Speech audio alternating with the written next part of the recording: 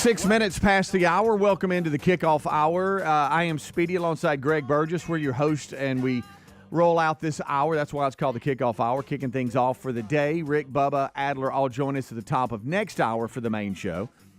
Good friend of the show. Hadn't seen him in a while. Brody Crowell will be with us with the Big Oak Ranch and spent, of course, time at Alabama playing and went on to the NFL. And we'll talk everything Brody Crowell and Big Oak Ranch as they are 50 years at Big Oak Ranch, of the Big Oak Ranch. So that's really cool, and we'll talk to him in the last hour today. Bible study live today, noon Central. Don't forget that. I know that's a part of a lot of your weeks, and so we got a lot to break down as we roll on with another edition here of the Rick and Bubba Show. And over to my left, it's Mr. Greg Burgess. What's up, my man?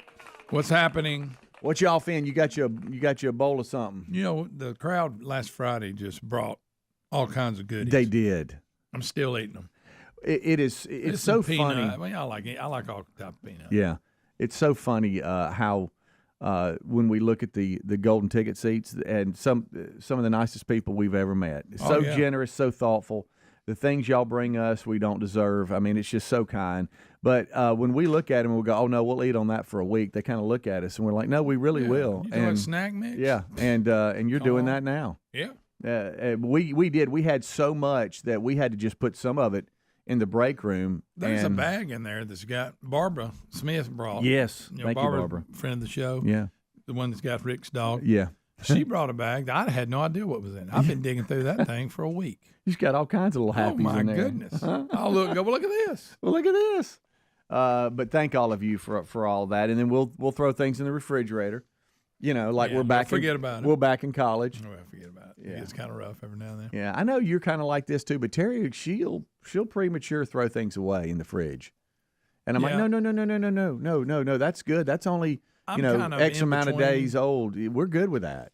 Lisa will throw stuff out fast. She'll give it one day. I'll give What? it two. Yeah. I've tried to explain. And I know in college, we probably we went way on past where we should have. And I understand that I can't declare things in the fridge for 2 weeks is still good. I get that. It's tough standing. But I'll refer back to college. I'm like, honey, it was a week that we were still eating stuff out of the fridge. I think we're good. And my point is, wait a minute. So we ate it. It's been in the fridge. It's not like it hadn't been cold. I think it's okay. I think it is. I'll throw one out a little quick. Yeah. But we have pies. We have food and stuff in the fridge that we'll go to. Cheesecake? Yes, the cheesecake that was brought. Blueberry. Oh, it's so sweet. So anyway, we got a lot to eat on. Last night, I was totally checked out of TV, just things going on, and then when we finally settled, I wasn't going to turn on the news or whatever, and I got notification that the college football playoff reveal show was on. And I'm like, I'm not even going over. I'll see it. I'll see it. That's fine. And it was on last night. 11 of the 12 teams from the last college football playoff rankings are still safe according to their rankings. However, a loss from one of the conference leaders shook up things a little bit. And in case you need a refresher, 5 automatic bids will go to conference winners, with the top 4 seeds going to the conference leaders in order of their college football ranking with a bye, and we've talked about that. And the other 7 bids go to at-large teams based on their place in the rankings. A team's playoff seeding may not be the same as the committee ranking due to the bracket system, and that's where we got confused last week until we figured it out. So you have the ranking, and then you have the seeding. And the seeding is what we don't know. That's the make-believe part. And we declared we're not getting into all that today because we don't know. My point is this. Just rank the teams in Yeah. a normal poll. Right. Then when everybody clinches, go, here's where everybody goes. That's it. We're not even going to talk about the bracket until we're finished. Mm-hmm. Like I said, like I told you, it's no different than high school. You don't start talking about the playoff bracket until everybody's decided who's 1, 2, 3, or 4. That's right. In each division or whatever it's called. Region. And the shakeup was BYU losing. They dropped 8 slots all the way down to 14 after they got beat by Kansas. So some of the unknowns, and look, common sense says, okay, this person's probably going to win out, so they're probably going to make the conference championship game. But who wins the game? Who knows? So that's the what if on the seeding. See, BYU could win the conference. Yeah. And then what? Right. So I don't know. I guess. Yeah, no, they could. So I mean, like for instance, here they come back. Yeah, and we won't get too far off in the weeds here, but to your point, BYU's currently ranked 14th. Yeah. Okay. They win their conference, they're in. Right. But they could get in by winning the Big 12, but that's the what if game because Colorado's sitting there at 16. And they could make the championship game and play BYU, beat BYU, then they're – so see what I'm saying? So when it comes to the seeding, it's tough. So let's go with what we know. The rankings came out. Oregon is at 1, Ohio State 2, Texas 3, Penn State 4. Indiana is 5. We've been talking about that. We're going to find out a lot because Indiana plays Ohio State this weekend. Notre Dame is 6. Alabama has moved up 3 slots to 7. Miami is at 8. Ole Miss moves up a couple of slots. They're at 9. Georgia back in the mix. They're moved up 2 slots. They got to secure number 10 here. Tennessee dropped 4 slots. They're at 11, and Boise State is at 12. Looking from the outside, these are just the rankings, not seedings. We're not getting into SMU, then BYU, and then Texas A&M, Colorado, Clemson, South Carolina, and the list goes on and on. So anyway, that's kind of there, but There was some conversation last night about the what-if game and the seedings and all that, which can get confusing. But we're going to, all right, well, Oregon and, the winner of the Indiana-Ohio State game will probably play in the Big Ten championship game. And we got Oregon winning, so they're going to be – but we don't know that. It's got to win. And the SEC is a mess. You got teams up there that are all piled up at the top.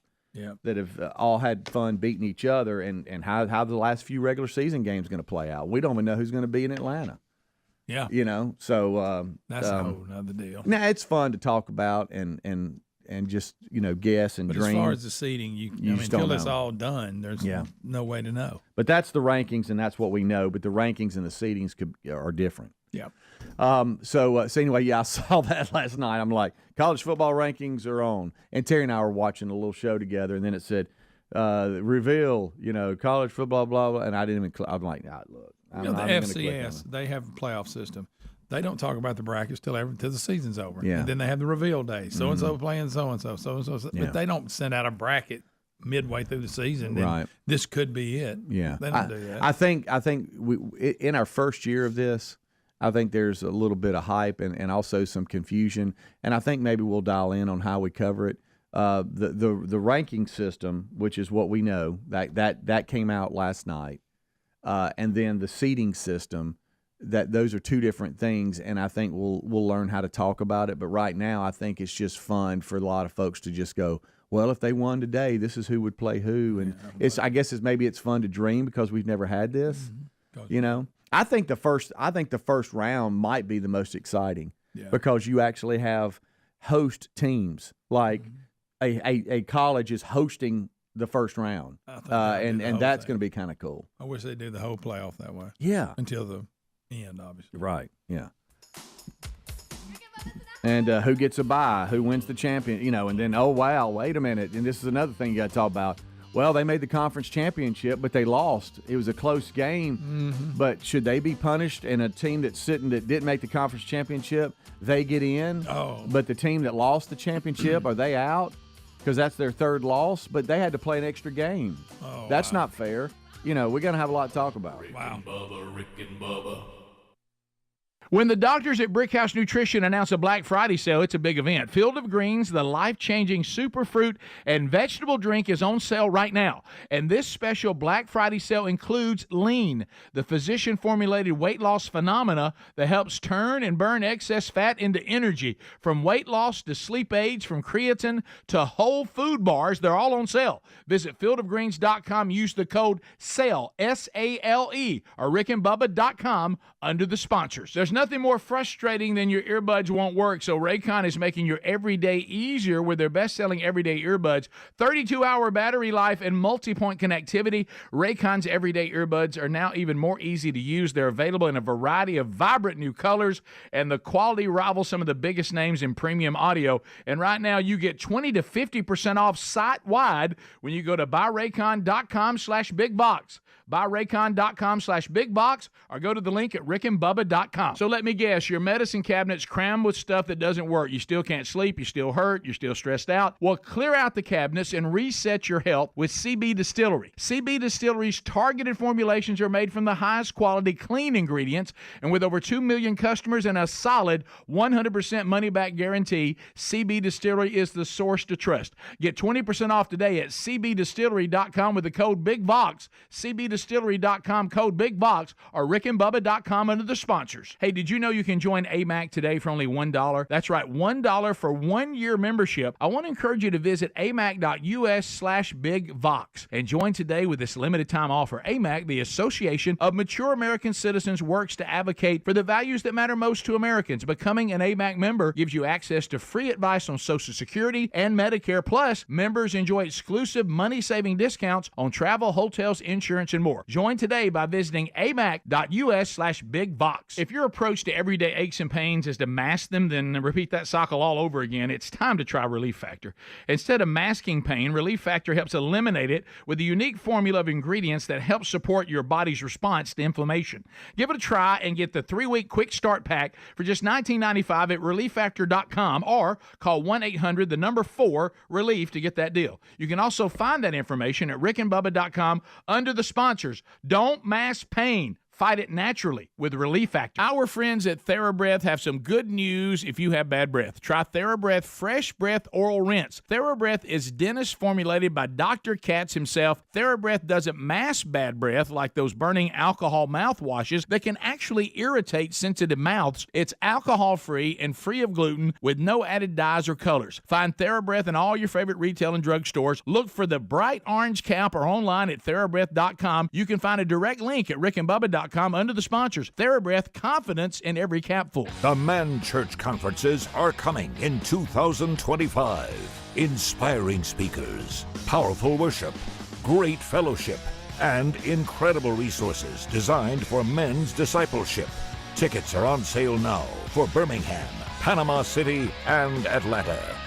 Get your tickets and all the details now at themanchurch.com. Disciple men. Change everything. If your spine needs some extra TLC, then you need a Helix Sleep mattress from helixsleep.com/bigbox. Each Helix mattress is designed for specific sleep positions and comfort. With 20 unique mattresses made from your personal preferences, you'll find one that's right for you, and Helix lets you try it out for 100 nights risk-free. Take the 2-minute Helix Sleep quiz to get matched with the perfect mattress. Head to helixsleep.com/bigbox to save 20% off your mattress order, or go to rickandbubba.com. With Helix, better sleep starts now. Our friends at Tax Network USA tell us if you owe back taxes, don't gamble with the IRS. It's a no-win. You need Tax Network USA on your side. Their attorneys and expert negotiators employ aggressive strategies to help settle your IRS issues quickly and in your favor, even if you haven't filed in a few years. They've helped resolve over $1 billion in tax debt for people just like you. Talk with one of their strategists for free. Call 1-800-780-8888 or go to tnusa.com/bigbox. All right, when it comes to protecting your home, it's always better to stop trouble before it starts. That's why Simply Safe is changing the game with Active Guard Outdoor Protection. Now, it offers a double layer of defense, cutting-edge AI plus real-time monitoring by Simply Safe's agent to prevent crime before it happens. Save 50% on a new Simply Safe system with a select professional monitoring plan at simplysafe.com/bigbox. That's simplysafe.com/bigbox, or find that link at rickandbubba.com. There's no safe like Simply Safe. Rick and Bubba's in Ohio. Rick and Bubba. Pass the gravy, please. Rick and Bubba. Ooh, it brings me to my knees. Rick and Bubba. 20 minutes now past the hour. Thank you so much for tuning in to the Rick and Bubba Show. 866-WE-BE-BIG is our number. I am Speedy. There sits Greg Burgess, and we'll get you to top of the hour. Well, Rick, Bubba, and Adler will all join us for the main show. Brody Kroll will be with us last hour in studio. 50 years of the Big Oak Ranch, and has the Big 5-0. Unbelievable history with the show. We go way back with the Croyles. You can help a lot of people over 50 years. I mean, that's a big number. We'll catch up with Brody. Talk everything Big Oak Ranch, and maybe even break down some other things. His career at Alabama, the NFL. He might could help us make sense of all this. Brody's always a good interview. Yeah, he is. He does a good job. He sure does. All right, so we kind of broke down the rankings of the college football playoffs. Didn't really get into all the seeding because that's where we're playing the what-if game. It's a what-if. It kind of makes us mad a little bit because the rankings and the seedings don't match up. Worry about it later. Good night. This is always kind of we get this kind of story every now and then where a truck stolen or something, and then either something was in it or somebody was in it, but they still stole it. Every blue moon we'll get one of those. Yeah. Well, we got another one. A deli truck in Oregon. A deli truck in Oregon was stolen from a warehouse on Friday. And you're thinking, wow, you can't have nothing. Well, a worker was still inside of the vehicle.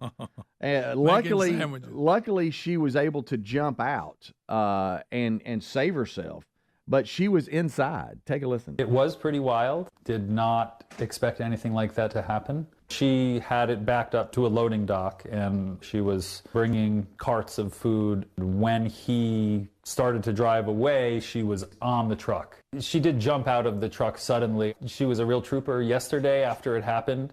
She had a great attitude about it, and she seemed to be processing it really well. But was in the truck when it started moving and somebody's stealing it. Let's say you can't jump off, it's going too fast. Do you go up and go, hey, y'all can have the truck. Can y'all mind just let me out? I don't care. Y'all can have the truck. Right. And I hope y'all get away. Yeah. I'm not against you, but could you just stop right here and let me get out? I might even try closing my eyes or putting my hand over my eyes and going, I hadn't even seen what y'all look like. I don't know who you are. Right. That's a great point. I'm not looking. I can't identify you or anything. If you'll guide me to the door, because, see, I can't see because I'm covering my eyes because I can't see you. Yes. Would you just let me out? Yeah, and good luck to you with all the deli meat. I couldn't care less what you do with this truck, but I have a family and I need to get home to them, so will you please let me out? Yeah. Look, hey, you delivery folks, this is something that a lot of people don't talk about because I have a very good friend of mine that for a long time has been in the truck, out of the truck, gone to sales, back in the truck when it comes to delivery. And he said some of the things you encounter, robberies and different things when you're in the front of the truck and you're trying to load the dolly up or you're trying to do different things, and all of a sudden you're way in the front of the truck and you look up and somebody has come up in the back, and you're kind of pinned in. Yeah, where to go? He's had quite a few stories. Nothing has been stolen as far as the truck goes. Nobody's drove off with him in the truck. But he has had to say, look, I'm going to tell you right, especially you want to know one that you really got to watch your back on is cigarettes. Oh, yeah, they want them cigarettes. And, well, I mean, they're sell them. I don't know this, and y'all There's can a huge black market. Y'all for can cigarettes. save the jokes because I don't really smoke. I'm not going there. It's too easy. But what they tell me is cigarettes are very expensive. They are, and a lot of it's tax. Yeah. So there's a black market where they just sell them, kind of like whiskey's the same thing. Mm-hmm. Illegal whiskey. The reason it's illegal is because you're not paying tax on it. So people they smuggle cigarettes in, and there's a black market for them. Not that I smoke, but I'm just telling you, I've heard about it. But he's had to declare to a couple that, let me tell you something, I couldn't care less what I work for this company. You can take anything that don't because they've come at him. You can have all the Winstons you want. Right. I mean, it's not worth it. I hope you don't do this, but he has to be very strategic on some areas and some time of day delivery. Is where you at? Are y'all waiting? Are y'all waiting on me? Is the owner there? Because I can't get hung out waiting. But you off in the truck to this point. This lady's in the back of the truck. I don't know it. He takes off with her in it. The gas. Away we go. It was it was called Elephant's Deli. Interesting. I would love how another name. That's a weird name. Get that name. But loading the cargo truck. Back to smoking. I grew up in a smoking world. We all did. Mm-hmm. Everybody smoked. You smoked in buildings. They smoked on airplanes, doctor's office, nothing. I mean, there was nowhere you couldn't smoke. Right. And back then, I remember you would see the people. Marlboro was big, Winston's, Cools. Mm-hmm. I wonder today are the same brands still popular? Top brands? I don't know. You know, because I don't know. Marlboro Red, Marlboro Light. Yeah. We can't see the text right now. We got to wake the screen up and the mouse is. Cool Filter Kings. I'm sure the one-liners are coming in about no speed. No. Oh yeah, that's too. I've passed. Top cigarettes right now. You think? Yeah. All right. You know, R.J. Reynolds used to be the walking dog. They had all the good brands. All right, here we go. We still have Good Night Alive. Marlboro maintains the top position for the 10th year in a row, with a brand value of $32.6 billion. It's been hanging in there for years. Boy, look, as bad publicity smoking gets, they're still bringing in a lot of cash. Good gracious. Now, the cheap ones were like Newport. Okay, they're in number 2. So as far as the market percentage, Marlboro has 40%. New Market, 14. Camel filtered only is 8. Not the great and Camel. Is Pall Mall box or something? Pall Malls. 7%. In a hard pack. Yeah. Let's see. Maverick is 2%. Maverick. Yeah. Santa Fe is 2%. Winston is 2%. And Cool. Winston used to be. Yeah, Winston used to be on up there. And remember, I never really knew why they had a female cigarette, the Virginia Slim. Remember that? Yes. For some reason, it was for women. I don't know how it was different. Oh, my goodness. Let me have them Virginia Slims, please. So would you want to know what's it cost now? Does it show what a pack costs? No, I didn't do that. Wow, look at that. Boy, there's all kinds of stats here. Evidently, the smoking world's still thriving. Yeah. They did a percentage of, because, you got to break everything up to race and ethnicity for some reason. And from for 6-year period, they said 84.6% of non-Hispanic black were the cigarette sales. Then it got to 46.9 Hispanic, 38% non-Hispanic Asian, and 28.9% non-Hispanic white. Listen, we've seen the Asians. Remember we used to work, the studio was by that restaurant? Ooh. And the workers would come out and they would tear some cigarettes up. For some reason, they wanted to squat while like they were a smoking. catcher. Yeah, while they were smoking cigarettes. Extremely flexible hips. And the cigarettes were stout. You could smell them. I mean, you wouldn't have to be close. I mean, let me ask you a question about that. I have the ability now, that you're older. I mean, working the clubs and all that. I never smoked, but I was around it a lot. Oh yeah, never. But I never really smelled it. Never. But now I can be at a red light and somebody's window down, and I can smell the cigarettes from a car away. I've thought the same thing. I can remember being like when I first started working at the power company, and I was a janitor. And it bothered And they me. had the break room, and people would be in there, and it was like a huge cloud, and nobody even looked up. Right. And it didn't even bother me. Yeah. People would be in their cubicle tearing one up. Oh, man. Look, I'd go over to my mama and papa's, and, hey, they'd be sitting on. Oh, everybody's parents smoke, and they right there in the house, in the car. I mean, everywhere. It's all around us. They ain't nothing about it. No. We all smelt like a big cigarette. We and did. Had no idea. We did. Maybe that's why we didn't notice it. How about when you smelled back in the day when you'd go out or work like I was, you smell your clothes the next morning? Oh, yeah. You remember concerts that you'd be sitting there and the house lights would be on and there would be a big cloud across the whole arena. Right. We're just breathing it all in. Yeah, It didn't affect us. Now we smell it car away. Oh. And we're like, ugh. It's crazy. Rick and Bubba, Rick and Bubba.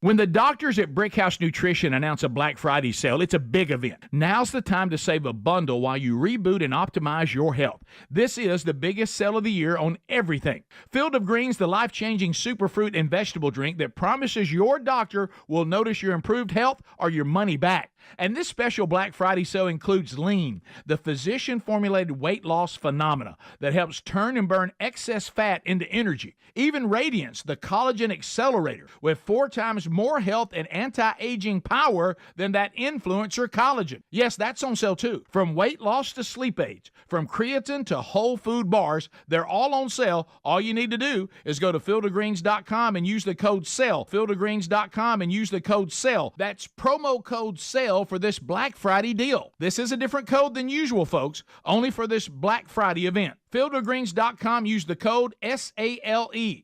Or you can go to rickandbubba.com and just look under the sponsors button. If your spine needs a little extra TLC, then you need a Helix Sleep mattress from helixsleep.com/bigbox.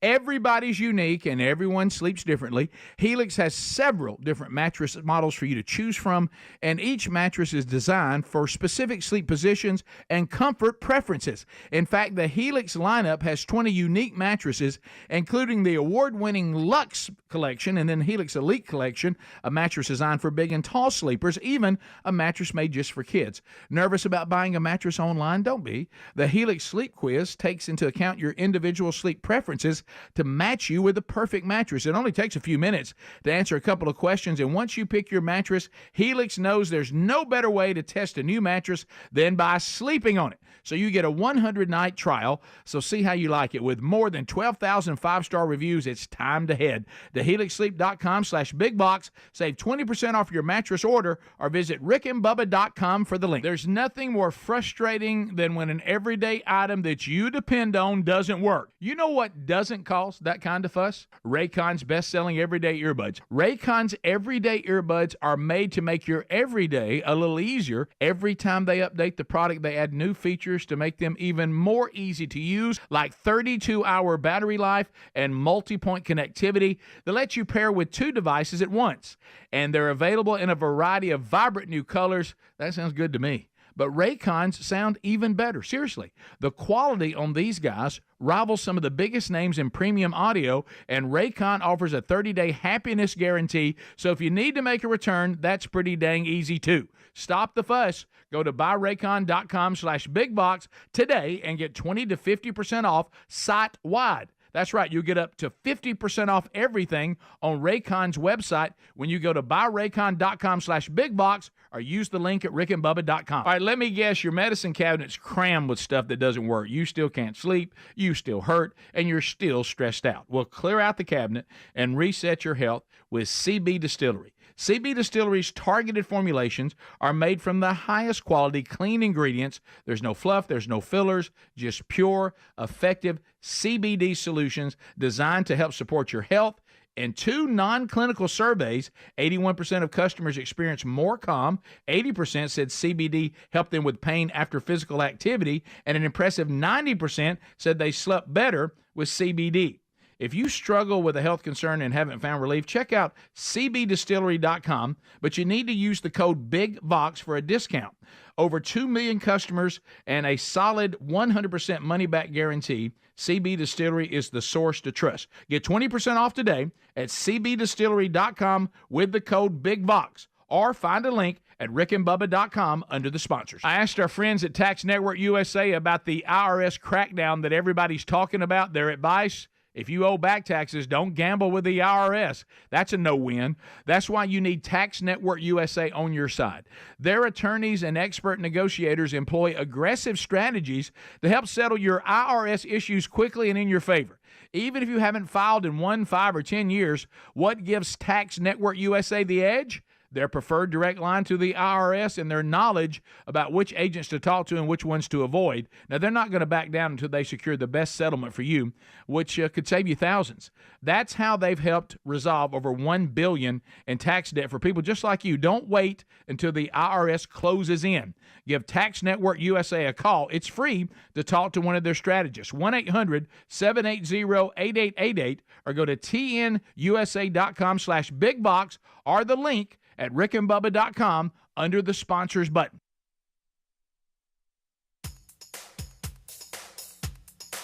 Rick and Bubba's in Ohio. Yeah, 25 minutes until top of the hour. Thank you so much for tuning into the Rick and Bubba Show. Well, this has sent us off in a direction. We went from person in the back of a deli truck loading it up. Truck gets stolen. She's in the back of the truck, jumps out. She's okay. To cigarettes Not sure how we to made that smoking transition. Wow. Oh, I know how, because we were talking about delivery, and I was People talking about my stealing buddy, cigarettes. and talking about anytime, cigarettes is a big thing with these delivery folks. They Okay. because they'll get, I remember now. they'll get taken in a second. And so that led off into a bunch of other things. Now in the break and through texting and email, that's gone into just tobacco in general, chewing, dipping, all that kind of stuff. And for by the way, my dad, I mentioned his parents, Mama and Papa. That's what I called them. I used to love going over there. Mama would always sneak me some M&Ms.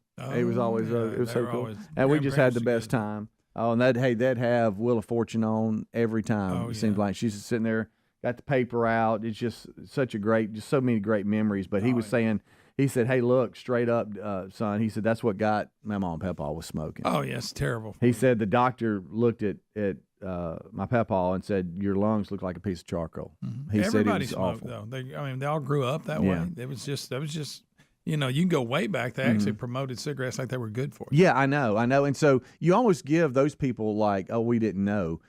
If you start today, I don't understand that tough. with the knowledge we have today. Now they're very addictive, and I'm not going to belittle that, because addiction is tough to overcome. But if you're smoking, I mean, you got to really pull back and have a lot more willpower and figure out a way and some help or whatever. But I just don't get it now. Now, you know what I mean? Like now, today. Yeah. And you see some of these today young, I'm going to start smoking. yeah, you see some of these teenagers or something. You're like, whoa, what are you doing? I mean, so you're starting today in 2024 with what we know? Really? Yeah. And we were discussing off air. I actually wanted to be able to dip. Yeah. Because I know. there's something about playing sports and all. Everybody wanted to get a dip, but I just couldn't. I know. I even tried hawking, which was a milder version, and I just couldn't handle it.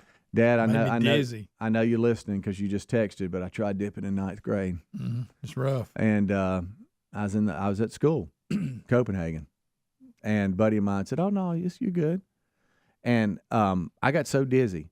Mm-hmm. Seriously, Copenhagen stout. Hey, that's the only time. I'm like, I am not doing that again. Well, I'm just not doing it. I've told the story. My dad broke me. I kept hitting him up on some of that red man who was fishing. Yeah. I was pretty young. I mean, I wasn't a baby, but I was young. Yeah. He finally said, "I tell you what, here, get you a chew." He knew what was going to happen, and he was right. And he looked at me like he always did. "Did you learn anything?" I said, "Yeah, I did. I don't want to chew." Well, made me sick. Sometimes you got to learn it. Yeah. He knew exactly. We were fishing down at Neely Henry. Mm-hmm. For all you dippers, I do have a question. Neely Henry. Yeah. So and have a couple buds that they'll dip. They'll throw one in there. Oh yeah. Oh, my dip friends. I mean, it's worse than any drug. They wake up and got to get a dip. Mm-hmm. Pretty nasty. Post eating dip. Oh yeah. Just had a good meal. Now I need a dip. They'll get to shaking. I gotta have a dip. Gotta have a dip. Here's my and it's like, is there certain? I mean, what are we looking for there? What does it do? Yeah. Because I mean, right after they eat, they have to have one. Gotta have one. But now some of them, it's all the time. Yeah. If it's eating a hole in your lip, you might want to pull back. Yeah. There's a sign. And not just move it to the other side of the mouth. Yeah. That let the other side heal up. Yeah. But yeah, that's not a great sign. I haven't. Golly, I bet I hadn't tried to dip in been a while. Kids, don't do this. Thing. Don't do this. Hey, it just wasn't my thing. No, couldn't do it wasn't mine either. And I tried it once, and I got so dizzy, which made me nauseated, that it gets you real dizzy. I couldn't get that out of my mouth quick enough. Man, it gets you real dizzy. But I was like, nope, not for me. You live and you learn. How about when I thought I was the man? I'm here playing ball. Got me a dip. Freckled face, a red mullet. Here I come down the hall, and about 30 seconds in, I was like, "Whoa, where I get this out of my lip?" Hey, Calvin, why are you pale? Why are you sweating? And the people that would feel their lip. Can I go to the bathroom? my forehead. Yeah.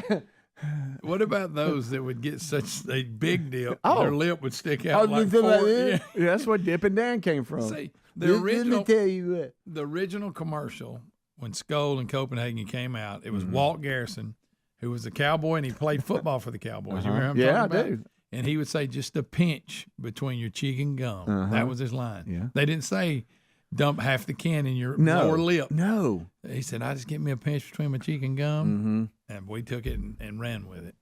Something else I don't understand. I mean, maybe it's just because I've never been in it like this. But you guys, well, by the way, have you ever met a lady that dips? Well, my great grandmother did. She was from the day they dipped snuff. Oh yeah. Those of you that swallow the tobacco, I don't get that. I told you about your dad did that, didn't he? Oh yeah, if he was like in church, somewhere he couldn't spit. In church, yeah, somewhere he couldn't spit. Here's another one I like. I like when they have a clear bottle and they're spitting in it and they're holding it. Yeah, that's good. That looks great. Isn't that something? You ever picked it up the wrong cup? Taylor did when he was a kid. I wasn't watching him, and it was Greg Stewart's spit cup. Thanks, Greg. He got sick on the way home and acted like he had stomach virus. He's 30-something now. I believe I can go ahead and come clean. Hey, Coach. It's been a few years. I heard him go, and we looked and he set the cup down. I said, oh, no. Oh, gosh, that's disgusting. Oh, no, it was bad. It was bad. Did Greg go ass on me? Yeah, my bad. We started giving him water, and he wasn't old enough to talk, so he couldn't tell on us. You know, he was a toddler. I'm talking about a toddler. Like he had a virus. Yeah. I was like, he must be getting a stomach virus. Hope he's all right. Well, I don't know, Lisa. I don't know. He started not feeling well. Listen, you talking about women dipping, and what they would dip, it was snuff, which is like a powder. It's that fine. It's powder. So one day, I knocked on this trailer. I was fixing to do some work at this lady's house when I worked for a power company. And I knocked on the door, and when she walked out, she had just got a fresh dip. And she went to talk, and a cloud went poof out of her mouth. It just floated in the air. It's real fine. And I got to laughing. She said, I'm sorry, I just got a dip. I said, yeah, I noticed that. But gracious alive. Good. The stories you tell back in the day. Oh, man. You never know what you walk into, huh? No, you didn't. You had to go on people's property. You better be watching out. Make a lot of noise. Let them know you're coming. They might send something out to you. I know. Like I say, you need don't startle them. No, I'm here. Blow the horn. Yeah, oh yeah. No, you don't want to. You don't want to snake up on anybody. Some of the territories I worked in, old buddy. Oh my goodness. You met some characters. All right. So I'm sorry we got off on that. But good night, the memories. But I'm back to Taylor right now. It's just how he was a little bitty guy. And he went, and I looked and he set the cup down. I was like, good. And for 1 minute I thought, well, maybe he didn't drink enough to get sick.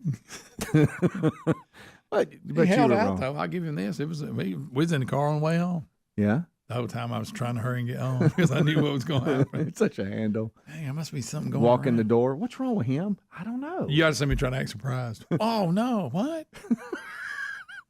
Dang it, maybe. I hope there's not a virus going on. Right. What's that on his lip? Nothing. The whole time I'm going, he'll be all right in a minute. Yeah.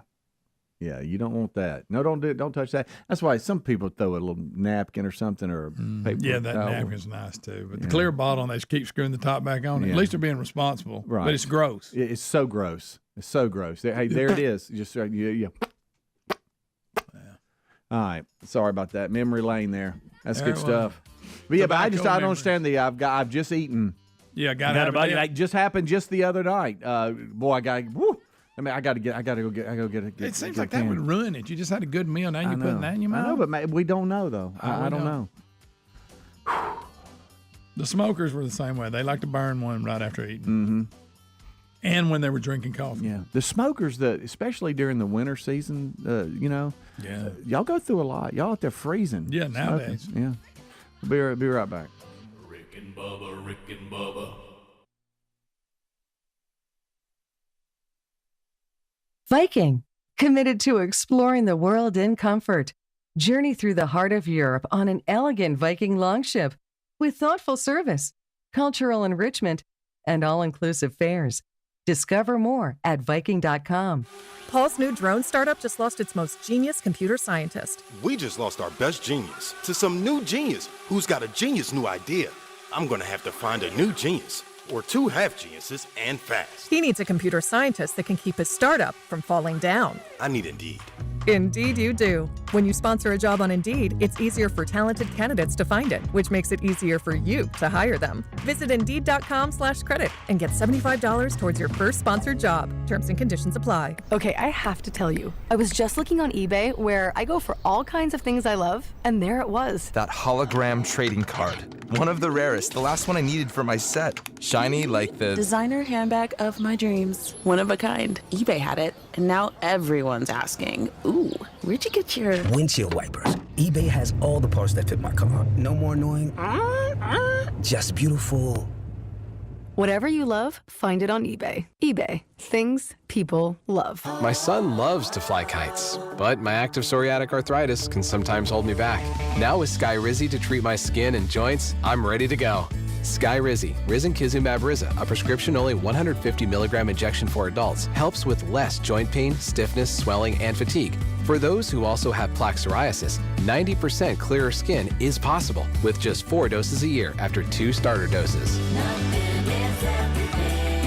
Don't use if allergic to Skyrizi. Serious allergic reactions and an increased risk of infections or a lower ability to fight them may occur. Before treatment, your doctor should check for infection and tuberculosis. Tell your doctor if you have an infection or symptoms such as fever, sweats, chills, muscle aches, or cough, or if you plan to or recently received a vaccine. With Skyrizi, there's nothing like clearer skin and better movement, and that means everything. Ask your doctor about Skyrizi today and visit skyrizi.com or call 1-866-SKY-RIZI to learn more. And Doug. Customize and save hundreds on car insurance with Liberty Mutual. After that, you can also save me, as I'm currently hanging from the edge of a cliff. To recap, number 1, customize and save. Number 2, time allowing, save me. Shoulders separating! Only pay for what you need at LibertyMutual.com. Savings may vary. Underwritten by Liberty Mutual Insurance Company and affiliates. Excludes Massachusetts. Liberty, liberty, liberty, liberty. Viking, committed to exploring the world in comfort. Journey through the heart of Europe on an elegant Viking longship with thoughtful service, cultural enrichment, and all-inclusive fares. Discover more at Viking.com.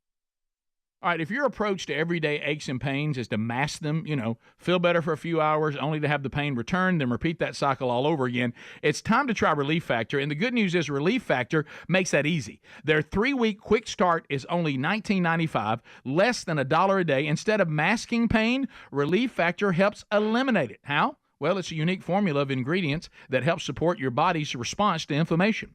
Relief Factor was developed by doctors and is 100% drug-free. And for so many people, including some of us here on the show, Relief Factor has been a game changer because you just feel better when you're not in constant pain. You'll feel the difference. Give it a try and get the 3-week quick start for just $19.95 at ReliefFactor.com or call 1-800-4-RELIEF to get that deal. You can find that info at rickandbubba.com under the sponsors as well. Don't mask pain. Fight it naturally with Relief Factor.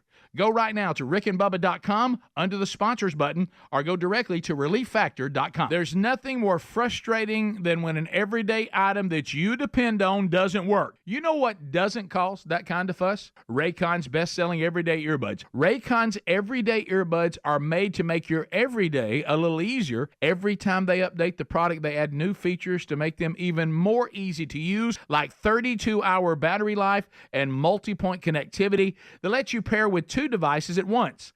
And they're available in a variety of vibrant new colors. That sounds good to me. But Raycons sound even better. Seriously, the quality on these guys rivals some of the biggest names in premium audio, and Raycon offers a 30-day happiness guarantee. So if you need to make a return, that's pretty dang easy too. Stop the fuss. Go to buyraycon.com/bigbox today and get 20 to 50% off site-wide. That's right, you get up to 50% off everything on Raycon's website when you go to buyraycon.com/bigbox or use the link at rickandbubba.com. Rick and Bubba's in Ohio! Rick and Bubba. Pass the gravy, please. Rick and Bubba. Ooh, it brings me to my knees. Thank you so much for tuning in. 11 minutes until top of the hour. This portion of the show brought to you by Tax Network USA. We've asked the team at Tax Network USA about this IRS crackdown everybody's talking about, and their advice was plain and simple. If you owe back taxes, do not gamble with the IRS. It's a no-win situation. Instead, go to tnusa.com/bigvox. Their attorneys and expert negotiators employ aggressive strategies to help settle your IRS issues quickly and in your favor. They have a direct line preferred and direct line to the IRS. They know what agents to talk to, which ones to avoid. Let them go to work for you. It's free. It's confidential. It's straightforward. Talk to one of their strategists and see how they can help you. Imagine the stress reliever of knowing, okay, I got a plan. I've talked to the professionals. This is what they recommend.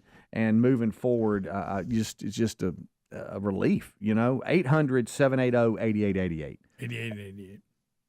1-800-780-8888. 8888. Thank you, assistant coach. How you like that? Or you can Hard go to say. tnusa.com/bigvox, BIGVOX, tnusa.com/bigvox, or you can go to rickandbubba.com, look under the sponsors button.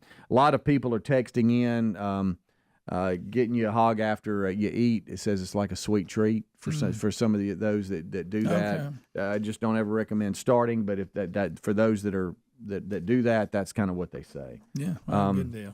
I got a little trick here that a guy has come out with, which most of us know. Yeah. But your pee is warm. It is. For when you use the bath. Yeah, it is until it cools off, but it's warm eventually. And the guy came out, this TikTok. It's a viral video now, where he says if you're ever stuck in the cold and you have a bottle, pee in the bottle and then sleep with it. And snuggle it. Like this? Yep. You hold it tight and it makes light? Yep.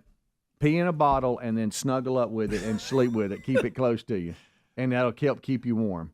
If you got to pee enough, if you fill a 2-liter up, you can really sleep good. Yeah. Look, what? I'll admit this. And I'm not the only one. Been hunting and it's real cold. Uh-huh. And, we all pee in a bottle while we're hunting. Right. And now you got to make sure the bottle's still dry. Yeah. But you can warm your hands on it. Okay. And look, and even if you're confident, you can even put it up on your cheek and warm your face up. I'm talking about severe cold. You got to do what you got to do. And it's your urine. Yeah, it is. And it's not on you. It's in the bottle. You just said it's your urine. Yeah, you can do what you want to with it. Right. But it's in the bottle. It's not, and you got to make sure you got don't have any streaks down it. Right. But and I ain't the only one that's ever done that. Mm-hmm. I guarantee you. Go ahead and text it. Look, when it's freezing cold and you're out there trying to hunt, you'll do anything. You will. I mean, maybe get some hand warmers or some gloves. Well, what if you forgot them though? Well, I mean, boy. It's just a lot of effort. Poor planning. You got to. You do. You go, man, it's colder than I thought it was going to be. I know a lot of areas that. What about when you dropped your gloves on the way in? Yeah. I can't find my gloves. I can't find my gloves. I got to pee. So I know some of you've experienced cold weather already. For others, it's coming, and so that was just a topic that went viral. This one here too, I don't understand. Sleep with it. Are you ever in a situation where you go, okay, tonight let's have pizza, but you understand there are some healthy choices. There's gluten-free pizza. There's other toppings, whatever. But tonight it's just pizza. We're going to eat pizza. Yeah. Some people try to go, I'm going to eat pizza, but how do I make it healthy? I don't worry about it. You see what I'm saying? It's like why ruin it? Yeah. This one here went viral. This person says this is a smart idea for a health hack when you order pizza, this makes no sense. Matter of fact, this makes me mad. Okay. Right after it's delivered, flip the box upside down. Well, now all your toppings are all over the place. Stick to the cardboard. Yeah, exactly. But I guess if you do it quick enough, maybe it all still is intact. I don't know. Well, then drop it on the floor. Drop it on the floor. It makes a bunch of the grease stick to the top of the box. And with everything else. But won't it ruin your pizza too? And the cheese. Let me just see. This makes me mad. No, just have pizza. Look, you know what? Tonight we're gonna splurge. We're gonna have a cheap night when it comes to food. Yeah. We're just gonna have pizza and we'll do better tomorrow. I'm not gonna eat it every day. No. But every now and then. How about I really like pizza? I love pizza. We don't have it as much as we used to, but I love when we declare tonight's pizza night. Man, I like it. Kitchen's closed. We're going to get pizza. Pizza, bring it in. And I like all kinds. Yeah. All kinds, different kinds. Yeah. All right, so those two stories kind of aggravated us a little bit. Let me ask you this one. That can't work. Let me ask you this one. Tyson, Jake Paul. Okay, yeah. All right, let's just have a discussion here. Let's just break it down. And while we're still talking about it, because these stories have just now come out. It is true, right? The numbers are correct. Tyson got 20, Jake got 40? 40. Okay. According to this. There's rumors now that there were certain, clauses in the contract of, like Tyson, if he knocked him out in the first round or two, he didn't get it, or if he threw an uppercut or whatever. There's all these allegations of things that were in the contract that I don't know if anybody really knows. And like Jake Paul couldn't do certain things and all this kind of stuff. Nobody could knock you. Do you believe any of these rumors coming out? Let me ask you this. Michael Irvin. Okay, I'm reading an article. Michael Irvin. Now, how would he know? Right. And it sounds like to me, doesn't it sound like to me that he was just talking about, he hadn't seen the contract, has No, he? he's on some episode of a podcast for somebody. Okay. He said that according to Irvin, the whole fight was one big lie because there was a clause in the contract that said Tyson couldn't go all out. They had no intention to really scrap it all. If you look through that, I didn't see one patented uppercut by Mike Tyson. See, that's just his speculation. Mm-hmm. He's saying he didn't throw one uppercut, and that's one of his go-tos. Yeah. So he's saying that, I don't know if someone told him or what, that in the contract, Michael, I don't see how they would do it. Couldn't throw any uppercuts. Well, I'll say this. Some people are in that camp, and I don't know about uppercuts, but some people are in the camp of, look, if you break down the fight, and I still haven't seen it. I need to go back and watch it. I just haven't. But yesterday, Hobie, and we were working out, and so just having conversation during the workout, and he's in the camp of Tyson was limited on what he could do, and he goes back to the first round or two where Jake Paul was open and Tyson didn't. He held back. Now again, look at me. I haven't seen it, so I don't know. But now all the rumors are swirling that there was a contract that limited what he could do or Jake Paul could do, and now we're just trying to figure out if it's true or not. But again, I don't understand who Michael Irvin's source is. He doesn't say it, but he basically said that Mike Tyson couldn't hit Jake Paul to the body and immediately follow with a signature uppercut. That was in the contract. Now, or is he just saying it looked like that? I don't know. I have no idea. But this was a concern. But we go to Michael Irvin. Well, this was a concern of Adler's last week. He said, I just hope it's a real fight. I hope it's a straight-up legit fight. And now the rumors of what's in the contract are out, or again, rumors, people are talking about it. I don't know what's real, what's not real. And you just wonder, okay, was it a real fight? And he claims that, of course, he could be just talking it up. To be honest, I saw a couple of occasions where it looked to me like Jake Paul pulled a punch. Now, he could have landed one. Yeah, towards the end. Late in the fight, everybody, when Tyson's legs went from him, they're saying that at that point Jake could have taken him out. But early in the fight, the way Tyson came out, they were like, there was a couple of opportunities that he didn't take. But again, I haven't seen it. And we haven't talked about this, but the announcers were obsessed with this for some reason about him chewing on his glove. Did you ever see Tyson? Oh no! The whole fight, he's chewing on his glove. Chewing on it? Yes, and they just couldn't quit talking about it. Does that help him from biting Jake's ear? Or something? Well, that joke came out. And then when he got in the corner and they tried to get his mouthpiece out, they had a hard time getting it out. They were talking about his mouthpiece the whole time. But there was some reason, and he claimed he always did it. I don't remember him, but chewing on it. Yeah, he said it's just something he does. Okay. He was like this, and he had the thumb in his mouth, and he's chewing on it. I did not. Maybe that's reminding him not to throw an uppercut. I cannot wait to watch it now. I have so much to look at. Maybe he did that to remind him not to throw an uppercut because it's going to be just natural. His muscle memory is going to happen. Hey, and if he was under contract, he could throw an uppercut. Maybe he chewed on his glove to keep from throwing it. Hobie can break down the combination and everything of when Tyson had Jake. Hobie quit looking. I think it was Jake's left side that was open, his left cheek. And he claims that Tyson went to punch and held the punch like a Tiger Woods golf swing. He held it. He had him. I know, and he stopped. Well, let me ask you this. I know Mike is it's out public knowledge that he blew hundreds of millions of dollars. Yeah. But at this time and this point in his life, he can get $20 million, and they go, all you got to do is just don't throw any uppercuts. Right, and I'll probably take it. I guess he said, okay, my legacy, and I'm well, that little girl asked him about a legacy. Yeah. He said it didn't matter. He's just going to be dead. Remember, it scared her to death? Yeah, scared her half to death. All right, we'll be right back. Rick and Bubba, Rick and Bubba.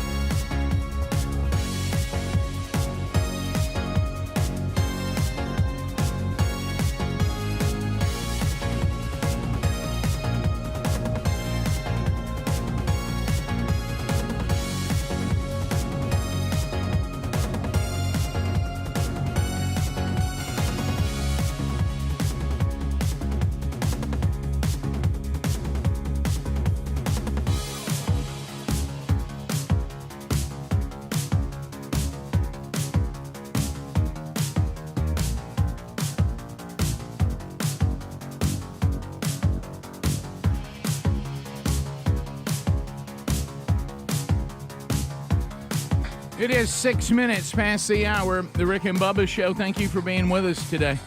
A brand new hour beginning now. We start this hour, as you may be accustomed to, with the national anthem.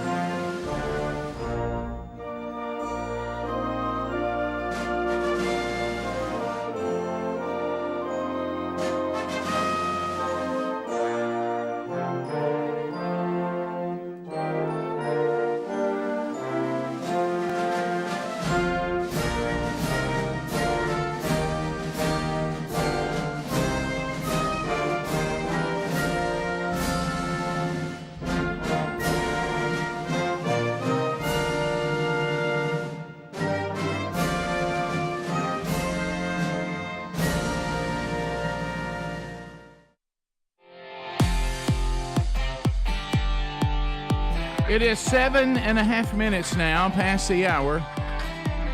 A brand new hour coming to you from the Big Boy Studios in Sweet Home, Alabama, out to the rest of the world. Whether that be live or archived, you can find all those options at Rick and Bubba, spell out the word and.com.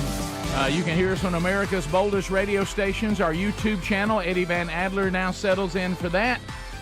You can hear us on our TuneIn app. Or you can catch us on the archive options. There's archives daily on our YouTube channel. There's archives daily on our podcast channel.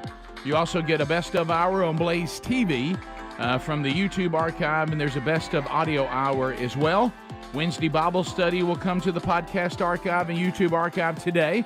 It's also live at noon Central, 1 o'clock Eastern on the YouTube channel, Daniel chapter 7. Today, Speedy and Greg have knocked out the kickoff hour, and there's a silver-tongued one, the man with a golden voice, professional lunch eaters, man of the year, the inventor of pizza and a cup, Shakespeare's worst nightmare, and the master of the King's English. Ladies and gentlemen, put your hands together for Bill Bubba Bussey!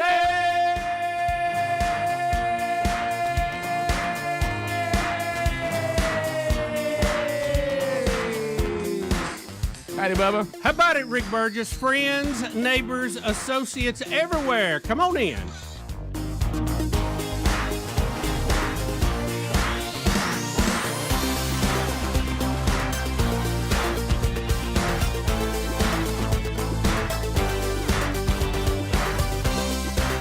You dropped a bomb on me, baby.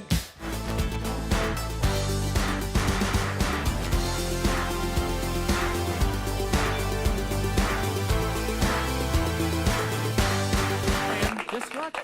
You can let it roll. Old Gap Band. Still, I think on my list, one of the greatest concerts I ever saw. Yes, of course. Good I mean, night. the memories, they come Dropped back. the bomb for 45 minutes. Why cut it short? Why cut it short? What a lineup. Yeah, what a lineup. Planet Patrol. Yeah. There was a group called, what was their name? They had one hit, I think. They was some relative of theirs. You talking about Goody? Goody, thank you. Yeah. You remember the story better than I do. Roger and Zapp, and of course the Gap Band. Yeah. When Planet Patrol came out, and they had two robots. Listen, they were the robots off of Battlestar Galactica. Sure. You know, with the shiny and had that red eye going across. Of course. I thought, because I'd never seen them in person. No, and when you see those robots in person, you're like, for a minute you go, hey, wait a minute. Right. Is this all right? Well, it's that was because they were out to destroy humanity. You remember in the series? Oh, I know. Well, that is true. Yeah. But the whole deal in those days, it was such a bigger deal to go to a concert because you didn't see these people ever. Yeah, you didn't know what they looked like. Didn't know what they looked like. Didn't know what an experience would be like. Now there's so much access. When you go to a concert, you're like, well, I've already seen all this. MTV was up and running at that point because I had seen the video to Drop the Bomb, and they played it on the big screen behind them. Oh, yeah. It's pretty good. So Anyway, those were the days. Those were the days. You know, they didn't put a lot of production money into the videos, Boy, but they had a few scenes, and they'd play them over and over. Oh, yeah. Now, you know what's weird now, because I don't know where these things are. Like, if somebody puts out a new album now, and of course, you know, when we say album, you know, it's going out to all the streaming services, and they'll put an album out. And, sometimes when you go, I use Apple Music. So when you're going to get music, if you hear about a new album, you'll look underneath it. It'll offer you options for videos. Right. And you'll look, and there'll be like this current, I'm talking about, it looks like expensively produced video. And I'm like, well, where do you see this? Do you just want me to watch it here? Is it on a, it looks like they've done a music video, but I guess it's just all. I don't know. Click here if you'd rather watch the song. Yeah. I don't know.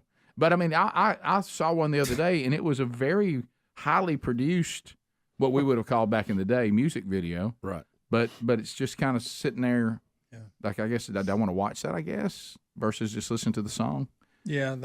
Where do you see videos? I don't even know that. YouTube. Is there, there's not a channel for that anymore. I don't think so. I think you can go on YouTube and see most. What does MTV actually do now, programming? You know what's funny? I don't even know. If you watch Yellowstone, Tulsa King, all these real popular, it's MTV television because of the MTV. Yeah, they put it on. I don't know we're into that. But on their channel, I don't. It's not music. It's a bunch of weird stuff. Now, if you know, like MTV4 might play video, and I'm joking.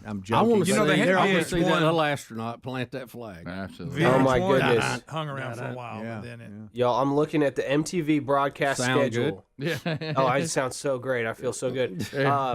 And it is literally, there are no music video shows. No. Catfish, it's all catfish and ridiculousness. Oh, yeah. So people tricking people on the internet, and then, America's Funniest Home Videos, basically. Okay. Yeah, which is all right. Yeah, sure. But, I mean, where's Hall & Oates? You don't see it anymore.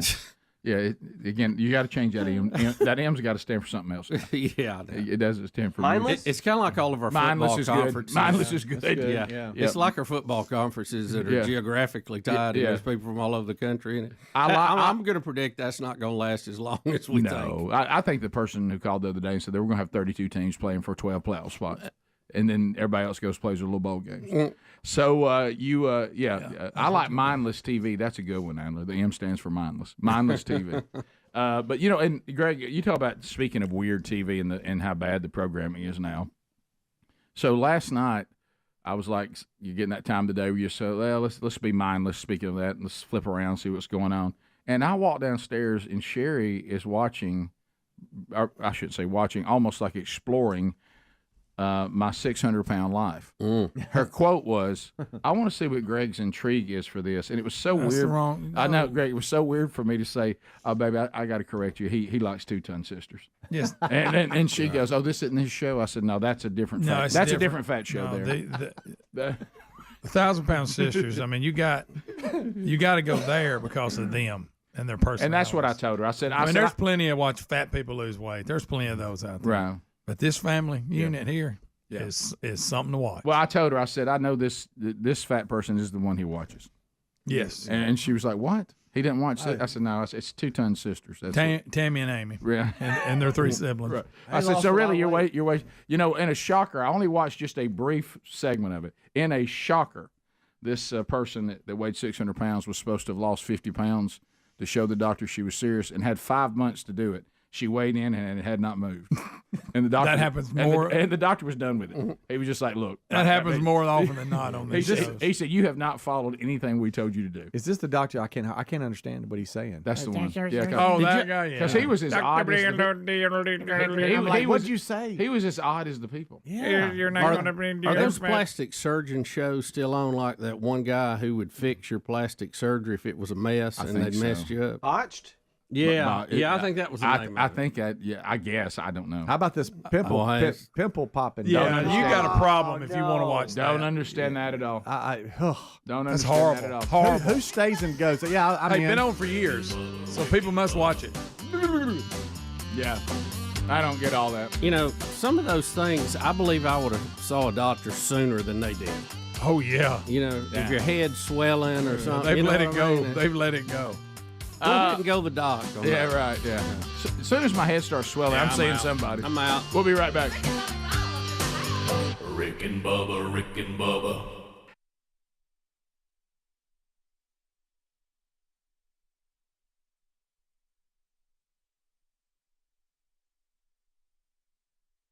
Bubba, we are talking to intern Little Al Coop, who desires to be the Alabama mascot one day. You Big keep Al. working on it, young man. He's. By the way, it seems like this year the interns, the male interns, have got a new trend going. Bring your girlfriend to work day.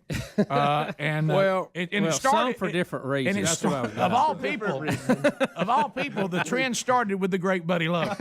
Immediately. I mean, he couldn't get her here quick enough. Right. We know why. I give him props. I mean, it's like if you're playing rook, go ahead and get the rook down there and draw all the trump cards out. And he really set the standard. He gave his girlfriend sugar right here on the air. He did. Sure did. Which was crazy. Little Al Coop, your girlfriend is here today, and this is Julie. Hey, Julie. Julie participates in scholarship pageants. Rick, first time I met her, she was on a button. Right. Al walked in with her. Right.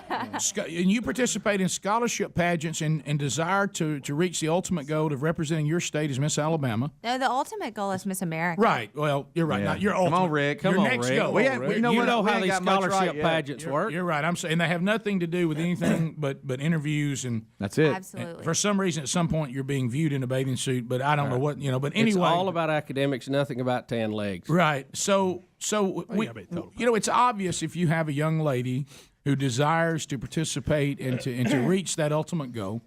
It's really pretty easy to figure out why little Al Coop would desire to have you as his girlfriend. Oh yeah. Well, what we don't understand and would like more commentary on is what was it about little Al Coop that drew you to him? Yeah. Or how did you meet? Yeah. He's going to kill me for telling y'all this. Just No. know this. No, please. I do. love stories that start. Please, we need a best of hour for this weekend. Go ahead. His worlds have collided right now, and he's so uncomfortable. So please, should have stopped. Just leave the room. Can't none of us be blamed. He brought you. You should have stopped at one segment. Okay. Can I just Fair leave the enough. room? Fair enough. No. In September, I was in a show, Here we go. and he came to see it by himself. Was it a scholarship show? No, it was not. It was a musical. Oh, okay. Right, which had nothing to do with singing, I bet. Nothing whatsoever. And so after the last show, I had a friend come up to me and say, "Hey, I have this friend who came to see the show on Friday night. He thinks you're really cute." And so my first question is, does he love Jesus? And, she was like, "Yeah, he loves Jesus." And I said, "Well, is he cute?" And she said, "Yeah, he's really cute." So let me get it straight. You can love Jesus and be ugly and still not I make think the order. I believe she asked it in the opposite order. By the way, No, it wasn't that order. that's not bad. Not I don't only think you're a bad person. Rick, not only does he love Jesus and he thinks she's cute, he loves musicals. Right, Yeah. right. How about this? Which What is if what if three he for what three. if what if he loved Jesus but gave great interviews? Well, I have to sit Some of through y'all an y'all get interview that one to later. see. Yeah. All Okay, right, go ahead. Go ahead. But anyway, I let it go. Didn't think anything about it. This is Sunday afternoon. By the way, Monday which morning. means you didn't pass the cute question, but go ahead. She Well, said, I didn't think about it. I didn't even ask her. I didn't go any further with it, which meant Well, I don't chase boys. Come on now, So Rick. if Amen. this boy wanted to go out with me, he could ask me out. And Come so- on with it. there needs to be more of that out there. And Bad so self. Monday morning, I checked my Facebook, and he didn't waste any time. Had Attaboy. already sent me a Facebook message. You blame the kid? Come on. I don't want to get after it. Be aggressive. So And many then- kids, so many guys of your generation don't get aggressive. Go ahead. Y'all And then call it was just Facebook history aggressive. from them. Y'all call Facebook aggressive. Good point, Greg. I ain't gonna talk to you. I'm gonna send you a Well, message. and I'll be honest. If He went to see her at a musical. Yeah, but he didn't talk to her. But I didn't know her at that. Good point, Greg. Did you just what role Y'all did she know play how in the I am What's he musical? gonna do? about Run the up on social- stage, Greg? How did Oh, she quit catch? singing. I want to say hey How to did you. she catch your eye in the musical? I mean, she was the prettiest one up there. Why were you at a musical? Listen, he has a history of dating see blonde her. girls, and I wore a wig in the show. Whoa. Oh, So so it was you were false attracted to the advertising. blonde version. Oh, wait a minute. Not true. So normally he So goes he's for in love bl- with your sister. Yes. normally he goes for blondes. Yes. You're a brunette. Yes. So you wore a blonde wig in the play? Yes. Oh, you fooled him. Yeah. Did it on purpose. My question. Hold now. Hey. So, did you know she was going to be in the musical, or you just like going to musicals? I didn't know her Greg, at this is all. a good So question. you decided to go to a musical what I'm by saying. yourself. That's where we're at. That was No what I wonder you thought didn't was so call him funny. back. Yeah. Yeah. But I hate to say it. Maybe you did bring your girlfriend for the same reason Buddy loved it. But Coop won't answer. He won't answer when I'm asking. I went by myself. I had a friend go. Oh, my gosh.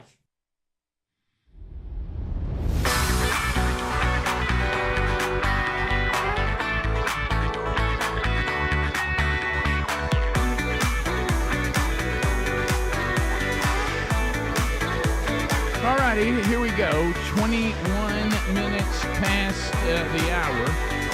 The Rick and Bubba Show. 866-WE-BE-BIG is our number. We'll chat with you before the day is done.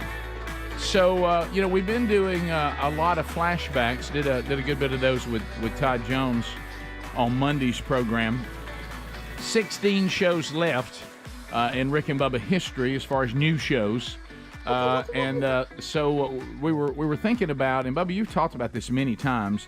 If you look back over the 31 years, probably the thing that gets people's attention is when you realize that during that time period, the internet didn't exist, then didn't exist, and has moved to where it is now. And you were saying you were trying to you wanted to go back to something and check up on this bunch and see what's going on. Well, I think every day we probably ought to have a flashback moment we talk about just a little bit. There it is. That's us flashbacking.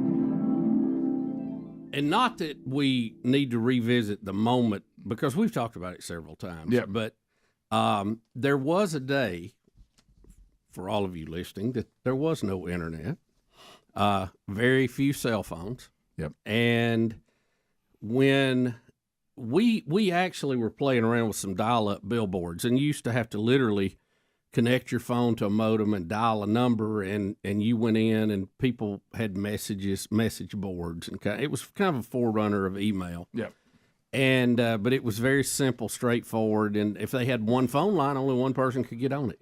The big ones, Rick, had 2 or 3 phone lines, and 2 or 3 people could get on it. But you had to be humble about it, right? And then I had a guy call, and he said, "Hey, you got to come see this. You're going to be life-changing." And he was in Talladega. I remember that, which was a little bit of a drive from Gadsden at the time. Yes.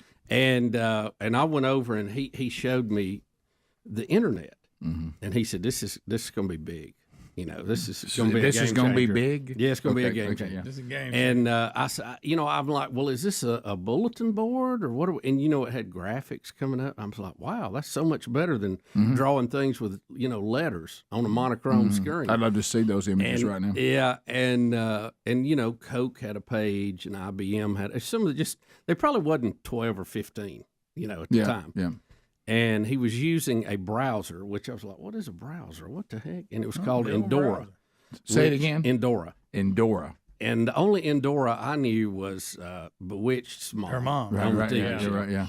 And I remember he showed me all that, and I said, "Well, how do you get this?" And said, "Well, you got not a lot of people are offering it yet, but they will."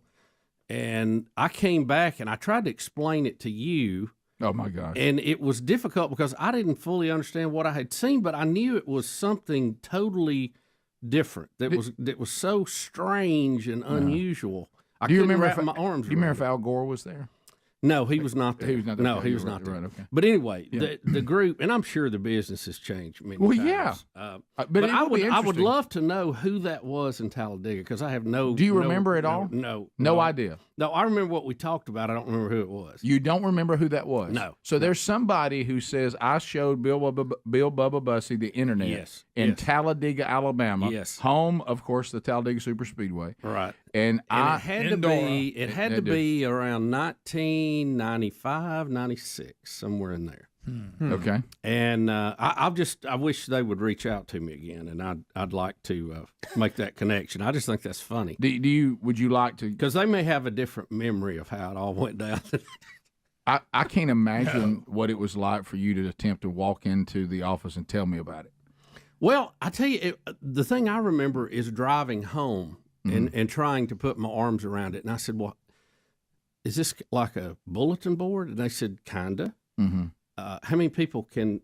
Now, when you say bulletin board, people may not know what you mean. I meant the old dial-up ones. Not the corkwood that you stick right, pins the in. electronic version of that, which you could only have 1 or 2 people on at a time. And I said, "How many people can get on?" And they said, "Oh, unlimited." you know. And I'm like, what? How do you, you know, I could, the internet was just something we had never seen. We had phone lines. We didn't have internet. Right. Yeah, yeah. And it was just very difficult to try. And I remember going home being very perplexed, like, what have I seen and how can we use it? And how's this going to play out? Mm-hmm. And it was just a very strange thing. Anyway, whoever that person was in that company, I'd like for them to reach out. I'd love to talk to them. From the 90s. From the 90s. May not be around. Here's what I would like to know. Did any of those early people, because I do remember the bunch out of Gadsden that helped us. Yeah. And what were they called? It was Cyber Time in Hopes Bluff. It's like, did those foundational companies like this guy in Talladega, like Cyber Time in Gadsden, did they foundationally just continue to move forward and are still doing it in its modern form? You know what I mean? Yeah. Because you have these pioneers, but did the pioneers keep going as it kept changing? Or did they evolve? I mean, after the big companies got into providing, I don't know, how much. That's true. And I don't know if they went into web hosting or, whatever. But if that person or those people were still around, I think that would be interesting just to reconnect with them for a minute, rehash some of that. Yeah. Are you the person, or do you know the person that showed Bubba the internet? I think that's our question today. That's it. That is the question. In the simplest form. Yes. And I know some of you younger folks cannot even imagine you don't such know a time. Well, but strangely as it is, we survive without the internet. We survive without electricity, Rick, without HVAC, all of that for the largest part of the history of mankind. These are all fairly new inventions. Guys, you within the last 100 years or so. Yeah, you don't understand that. I started thinking about this. I think we were discussing it the other day. There were long periods of time that we survived. Let's say, for instance, I'm going to give you a real simple scenario that you would think, what? You're meeting Greg. I'm meeting Greg at the ball game, and we're going to meet in the parking lot and go in. The old days. Greg has had traffic back up, a wreck. Yeah. I don't know where Greg is. Yeah. Greg can't tell me where he is. I'm standing in the parking lot, and I just don't know. Mm-hmm. Do you realize there were times... And you accepted that. Yeah. I don't know what I'm doing. Yeah. There were times when you didn't know what happened to a person, and you had no idea. No. But you never thought it was something horrible because you started running the scenarios. They must be held up somehow. Had a flat tire. There was no way for them to call you. Traffic. There was, unless, like you say, because the other day you guys talked about, I heard one of you mention a payphone. But here's the problem. The person you need to talk to didn't have a phone. No. So the payphone didn't do you any good. The only way the payphone helped you if you could call a place that also had a phone. You're calling home. Somebody come get me. Yeah, right. What you would usually do is call back home and say, hey, have you heard from... Say, I was supposed to meet then Greg. you start... Go, hey, I'm here in the parking lot and he didn't show up. Have you heard from him? Right. That is if the payphone worked. Most of them didn't. Most of them were pretty nasty. You're right. You're right. Yeah, they were real nasty. Yeah, they were very. Yeah, I'll tell you one thing. If all of you that are afraid of germs now, be glad you missed the payphone days. Yeah, they would have outlawed payphones during the pandemic. I remember seeing one in a movie with the kids when they were little, and they asked me, what is that? Right. It was totally foreign to them. Bottom of the hour, we'll be right back. More Rick and Bubba coming up. Rick and Bubba, Rick and Bubba.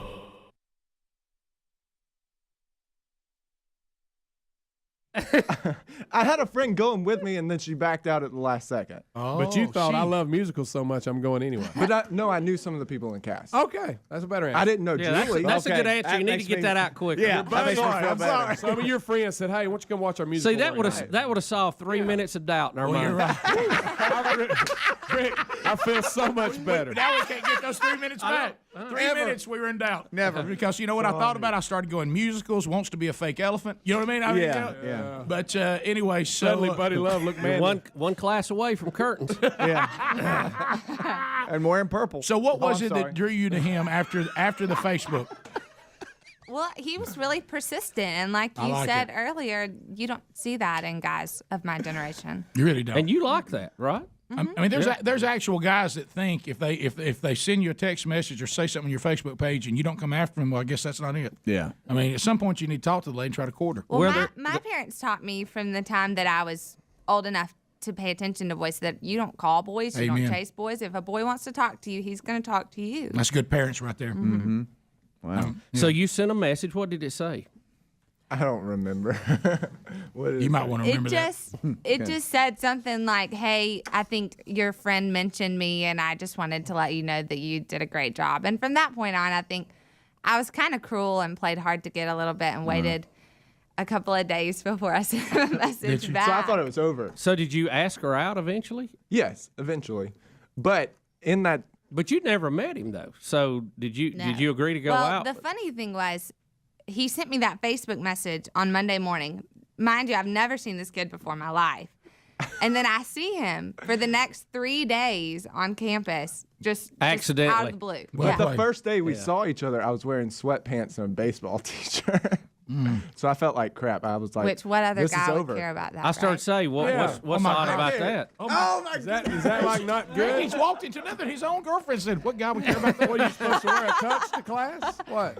I mean, oh my God. He wanted to be well groomed. I wasn't going to pressure you to kiss her on the hair, but I'm starting to feel like maybe we should. No, I wanted to make a good impression when I saw her Seriously, for the first time. Right. Wait a minute. You're not like her, assistant for these pageants. Well, Rick, who would have known? One little Facebook message, they meet, and next thing you know is he's sitting where their parents dressed in the same clothes they are. How did your first date go? How did that go? It was actually after a football game. So Wearing I a was button.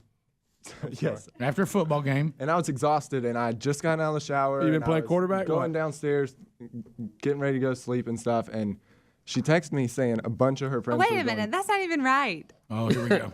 Oh boy, you hadn't won many arguments with her, have you? Nope. Okay. You know, she Our first date was on a Friday night before the football game. Oh, Bubba. You'd been playing dodgeball. You dodging her or like a ball? When he said he was all tired after the game, I didn't know he was on the team. Yeah, I didn't know. Have you ever been to Do you one of those? shower after every game? Bubba, Yeah, I'm Bubba, exhausted. You're at a college where the football team is king. You come and say, "Woo, that dodgeball game."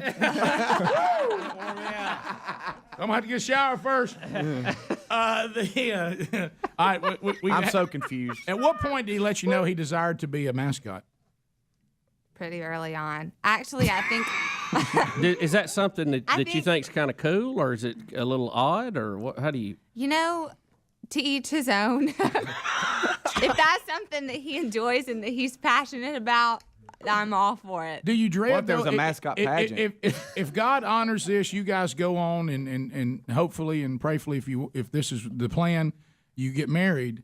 But it will be weird to try to show your children this is Daddy, and they're like, "Are you sure? Yeah. What's the proof?"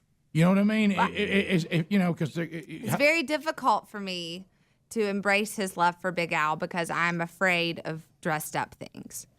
So you're afraid of mascots? And Santa Claus and the Easter Bunny. Wow. That's going to be an issue. It is. It's a big issue. It was a big step. So if he is fortunate It's the size enough, of an elephant. let me It's ask you the this: size of an elephant. if he is fortunate enough to go on and become Big Al one day, his dream, how will you be in the stands? Will that be something you'll be proud of? Do you go, "That's my guy"? I will love him from a distance. Show me a picture. Let me see you from the stands. Don't come over here and shake my hand and do Exactly. that crazy mascot way. Exactly. Y'all kiss real quick. We'll be back. Rick and Bubba, Rick and Bubba.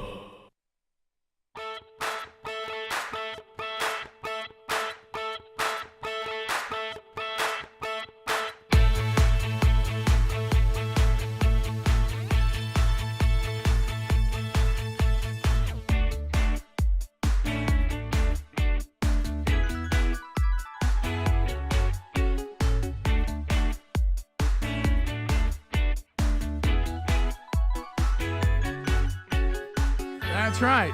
Low expectations. That's the key. All right. Here we are. On another day of the Rick and Bubba Show, thank you for being with us. Oh, if you're thinking about gifts, I've noticed that the gifts are beginning to roll in at the house of Burgess. And there was one yesterday I could barely pick up. I'm like, what is this? And she was like, oh, it's so-and-so's present. Oh, okay. Are we just going to leave it right here? Where's it go? But anyway, so My Pillow, this is something, what a great gift. Have you ever thought about that there's people maybe in your family that don't have a My Pillow? Hard to think of. I mean, you can't even wrap your mind around that thought, but it's possible.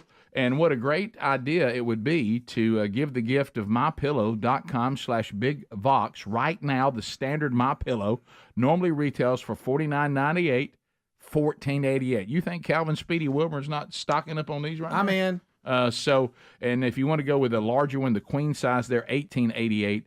Kings are $19.88. My slippers, Bubba and I love these. Had mine on yesterday. They're only $59.98 right now. So that's a deal. The flannel sheets. You talking about as everybody's getting a little bit cooler? You know, there's a cold front even where we live moving in this weekend. So you can get those right now at $59.98. Boy, I almost sold a bunch of them, didn't I? Yeah. So go right now. If your order exceeds $75, you're going to get free shipping. Need to pick up some socks? You can always throw those in, stocking stuffers, $3.75 a pair. What? They're in the closeout sale. Items right now at mypillow.com. If they're under the closeout, mypillow.com/bigbox, up to 80% off. This is the time to move. Also, you just can go to the link if you want to at rickandbubba.com under the sponsors. So Bubba has unearthed. He's asked this question. Did you see the name on the text line? Did that name ring a bell? A couple of them. You know, Rick, they would have to say, yeah, I'm the one, you know. Okay. All right. It's been a while. All right, so let me clarify then. No one, if someone thinks they've got it, you don't think you can remember it good enough to go, no. We would have to ask them, do they remember? Okay. You know, on their okay. End. And but you found, and I think we've been sent this before. Yeah, we did. Patrick Campbell sent it to us before. Yeah. And, you talking about Rick and Bubba historian? Yeah. Patrick Campbell. This is a great article. Apparently, it was published in March of '96. Okay. And it's entitled "Services Are Linking Gadsden to the Internet." Disc jockeys Rick and Bubba and Q104 were the first local entities to become accessible through the World Wide Web of the Internet. Now here comes some more. We were first in Gadsden, Alabama, to have access to the World Wide Web. I think so. Gadsden Public Library hopes to have its internet installation ready by fall. The city of Boaz, goes on down to talk about all of that. And then this lady who wrote the article, she says, what exactly is the internet? And she interviews a guy named Jonathan Knobb from Web Management and said it's made up of computers from all over the world, theoretically, linked by phone lines, satellites. The World Wide Web, he explains, is a graphical division where pictures, sounds, and multimedia interface all become available. It's a searchable source for information, shopping, advertising, entertainment.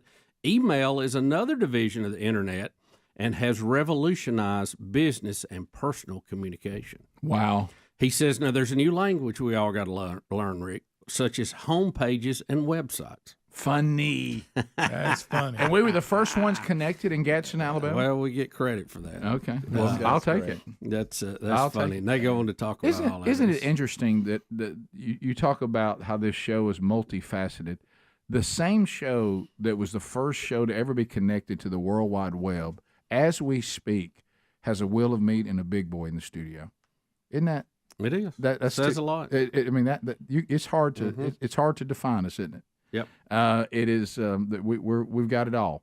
But I remember, the only thing I remember about it, and we've said this many times, when you brought in the first stack of emails, and we would print out every single one, and then I remember that sound. Like when I finally got to the point that I was supposed to check my email, you know, it took a while. Right. At one time, you were the only one that got email, and I just remember that sound of trying to get it to connect. You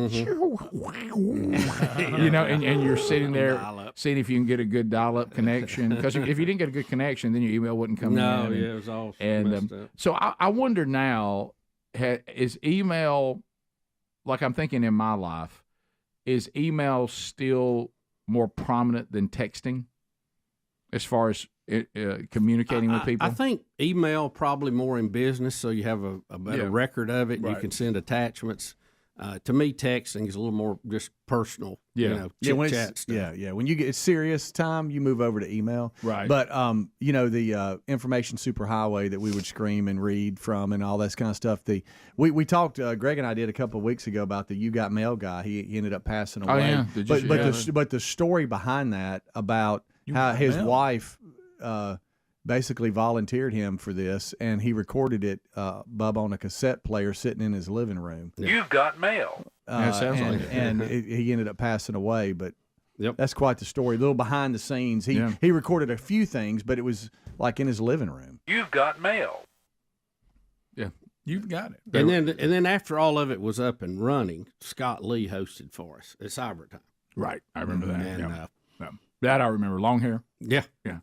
The here's one thing I don't His understand. brother and his dad. And I guess there's something maybe that there's a group of people out there in Rick and Bubba land, and of course I don't know who they are because they're not in my contacts. They don't think they have my cell phone, but when they email me, it comes to my cell phone, and they don't know my cell phone number, but their emails come to my cell phone. It's an iMessage thing, I guess, but I mean, I don't. You know, in iMessage, you can say, I want to receive text messages, and it can be through email, it can be your phone number, it can be another email address or whatever. But why only certain people can do it? I don't know.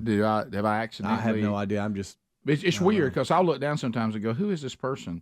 And I'll read it, and it'll be an email, somebody just commenting on the show. And I'm like, who is this? Okay. And an email, but through you on your text. Yeah. Was your email different on your phone than your normal email stuff? No. But it's weird. They're not texting you; they're emailing you. But it's coming to me as a text. Isn't that weird?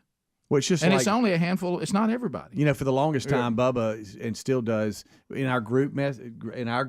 You know, his shows up as an email, not his phone number. So it's kind of so it could be just an iMessage. Do you think it's something to do with iMessage? Yeah, probably. Yeah. It has probably. Because I was trying to. So you can't iMessage people that don't have iPhones. Found that out. You have to SMS. Found that out. Straight up text. Is it coming in blue or green? It's just normal. It looks like just a normal text. But if it's blue, it's an iMessage. If it's green, it's probably really? a text. Okay. That's important. I didn't know that. I didn't know that. It's technically called SMS. Yeah. So the like I'm. Bubba, you are intelligent. Yeah. All right. Right. But you got the button though. The second one. Yeah. By the way, found out again on yesterday. Had to go to where we live, the downtown area. I understand about technology and this still about where you park somewhere that you have to pay to park there, but you got to get out and you got to use the code that's on the sign. Good. Then you got to fill out your license plate, put in your credit card information or debit card or whatever. And does everybody know this does not happen briskly? This takes some time. Yeah, I mean, you got to have a little time. And then of course yesterday it was raining, so I'm like, all right, so I've got to get out there was a time I could just get out and put a few quarters in the parking meter and roll on. And now I've got to get out and basically almost like I'm starting an account with somebody, like you've decided to get a new service. Yeah. I mean, I understand we want to use modern technology and we're all obsessed with these codes that we scan and all that.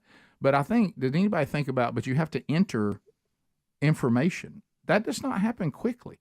I mean, it's raining on you. You're walking over trying to. I know we all have our car tag memorized and our debit card memorized. Sure. So now you got to go over and look at that. It's raining on you. Now you got to get out. And if you don't, then the signs are everywhere. Will impound your car.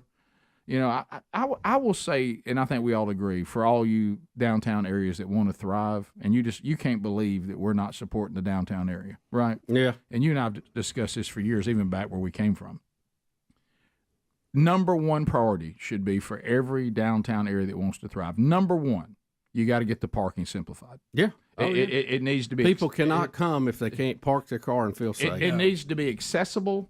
It needs to be easy because, it's so easy to say, I have other options where I just pull into a parking lot and park. I don't want to go down there and deal with that. Yep. If you were the only game in town, you just kind of get over it. But as soon as you enter that world, you almost feel like that the restaurants and the businesses in the city is almost testing your devotion to being there. Right. Mm-hmm. How bad do you want to be down here? And many times I'll go, not that bad. Yeah. I kind of want to find a place to park easy. Kind of wish it was simpler. I want to go in here and spend money at all these places that need the money to survive. But I feel like as soon as I'm down here, like the parking mafia is after me. And my car's gonna get towed if I park in the wrong place, and then if I can't get the scan thing to work, I can't sit here. There's a parking deck. Oh, wait a minute, truck. What about feeding the meters? That was my favorite. Hey, wait a minute, truck. It's only 6 foot clearance. You can't get in here. Can't get in. Okay, now I'm backing out. I mean, it's like it's an obstacle course. What I would say, somebody said, Rick, what would you do to vitalize a downtown area? I'd say we're going to start, number one, simplifying the parking. Mm-hmm. That is step one. There's only so many times you can circle around a block. Yeah. And you know you're me. out of there. You know me. I'd rather park than valet, and it has nothing really to do with money. Just I like to park my own car. But at some of these places, I'll just pull up, jump out, and just let them take the that's car. what made Walmart great. They had a good parking lot. Yeah, absolutely. Yeah. Oh, no, I agree with that. If there's a valet option, I take it. But a lot of times there's not one. Yeah. Without that parking lot, Walmart never made it. No, you're right, Bub. Rick and Bubba, Rick and Bubba.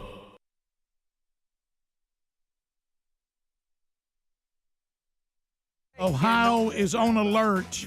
Ohio, by the way, because exotic animals, tigers, lions, cougars, cheetahs, leopards, wolves, all loose out of an exotic preserve where the owner has been found dead. Now, Rick, there is a theory out there, I don't know if this is true or not, that he did this to get people's attention off the football team. But we cannot verify that. Oh, Bubba. Look, buddy, if you're going to punch your own ticket, don't let the animals out. Yeah. He loved them, Rick. He didn't. He must not. They're lying. No, they're Rick, lying. he loved animals. They're lying stacked up like cordwood right now. Here's the thing: if he's going to pass, but I love animals. His animals would have probably gone to zoos, which is basically what he had. Right. So why would he be against them being in a zoo or a preserve? Like I say, you put them out into the wild, that most of them are not going to make it anyway because they're not used to catching their own food. There, I doubt there's enough animal supply to keep a lion. There's just not zebras for him to eat once a month. Yeah. That kind of thing. Once again, showing this thing I've been talking about for 17 years. He doesn't really love animals. No. He loves to have animals. And that's completely different, by the way. And he had to know that the public would go into full mode of shoot to kill to get rid of them. And, it's just they've been in captivity. Look, they were going to be all right in a zoo. Probably be a nicer setup than what he's got. Yeah, look, I understand the man's in a tragic situation, but he's endangered other people. Yeah, but this is another example of, hey, I love animals. You know how much I love them, Bubba? Yeah, what you got, Rick? Well, I've got all kinds of things. I got exotic cats of every kind. Well, just name me one that you got. I love them so much. I tell you what I've got. I've got the very hard to see in the wild, the beautiful, majestic cheetah. Now, where you keep your cheetah? Well, I keep it in Ohio. Mm-hmm. And I keep it in my backyard. Really? I've got some acreage, and I hem it up back there. It cannot run for hundreds of yards at 35 miles an hour to go out and kill its own. Because it's in a 10-foot cage. Because I've got it in a 10 by 10. Right. Because I love it. And oh, by the way, I love my animals so much, I'm going to kill myself. But first, setting all them free where they can be gunned down by county sheriffs. Well, my goodness, you love animals. I do love animals. Wow. What you got? Well, I got myself the king of the jungle. Really? Oh, yes. The mighty lion? Oh, yes. Where you got him at? Aslan himself. Yeah, where you keep him? I actually keep him in a dog pen. Really? Yeah, and I feed him a ham hock every now and then that I can find. You love him so much. What did you do for him? Well, what I did for the king of the jungle, the majestic lion with his mane, blowing in the wind, I put him in his 10 by 10 dog pen for a time, throwing him, a hawk every now and then. But when I decided to kill myself, I first set him free where he could be gunned down by a state trooper. Right. Okay. I mean, is that loving? Rick, let me just be the first to say, my goodness, you love animals. Yes, boy, I tell you. But has anybody thought about this? Could there be some type of animal rights activist person that kind of snuck in, killed him to set the animals free? Well, I'll tell you, and then open the cages. Well, again, he didn't think it through. Yeah, again, Because all it's going to animals- bring is the animals being shot by state troopers. Yeah, that would be called the backfire. Hey, Dan, I don't know what kind of day you had last night. I'm going to sleep here at the plant today. Good gracious. Last night I had possums in the can and lions on the porch. Imagine, though, Rick, you're driving down. I looked out there and said, Phyllis, hot mighty. That's the biggest doggone possum I've ever seen. And look at the teeth on him.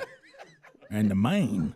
Rick, imagine you're riding down one of these roads, okay, at night in Ohio. And you know how deer will run out in front of you sometime or something. Imagine seeing a dang lion heading out across there. Picture this. And you go, okay, wait a minute. Oh, hey, pull over, pal. Or somebody comes in and says, hey, you ain't going to believe it. You go, hey, you drinking and driving, pal. You know how I feel about that. Picture this scene. Because we've all seen it. Hey, Dan. Yeah. How'd y'all do? Pretty good. Pretty good. I don't know if you know this. Earl got him an 8-point, about 23 inches wide. Wow. I killed a leopard.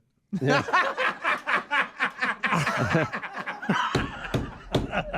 Granted, it would make a nice cover for a recliner, but hey. And you know old man Johnson's boy, Dale? He ain't believe what he killed. You know what he shot? He shot a cheetah and 2 wildebeest. Yeah, I mean, I tell you, hunting season in this area is going to be unbelievable. Chick-fil-A commercial with a kid in the back going, cow. Okay, Yeah, okay, yeah, buddy. right. Okay, imagine you in the back. Lion. Okay, son. Grizzly. Whatever. Grizzly bear. Okay, I know you see that. All right, everybody up before we go out. Let's go over safety. All right, first of all, be sure you got your gun unloaded when you're climbing up in your dray.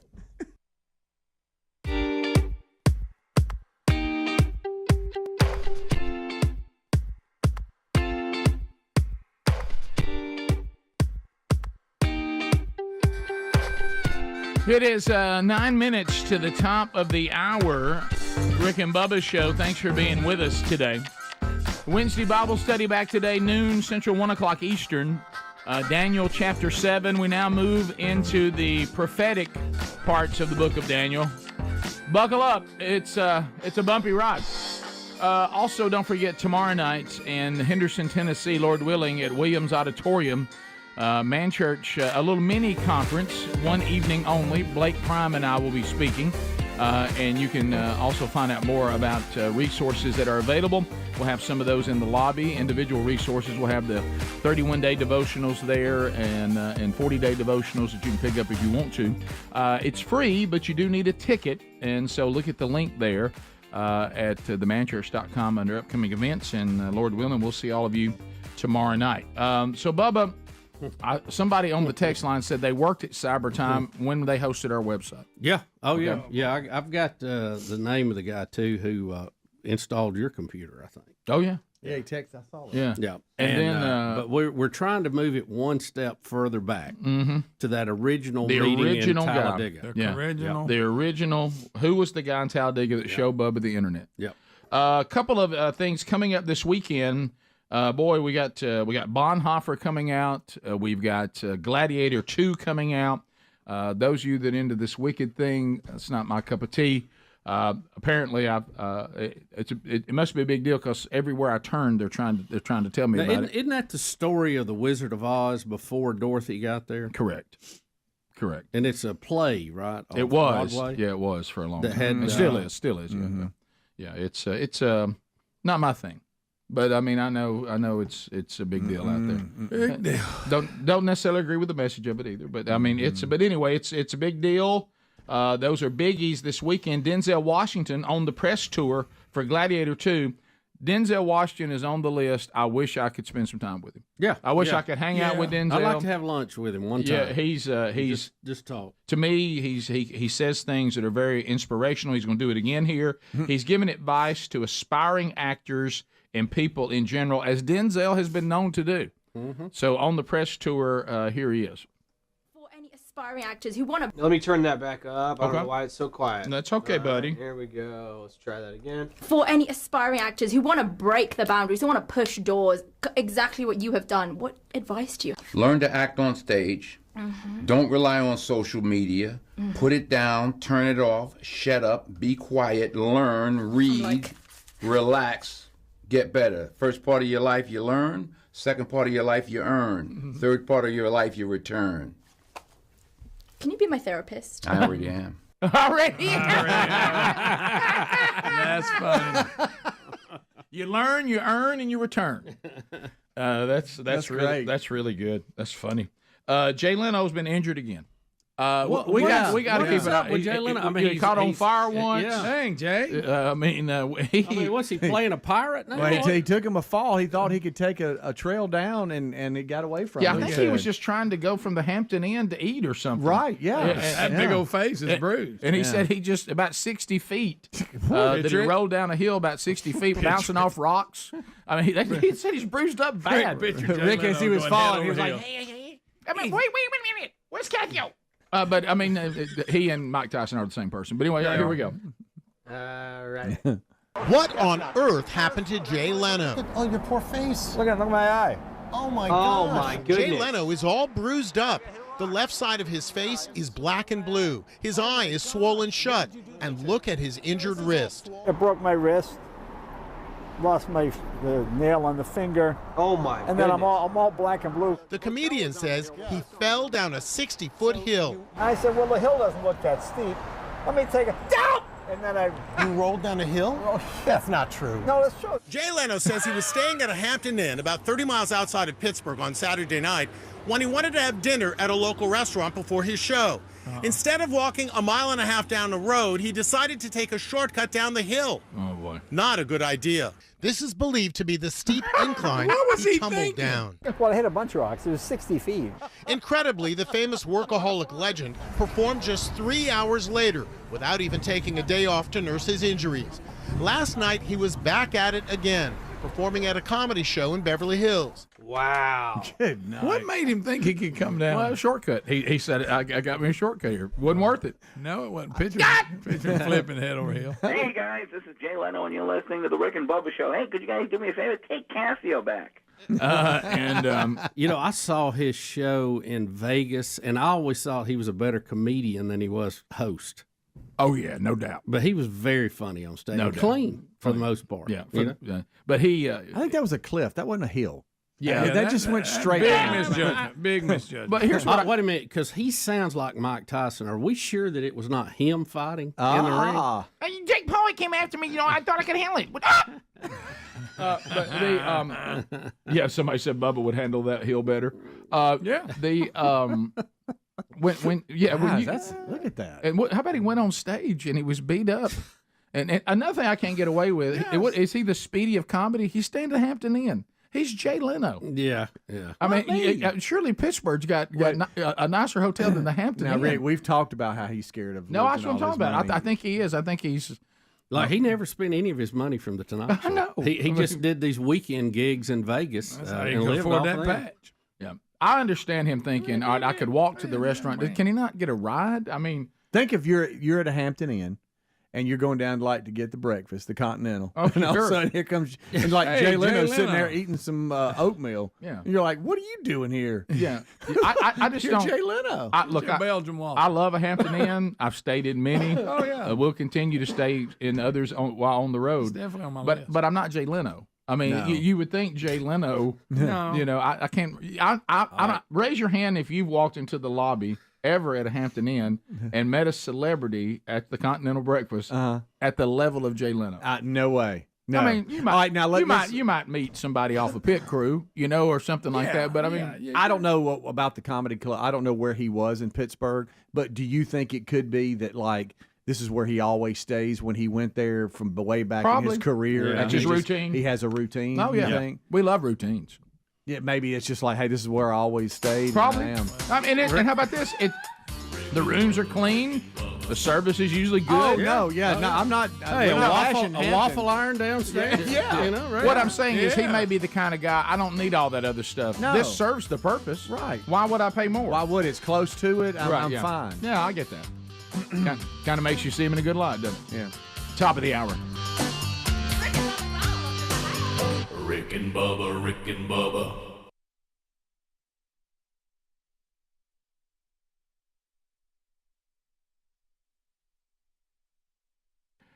Well, it is a big movie weekend. Huge movies coming out this weekend, including Bonhoeffer, Pastor, Spy, Assassin. If you're looking for a movie that is inspirational, it'll keep you glued to the seat. I mean, it's one of those kind like when you're watching, you're like, okay, I go to the restroom before you sit down. Because there is no break in the action. This movie is outstanding. I've had the chance to already see it, and you are going to love it. So if you want to get the show times and find out where's Bonhoeffer showing near me this weekend, it's going to be in a ton of studios, but find out by theaters, not studios. Go to angel.com/Rick, and all of it's there. And if you're not familiar with the true story of Dietrich Bonhoeffer, you're really going to be intrigued. But even those of us that already knew it, maybe even read the books about Bonhoeffer, read some of his books, it's still really, really well done. It's an incredible story. Pastor, spy, assassin, Dietrich Bonhoeffer. Catch this movie at a theater near you this weekend. It is a do not miss. Everyday earbuds are made.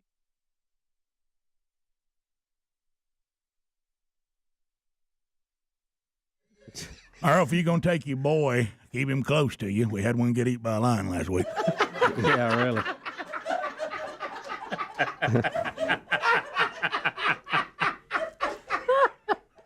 And remember, y'all, if we all going to report back here at a certain time. If you have danger, fire 3 times in there, and then bear down on it. There is nothing worse than being hunting and you hear like over the hill from you. Yeah. It sounded like the Vietnam War broke out. You know what I mean? You're like, what in the world is going on? We'd like to welcome y'all to Ohio. Some of you never hunted here before. Now, the deer out here a little bigger. We grow them a little bigger up here in the north, and that's why I moved from down there in Alabama. I'm going to tell you one thing. One thing I want to make you aware of. If you walk into your stand, boy, but be sure you know where you're going. And if you look up and there's a lion bear down on you, don't run. At this point, I'd like to hand over to Dale. I'll tell you what happened. If you run, you're just going to be tired when you're dead. Fire down on him. Is that at the hunting lodge Hammer before they all down. go out? Yeah. Can All right, you guys, y'all imagine? ready? Let's go out there and see if we can get some deer, lions, tigers, cougars, wolves. Yeah, everybody doing their checklist. Let's see, I got camo, I got cover scent, I got bullets, got my binoculars, got my leopard call. I mean, Hey, by the way, let me give you a hint. I wouldn't use that rabbit in distress call. And you know what? Hey, when you get a deer and you're dragging it out, you better have help. You better have somebody running a gun. Guys, y'all remember the rules now. If you're dragging out a buck, you get one down, dress it out as you're dragging it. The lion wants it, it's his. Give it to him. Trust me on that one. Y'all, Ohio's in a handle. Boy, that's a big handle. So I bet a lion could run let's down a just say- four-wheeler with somebody on it. Absolutely. If it had a good angle. Yeah. A cheetah absolutely can. Oh, yeah. A cheetah'd give you a turn signal. Cheetah's past not it. really known.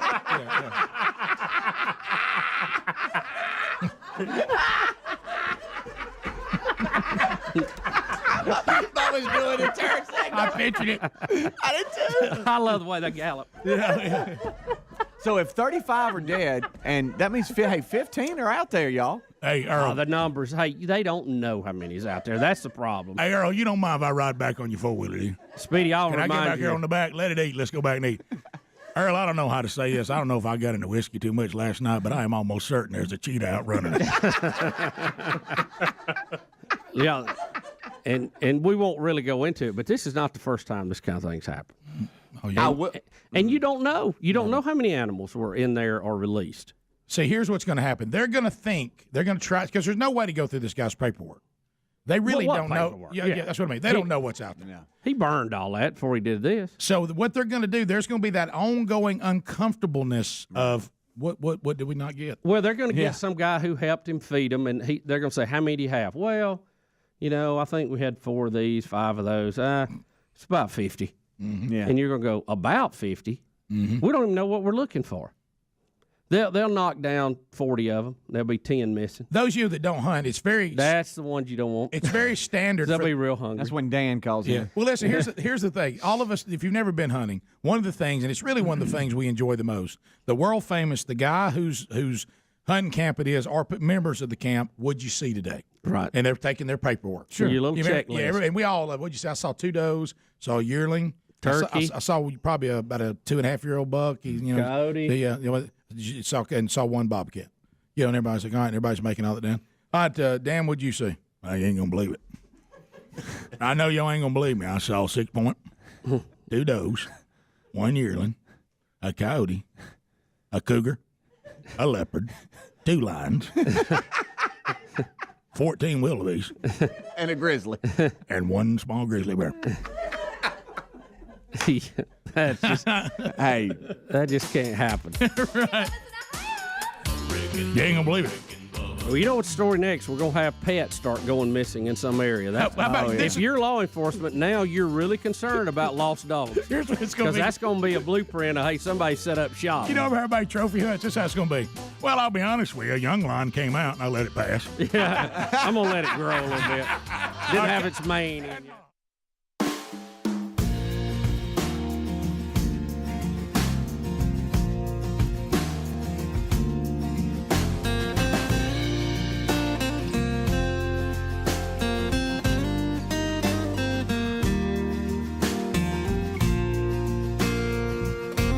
Here we go. 6 minutes past the hour. Glad you're here. Lot to do on the program today. We'll get to your phone calls this hour. As you heard, the gang is all here. So, Bubba, you're saying this update to start the hour includes Elon Musk. It includes President Trump. It includes technology. I mean, we kind of have it all in this update. We had a very strange thing happen yesterday. We had a launch of the Starship from space, was it Starbase, Texas? I'm sorry. Yeah. Boca Chica. Yeah. And Trump was there. And Elon is explaining to him what's happening as the thing goes up. And it was a test. They didn't catch it with the chopsticks. It landed in the ocean. Why no chopsticks? Well, they have these tests scheduled. They're working on particular things. Okay. So they'll string it all together. It wasn't chopstick worthy? No, it wasn't chopstick worthy, I guess. All right. But so we have Trump, we have Elon, and we have space all in one pack. All right, let me see. Just a group of I'm going to things watch here. this. I think I can do this. Watch this right here. Yes, I love technology, but not as much as you think. But I still love technology. And then we get this.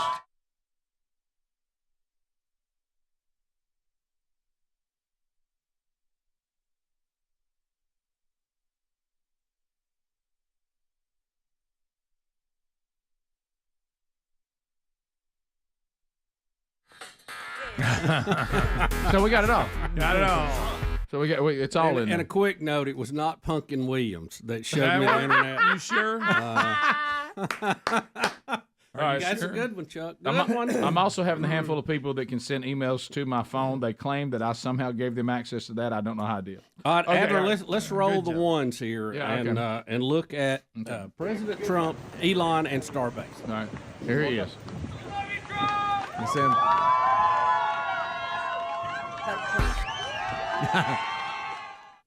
Well, that bromance is something. Ain't that something? This little bunch he's putting together here. Somebody said that Dr. Oz has got put on the team today. Oh, But anyway, yeah. that's a different story. Yeah, we'll get to that. We'll get to that. You're trying to use the atmosphere to brake as much as possible, so you're kind of going like this. So if the floor is surface to the earth, it's going like this. Yeah. It's literally trying to use its entire body as a brake, and then it's using these flaps to just control its You got position. folks standing around Try to Elon. achieve Yeah, both all of this. right. So he's giving him a brief. So he's getting a brief. Of course, he has his MAGA hat on, of course, and they're talking about is that RFK Jr. with him? Is he there too? I know Don Jr. Do they all was run there. together now? I don't know if RFK was there. I didn't see that. Okay. That guy from the side, I kind of look like him a little bit. And then they're going to watch the SpaceX rocket launch. They're gonna, this is kind of a split screen here. On the top, it's the launch. all right, On so the they're bottom, watching him. it's Trump's reaction to it. Okay. And Ted Cruz is there. He is. Next to Trump. So Trump has that. He's got the look on like he's serious business. Oh boy!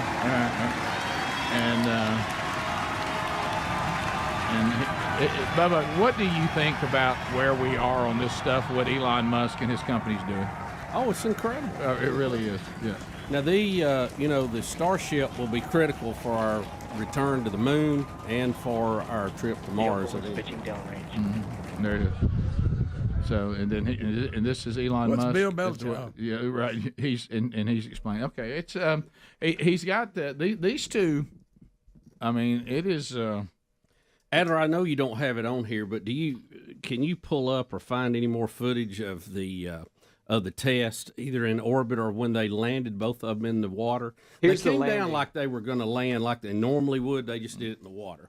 And did they say weather had, or I remember they had conditions. I was yeah. watching it live. They're like, we don't have the conditions for the return to do the chopstick catch or whatever. Yeah. Okay, so that's they why they bailed didn't out do it. of it. Okay, so we that's don't have the conditions. They kept saying, and Trump is the first time that a president or whatever has even acknowledged SpaceX.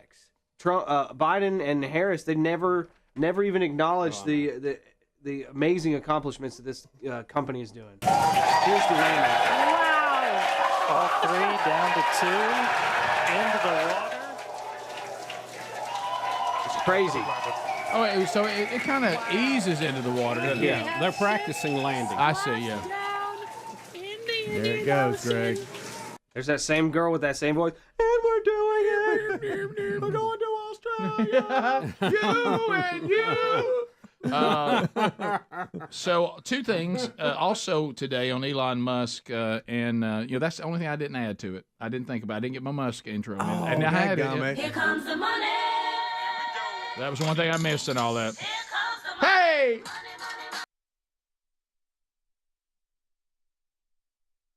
So Donald Trump, we've got an update on he and Elon. Elon Musk's plan to meet rival billionaire sends social media into a frenzy. Yeah. And people say the Soros son. Don't meet with Alexander Soros. Don't meet with the devil. Allow me to introduce myself. So, people, what do you think this means, Bubba? What is this about? I don't know. First, Joe Scarborough goes to Mar-a-Lago and meets with Trump. Yeah, we really didn't. We didn't weird. dive into that yesterday. If you'd have seen his wife trying to explain that on the show, Tell me, because the libs are turning on them for going and trying to. I think they know they're on the short end of the stick here, and they're trying to become relevant again. Not relevant, you know what I'm trying to say? Yeah. I would like to know. Relevant. Thank you. I would like to know why Scarborough and is it Malika? Is that her name? Mika. Why did they go to Mar-a-Lago? What was that about? What was talked about? I know they took some heat. You're saying she tried to explain it, but it didn't. Yeah, we had footage. We had a clip yesterday. We didn't get to about it. Yeah. So maybe Addie still has. Yeah, but I think Elon responded to a post that an Adler just showed. Oh, show me that again. That he said, "I'd like to understand your goals better." Like, so what's your? So he's wanting show us again, Eddie. So it's a strange concept. He wants to sit down with a person that sees the world differently and try to figure out where they're coming from. But what a much. concept! I think so. What a concept! I don't think that's a bad idea. Okay,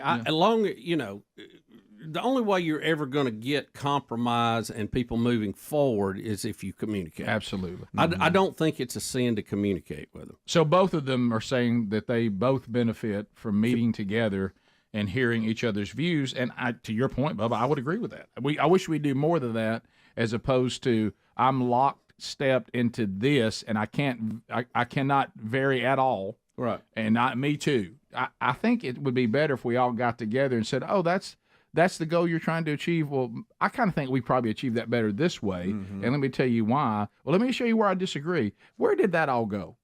And then we just all turned into a bunch of maniacal screaming people. Well, we've done that historically, and there's probably been reasons at the time for doing it. But, when we talk to North Korea, for the longest, they're like, well, we don't want to put them on the stage with us. It gives them credibility.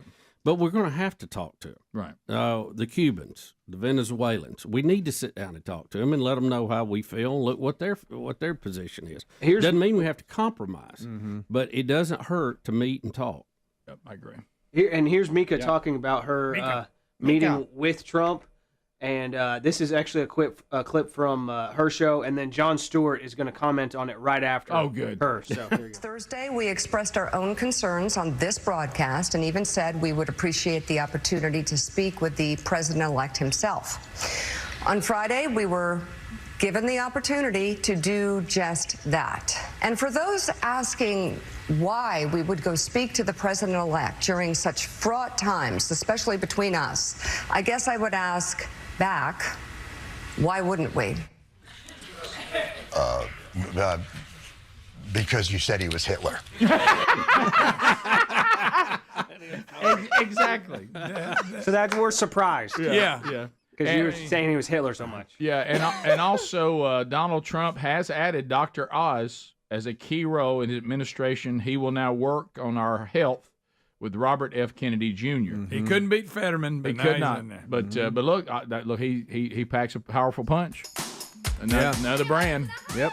And so there you go. So the team keeps building, and Rick, we did have a moment on The View yesterday where they waded off into a little bit of an area that ABC lawyers didn't care for. Okay. And they had to come back and do a disclaimer. Have you seen that? No, I heard it wasn't very heartfelt, but let's look at it. Rick and Bubba, Rick and Bubba.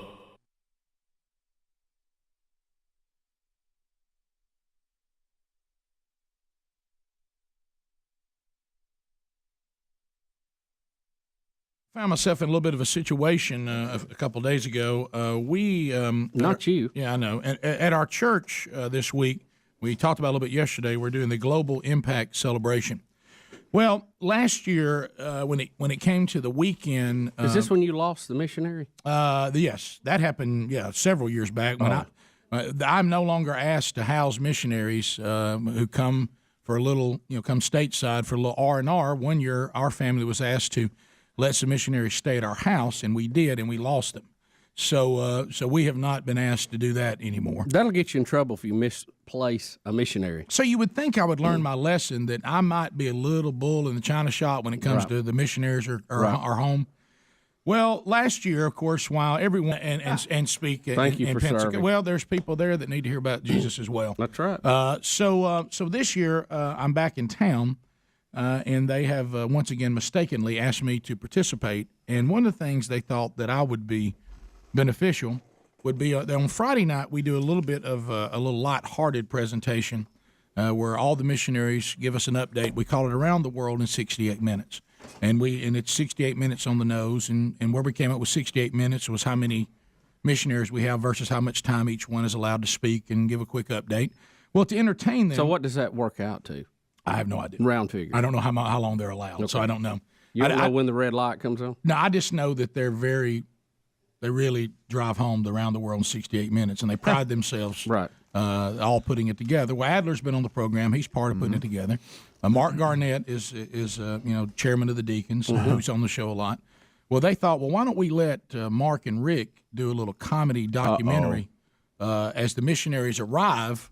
They will interview them like a man on the street kind of thing. Right. And we all had some questions we're going to have fun with. What's the weirdest thing you've ever eaten, that kind of stuff. So we realized when we get there that the time we thought we could do it and the time the missionaries were arriving, we were wrong. We thought we had an hour. We ended up having like 10 minutes to try to grab whatever we could. So the people who know what's going on, that means I arrived and just happened to be there before everybody arrived. They said, Rick, grab a mic and you start doing it so we can get something for the documentary. Right. Okay. So I've got the cameraman and I've got, I'm looking around. So to me, any foreigner's a missionary. Right. You know what I mean? Or am I dressed in the garb of where they're serving? Right. So they refer to it as garb? Yeah. So I look and I see what is clearly an Indian man. Yes. In a suit.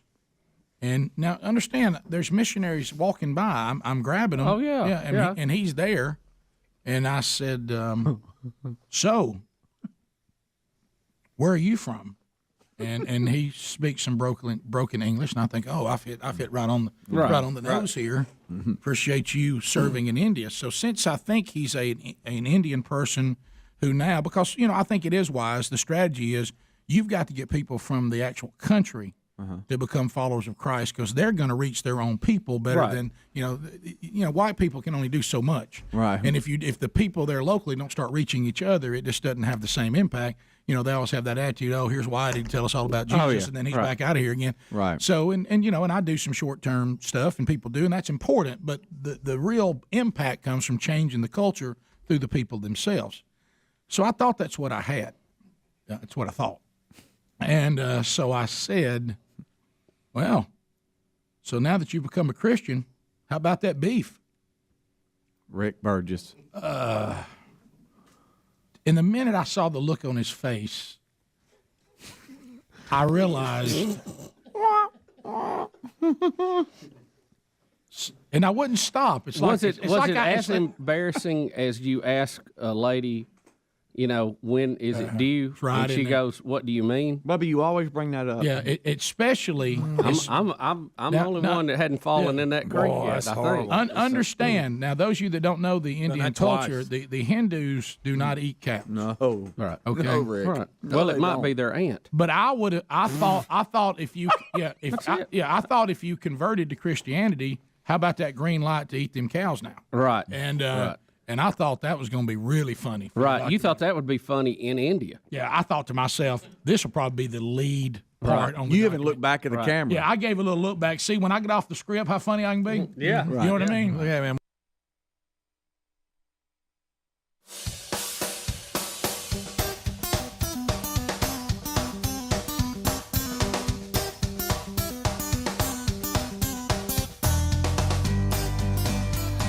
$21 past the hour. Thanks for being with us. We are moving on, and we mentioned going to the break. There's the View is always fun to talk about.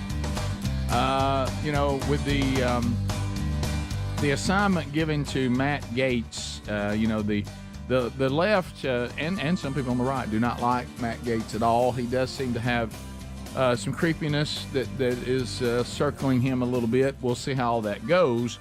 But you have to be real careful. When you're doing commentary, if you start going down roads that are making accusations that are still unproven, especially if it's something that could be seen as damaging of someone's character and with the intent to damage them. All these different things. But apparently, Sunny Hostin crossed the line on The View to the point that ABC is going to make her read a statement, right? I think Matt Gaetz would fall under a public personality that would allow you to say about what you wanted to about him, but apparently somebody at ABC disagreed. Had a little problem with that. We're going to see this cut here from Sunny, and she's wearing Matt Gaetz out. Then they come back from the break, and she's reading from the teleprompter, word for word, what looks like a disclaimer, and then Whoopi pitches to break with no discussion. Okay, so And there's a couple terms in here just because of the allegations, just so everybody knows. Yeah. How could you nominate someone with allegations of child trafficking trafficking across state lines and having sex with a 17-year-old? My understanding, further on in the interview, they discussed the fact that once he finds out that she's 17, he stops having sex with her. Okay, Sonny, you have a legal note. I do have a legal note. Thank you, Whoopi.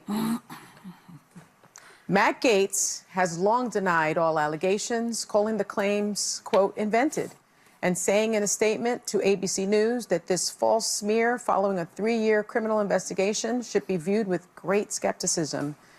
That DOJ investigation was closed with no charges being brought. We'll be right back. That was heartfelt. Somebody at Slam it in reverse. ABC said, whoa. Said, Whoa. And I think it was this made it worse. The fact that she used the word fact. Mm-hmm. She did? Because she starts out saying allegations. I miss where she dropped fact in. And then she says they discussed the fact that once Gaetz finds out that she's 17, etc. Oh, I see. So I think that they might have heard that word fact. Yeah. Yep. And you're like, uh-oh. Hey, Sonny, legal's on line 2. Could you pick up? Yeah. I mean, they didn't wait trouble. for the next show. No. They did the next segment. No, that is a. We'll be right back. If he's going to be Attorney General, probably don't want that one laying on the desk. No, and and hopefully, we'll just see. I don't that there. It's. Due to the allegations about him, mm-hmm. and we've heard this for quite some time, it is the job of the Senate to confirm and to look into these things and be sure that these people are legit. I know everybody wants Trump's people in there, but they do have a job to do to screen these people to some degree, and that process will go on. I think it's he's one of them because of the allegations. You got to tap the brakes a little bit and just look into it. No doubt, and it may be fine, and it may not. I don't know. They'll have to decide that. Yeah, that's their job. Adler, what is this here? Speedy sent this to me. This is an older clip of Gaetz on The View, right? Yeah, this is a throwback years ago, just how he dealt with the panel when it came up. Some legal questions were coming up. Okay. Can we agree that perhaps that pardon power needs to be reviewed and curbed? So, great question. In Federalist 74, Alexander Hamilton writes that the reason we have the pardon power is to serve as a check on a criminal justice system, which, if allowed to run wild, could create a great sense of sanguinity in our country. And so I think that if you look at the original intent of the pardon power, it cannot be limited. And again, Trump has pardoned 26 people. Obama pardoned over 1,700. Bill Clinton pardoned 459. So the answer to the question is what? I would agree that Roger Stone should be pardoned if for no other reason that there's been a double standard in this country where people like Peter Strzok, Lisa Page, Andrew McCabe, Clapper, Brennan have not faced consequences. Can I just ask you, how about Rob Blagojevich, who flees like a children's hospital? Was that a good pardon? I'll be honest with you. I don't know very much about the governor of Illinois. I'm not going to get into that one. I know Roger. I don't know Blago, and I'll leave that to others. Great points, though. Obama pardoned 1,500. You guys are complaining about 26 pardons from Trump? Wow. Well, it is a unchecked right that the president has, and it serves as a check and balance. Yeah. And there's no you have no recourse to those pardons. He can do anybody he wants to for any reason. Commute sentences, all that.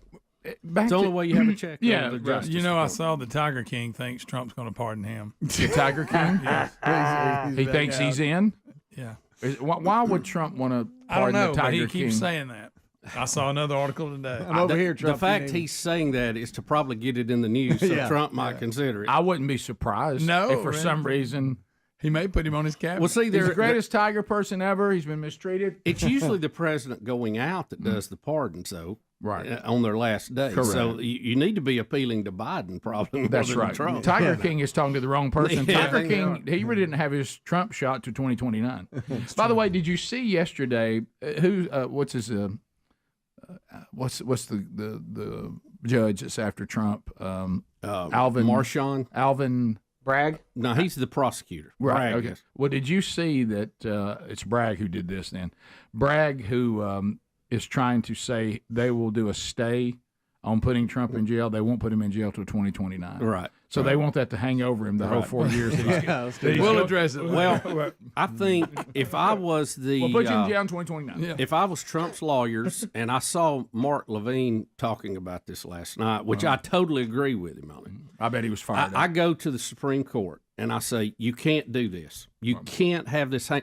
There's so many rules about charging the president because you don't want him to be tied up with that kind of stuff. And this is kind of the same thing. Mm-hmm. We're just going to put it on hold, but we're going to get you the day you leave. Mm-hmm. So, how much time does he have to devote to that he should be worrying about things being the president? And see, he was denied the appeal in this thing, too, with Marshawn, because they've put it on hold. And I think if I was them, I would go to the Supreme Court and force some kind of ruling on this, ask them to take it up and put this to bed once and for all. And the precedent that is there says you cannot inhibit the president with lawsuits. And I think they'll throw it all out. Do y'all realize what we're in store for? And I think that about any president, by the way. What we're in store for from now to January 20th? Oh, be a long 2 months. It ain't going to go smoothly. Put your seatbelt on. Put your seatbelt on. Buckle up. Biden's doing his best to start World War III in that time, so that'll be good. Yeah, that's true. Throw that in there. Yep, you got that. Of course, it wasn't him who did it. There's no way because he's still lost, apparently. In the Amazon rainforest. In the Amazon rainforest. We'll take your phone calls next. America weighs in right after this. Rick and Bubba, Rick and Bubba.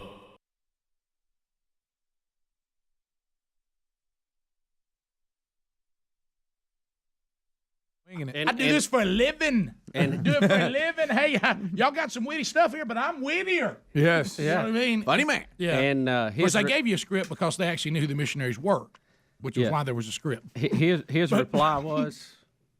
Well, from what I could make out, what are you talking about?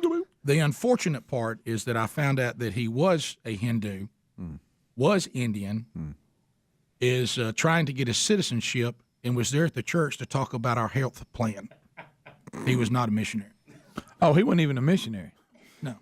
He was just a guy who had an appointment with some of the staff at the church. And he just happened to wander in while all the missionaries wandered in and the little comedy, comedy yeah. act was being. So as the missionaries are arriving, he just happened to roll through in his suit on his way to his meeting, which had nothing to do with the GIC. Rick, I'll have to say that's really not on you. He was in that area. I mean, you couldn't determine that. Yeah. I want to know how you got out of it. That's what I want to know. I want to know the I rationale. started rambling around. Well, how about that? Thank you for coming. Yeah, how about it that? ain't like you took your camera and went down to the convenience store to do the interview. And he started saying something about spiritual and all things, and all is God and all this. And I was like, yeah, oh, man, yeah. And, and then I said things like, it's great to be a Gentile. That didn't make any sense. You know what I mean? Right. That's some pork reference. I'm just babbling on about food now. You know what I mean? And it just who would have thought a hamburger would divide us so far? Yeah. Bubba, if you could have seen the look of everybody. Rick, was it as good as we got some calls? Yes, it was exactly that. It was exactly that. When that guy, and you can just see the cameraman thinking to himself, Mark Sims, should I just run? So I won't be associated with this when this guy goes to his meeting and says, you got some guy out there asking for eating cows? You know what I mean? Did the camera shake? Was he laughing? Well, was he in total awe and shock what? I would like for Mark Sims to be clear, and Adler, because he's not innocent in this. Right. We all thought he was, okay? I just happened to be the one that asked him about the cows. Now, I'll grant this. You were the one that was wittier than the script. Right. If I'd have stayed within the script, we would not have an offended man. I got that. Mm-hmm. But I'm just saying we all thought he was. Well, now let me ask you a question. I guess because you were on your own, Mark Garnett was nowhere around. He had not arrived yet. Now, he absolutely loved it when he did arrive. I bet you he did. How quick did he look at the video? Just as quick as he possibly could. Does it exist somewhere? Oh, yeah.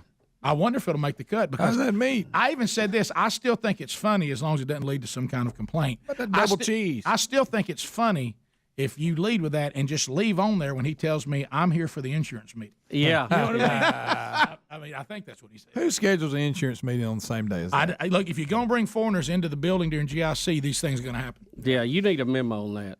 Right.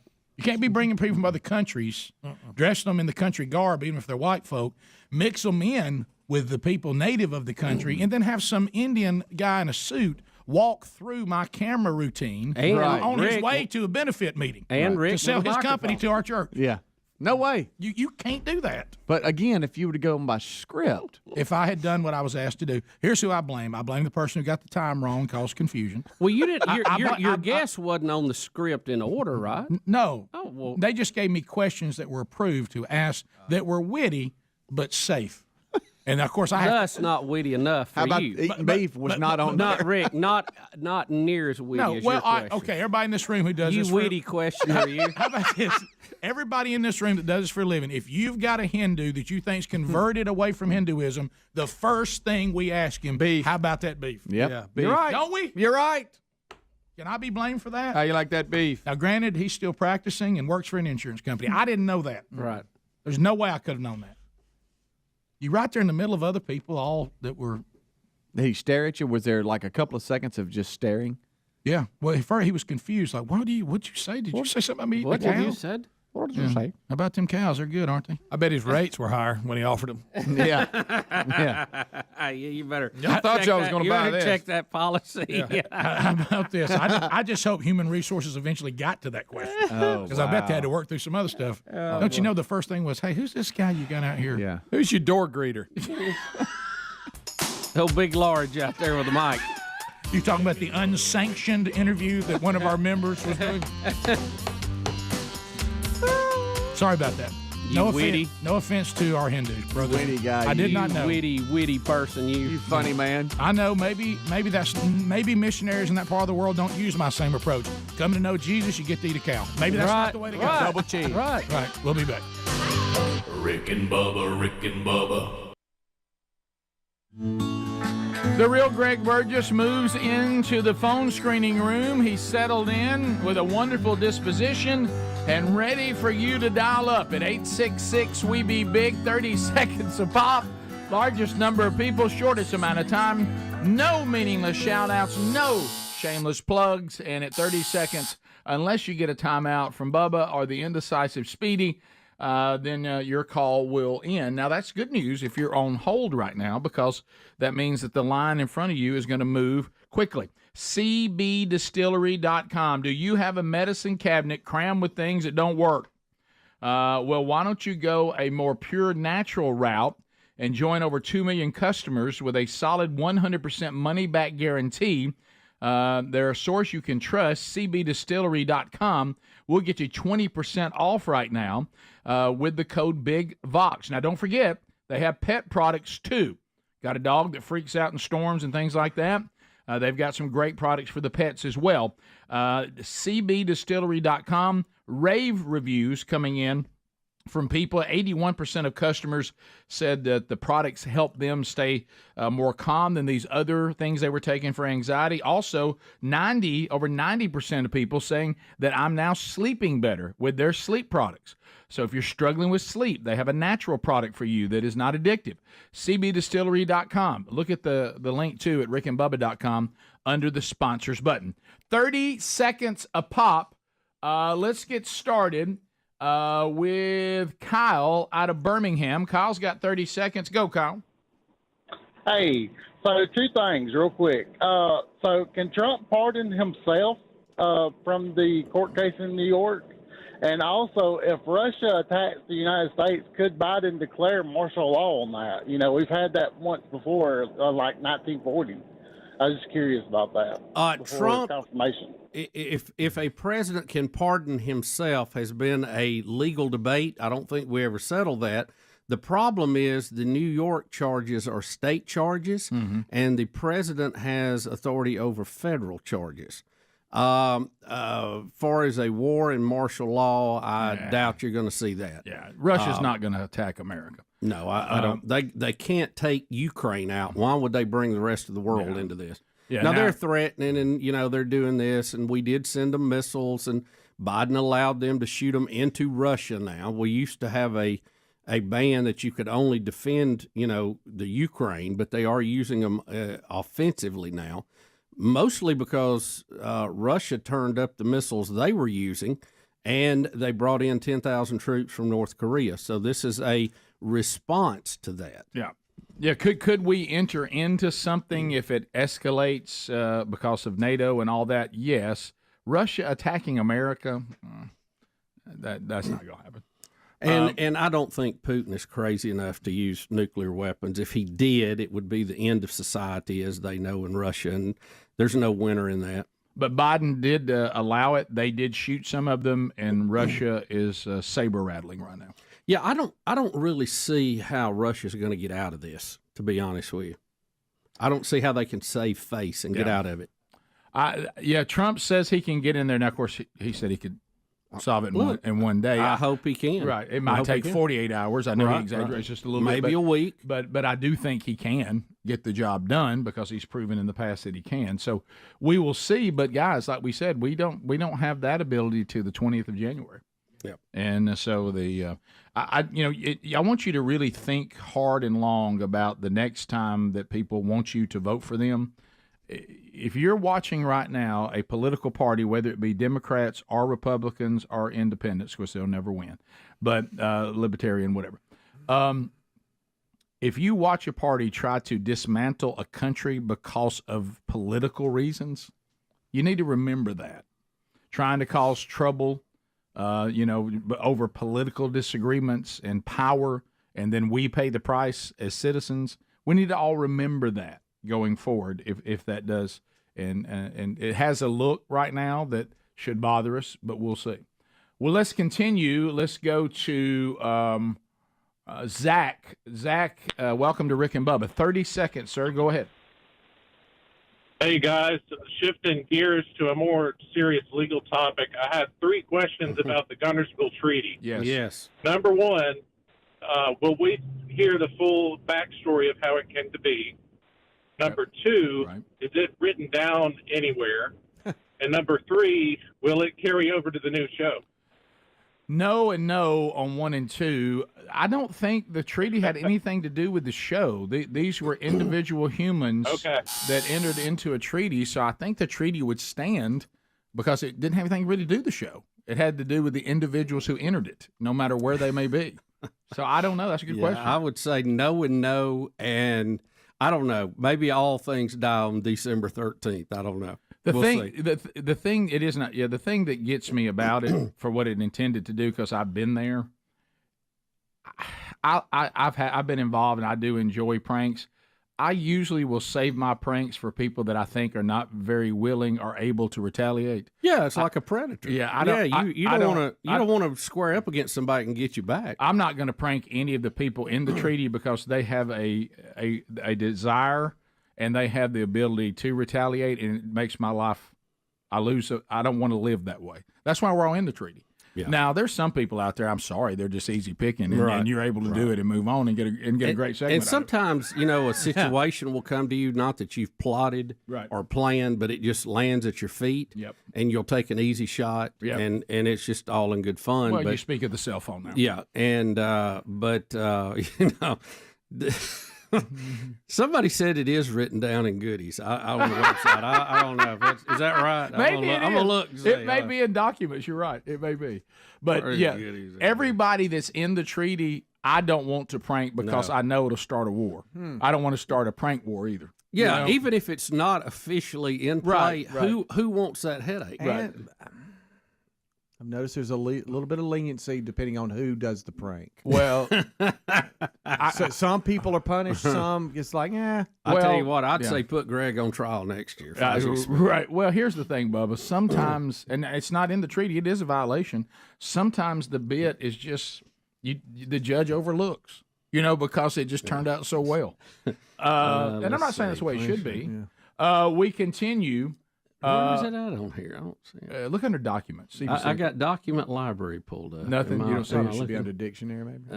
Welcome to the team. Protein balls. Workouts. Rick Hex plan. Plantar fasciitis. No, it's not under documents. Cassidy. I don't see it in there. I don't either. Cassidy, welcome to the show. 30 seconds. Go ahead. Hi, guys. Monkey Grass. Thanks for the call very much. I'm wondering if in all the state, local, federal elections y'all have all voted in, have any of you ever once thrown in the towel and voted for a Democrat, or have you always been true Republicans? I can only speak for myself, and I'll let the others chime in because it's a great question. I really didn't become very political at all until I was an adult. I didn't even have strong political opinions, but I've never voted for a Democrat. I have voted for Democrats early on. I actually tried to help in a campaign for a friend that was a Democrat, Glenn Browder.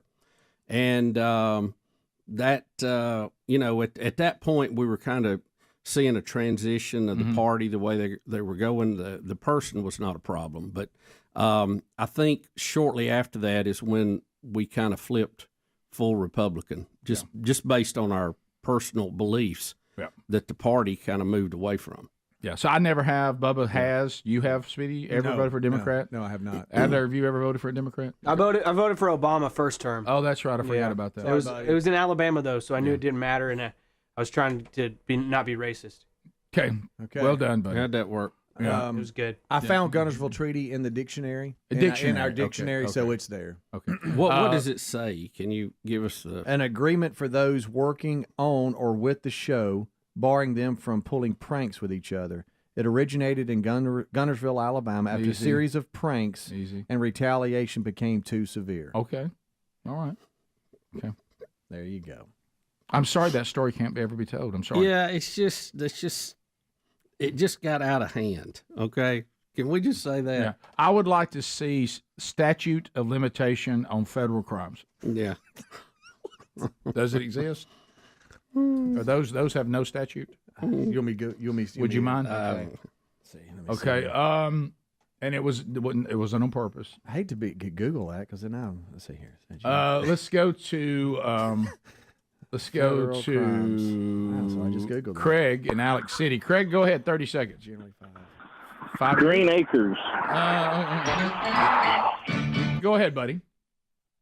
I was just wanting to see if y'all seen the clip of the journalist who's trying to get Biden's attention. I saw it yesterday, and she's just going absolutely crazy, begging him to get like a statement or whatever from. Like she's screaming. It's crazy. It cracked me up. Is she screaming as hard as everybody trying to find him for the picture at the G20 summit, whatever that thing's called? Did we ever find him?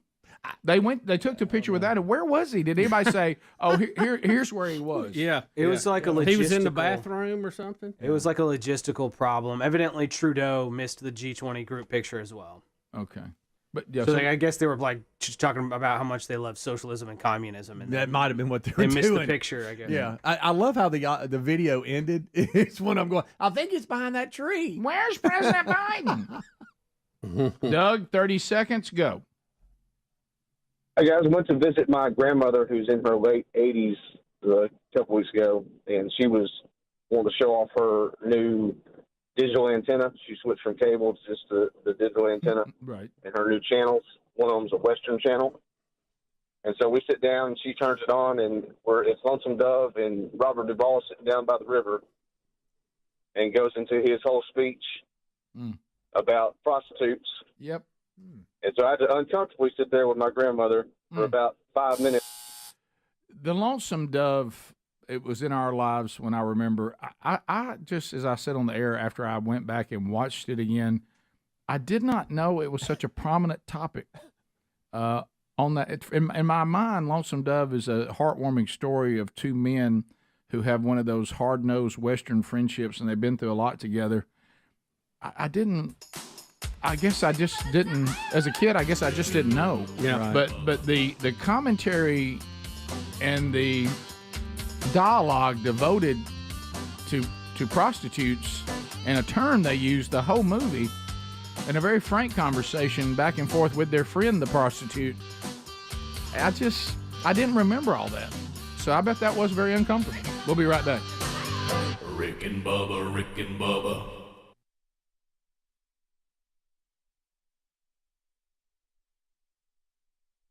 I've been announcing on the program.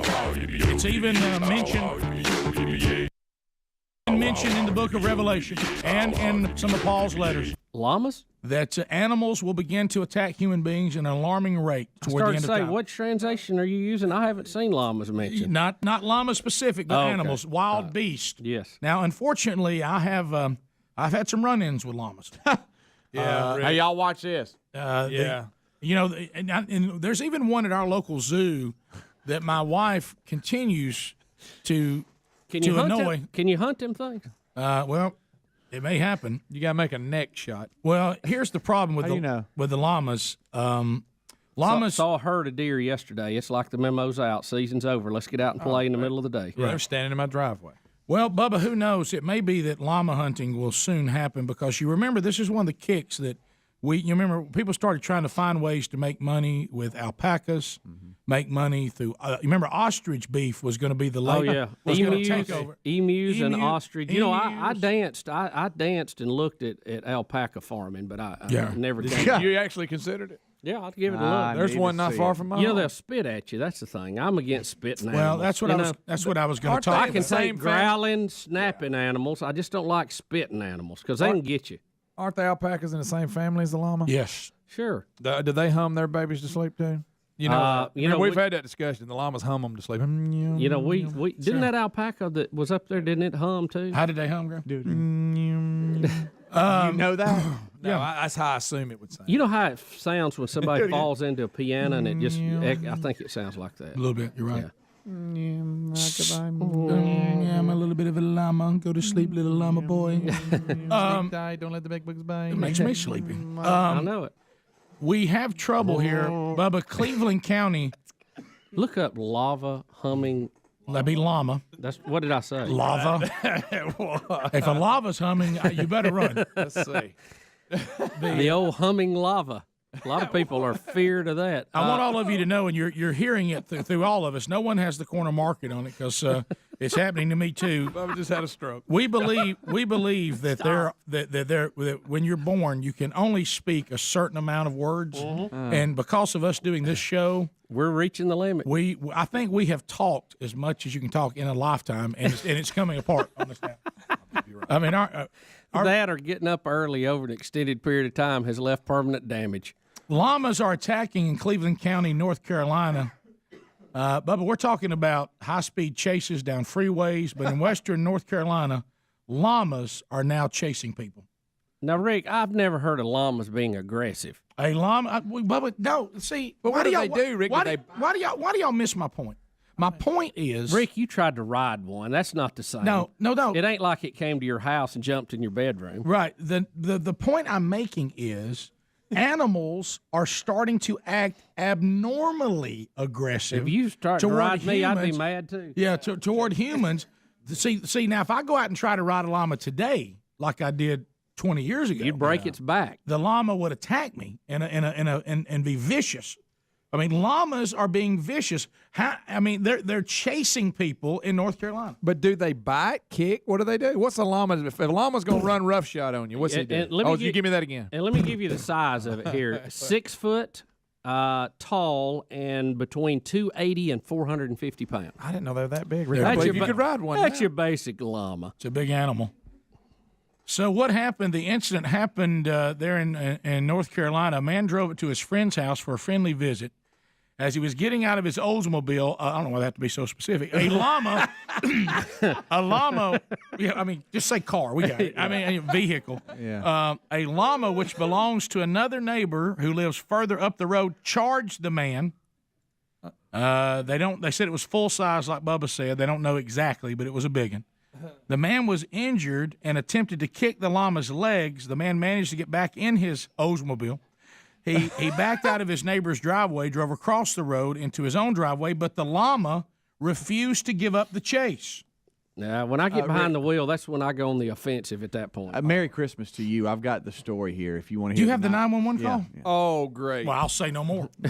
The 911 call, we have it, of a man being attacked by a llama that is pursuing him. And let's let the news anchor set it up, Rick. Okay, Serene. Dispatchers had to stifle their giggles today when somebody called to say they were under attack from a loose llama. All right, your phone's breaking up. What's got you hemmed up? A llama. A llama? Yeah, down here on Range Road. Oh, God. It's a llama. First, he went after the car of a passerby. Today, Daniel chapter 7. So we'll jump into that today, noon Central, 1 o'clock Eastern on the Rick and Bubba YouTube channel. Headed to Henderson, Tennessee tomorrow night with Blake Prime. We'll be speaking at the men's conference there at Williams Auditorium. If you want to join us, dudes, it starts at 6:30. It is free, but they do want you to register and get a free ticket for seats, etc., all that. So you can do that at themanchurch.com under upcoming events. 3 Man Church conferences coming in 2025, Birmingham, Atlanta, Panama City. If you don't have your tickets to that with your group, do that now at themanchurch.com. There will be a price increase coming in December, so go ahead and get that done before then. So, Bubba, we were talking, I know all the playoff talk about the college football, and boy, that's easy to follow. And yeah. Well, and Rick, I don't know if you knew, but let me just clarify. Oregon and Ohio State are in the same conference. Yeah, thank you, Bubba. By the way, we'll find out about Indiana this weekend. So they play Ohio State. So I'm happy they're having success. Absolutely, but this will be a big step. Yeah, right, and they may be good enough. How about this? We'll find out. Mm-hmm. Well, and Greg mentioned this in the kickoff hour. For those of us that grew up in playoff world, because we were Gulf South Conference Division II, and then you and I, by the way, we never have gone to the new names, Division II or 1AA. Right. So it didn't make any sense. No, we're accustomed to the playoff world. And in the playoff world, which is crazy exciting, usually they just waited to the end and said everybody waited on the announcement of the brackets and who all made it. This trying to do this Tuesday night, today would be the day because we don't know because we don't have conference champions yet. There's no way to know. Right. I mean, it ain't even close. Yeah. Because you could have conference champions way down the list that are going to jump up to the top. Absolutely. And it's going to be fruit basket turnover. I mean, it's fun to look at, but I mean, it's going to look a lot different when we get there. But one of the big stories, the Dallas Cowboys are kind of spiraling out of control right spiraling now. Out of control. They're crazy. losing. They're getting beat bad at home. Their quarterback's Horrible. out for the year. What a mess. Ceiling falling. Ceiling falling. Very End of time. Very representative of the whole team. Jerry Jones hadn't had a winner in a long time. It seems like the more he, interacted with the coaches, the worse they got. But I won't go into that. Right. He had two. He was winning and wouldn't leave him alone. But anyway, so Michael Irvin, Michael Irvin, who is the former Dallas wide receiver, All-Pro Hall of Famer, had said on one of the podcasts or something he was on that Deion Sanders would take a serious look at coaching the Cowboys if they drafted his son, the quarterback at Colorado, Shakur. Say it again. That guy. Right.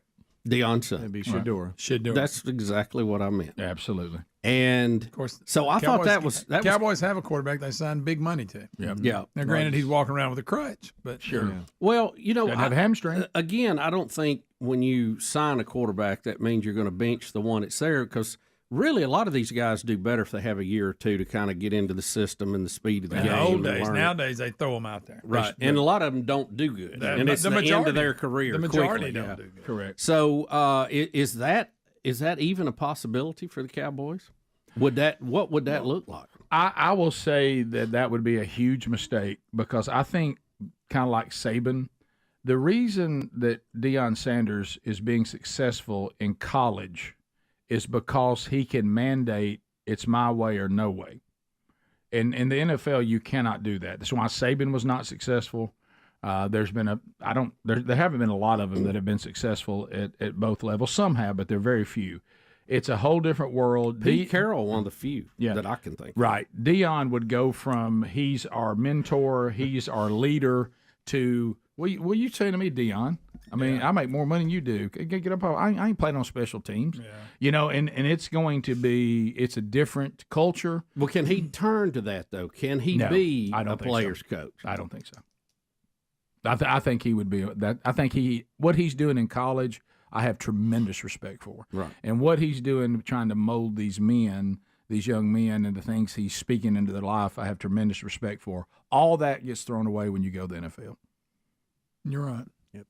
You know what's funny? We hear what Deion says, and we all have been around long enough to see Deion play in college and pro. Right.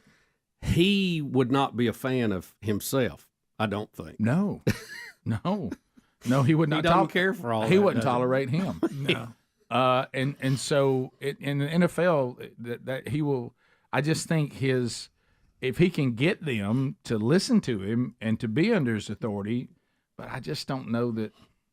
It's almost like funny. It's almost like he would be too much like one of the players. Yeah, he's funny to me because not that long ago. The interview about him when he went up against Bo Jackson, and the fact that Bo took his helmet and pushed it down like it was a basketball, and hear him describe that's funny. Yes. But one of the other stories, I know you've talked about it. I heard the coach talk about it, and you did too, when Florida State was playing Auburn, and was it Sugar Bowl?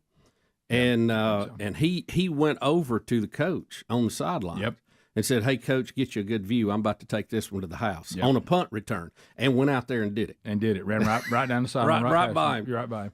I see. Like, you're going to tell the Dallas Cowboys they're not going to wear slides? You're going to tell them they need to dress a certain way? You're going to tell them you ain't going to tell them that. Dallas Cowboys ain't going to listen to that. And so I just don't think what makes him a good coach. Do you think Dallas needs to do something, because they're just spiraling out of control? But it hasn't been a good. But I think you touched on it. I think the problem is Jerry Jones. I'm not even sure the problem is players and coaches. Yeah, he needs to fire himself. I don't think Jerry's going to fire himself, though. Just be an owner. Top of the hour, so that rumor is out there. But again, our source is Michael Irvin. He also had another story. Yeah, he also said Mike Tyson couldn't throw an uppercut. Oh, that's right. Yeah, top of the hour. Rick and Bubba, Rick and Bubba.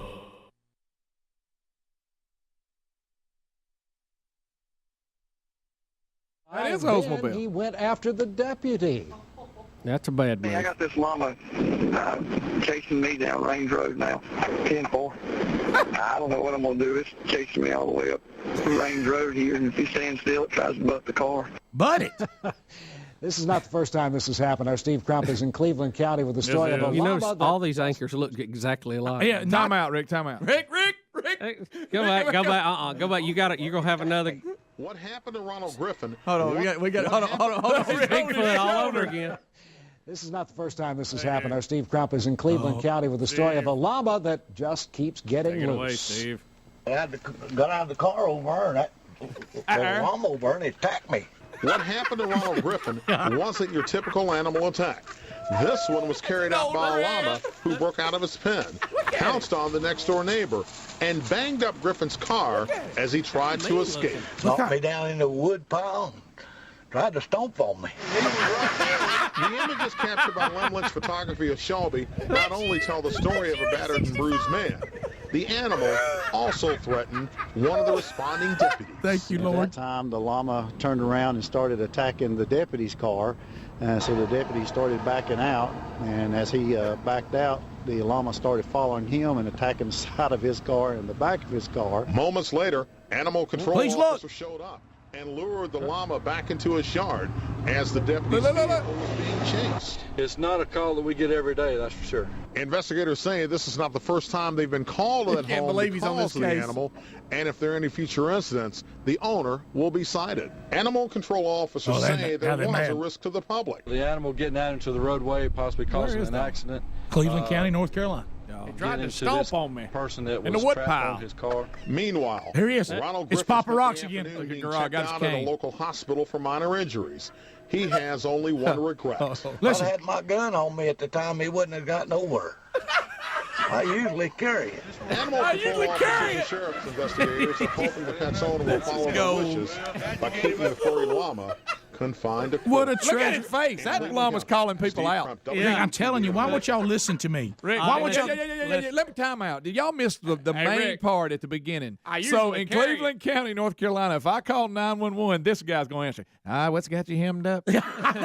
I picked up. Did y'all hear? That's the operator. How about the 911 person? Right. Now, what's got you hemmed up? Yeah, is that what's got you hemmed Can I up? tell you, there's about 4 sound bites there we need to add right on the Bigfoot I want. guy. I want. Look, give me a I, couple. Give me him again. I need. Well, Pop, here's the dispatcher. What's got you hemmed up?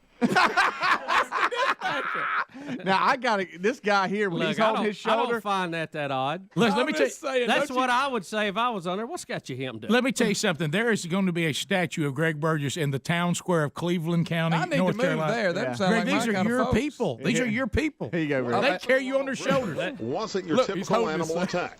Look at his This face. one was carried out by a llama who broke out of his pen, pounced on the next-door neighbor, and banged up Griffin's car as he tried to escape. Knocked me down in the wood pile and tried to stomp on me.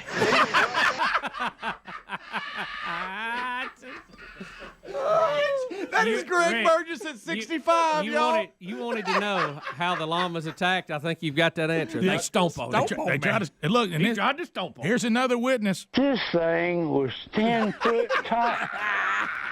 Let's hear He that. had beautiful hair. Let me hear him again. I gotta have them together. All right, hold on. And I want. What about when he started talking about his gun? at That's the the end? You better be last glad I didn't have my hog leg on me. I'd have shot him. What? It's a gun. Y'all have never heard a gun called? I've always heard you use that in different ways. I know, but it is a gun. That's a gun. Have you clued Bubba in today? That is yeah. But, What happened to Ronald Griffin wasn't your typical animal attack. This one was carried out by a llama. I need to who hear it. Look at that broke out of llama's his face. pen, pounced on the next-door neighbor, and banged up Griffin's car as he tried to escape. Knocked me down in the wood pile and tried to stomp on me. The gun one's the best one. It's the I'm not done with him. I gotta have more. we need to keep those. Hey, 911. What's got you hammed up? Now, what's got you hemmed up? Rick is rolling. Rick is rolling. He has only one regret. If I'd had my gun on me at the time, he wouldn't have gotten over. I usually carry it. Rick and Bubba, Rick and Bubba.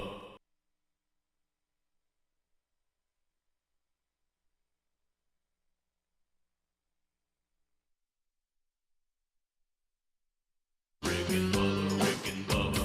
This is the Rick and Bubba Show. Watch more at blazetv.com/Rick and Bubba.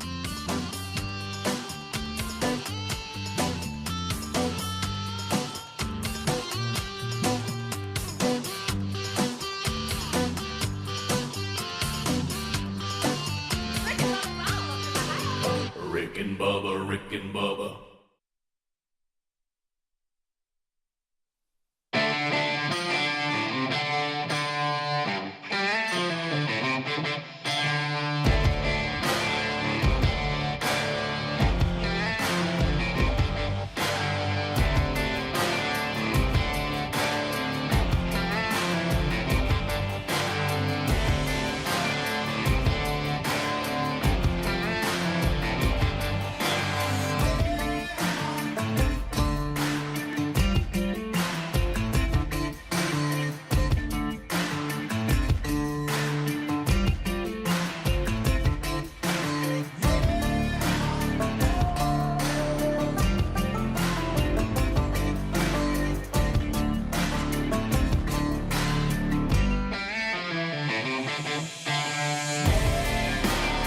And we start a brand new hour. Thanks for being here with us all across America and around the world on various platforms, both live and archived.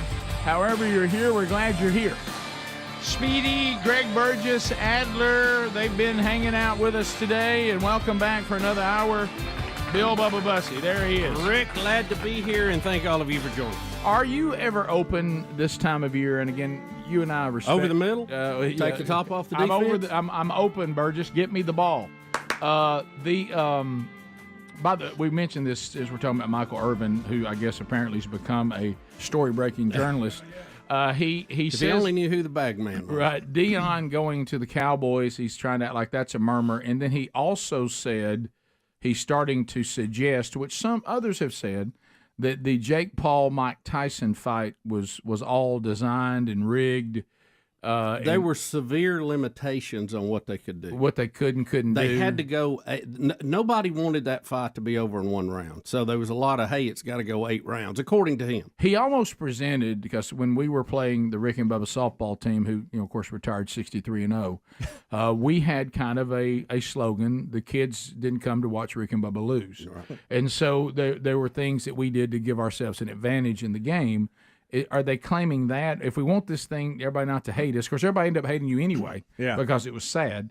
If we want people not to be upset, we can't just go out there and Tyson throw an uppercut and knock Jake Paul's head off and that be the end of it. Didn't he suggest that Tyson had to sign that he wouldn't throw uppercuts? That's what he said. Michael Irvin said that he contract stated he couldn't throw an uppercut. But where's he getting this from? Now some are because that's his signature knockout. He said, go to the body, go uppercut. They didn't want him to do that. Now, I watched it, and it just looked like a guy that's too old, and he was, as long as it went on, he struggled to get around. And in fact, I felt like at one point, Jake Paul, is that his name? Yes. That he held back. Yes. Yeah, late in the round. Now, He Adler, you said even before that. Yeah, but even before that. You said first round and a half or so, Adler. Tyson clearly looked like he had his legs under him, and he was all about it. Then he kind of lost some legs. He was kind of trash after that. Yes, he couldn't get inside. If anybody needed to be limited by a contract, it was Jake Paul. But not those Tyson. that believe this think that there were opportunities in that first round, early second round, where you could see that Tyson held back as far as like there was one that someone is saying where he almost pulled like a half punch, like Jake was open and he had it and he stopped. I guess you can look at it either way depending on what conspiracy theory you believe. But did you see any of that early in the round? I did not. I did not at all. Tyson, not at all. Tyson to me looked like he was trying his best throughout the fight, and his best was not good.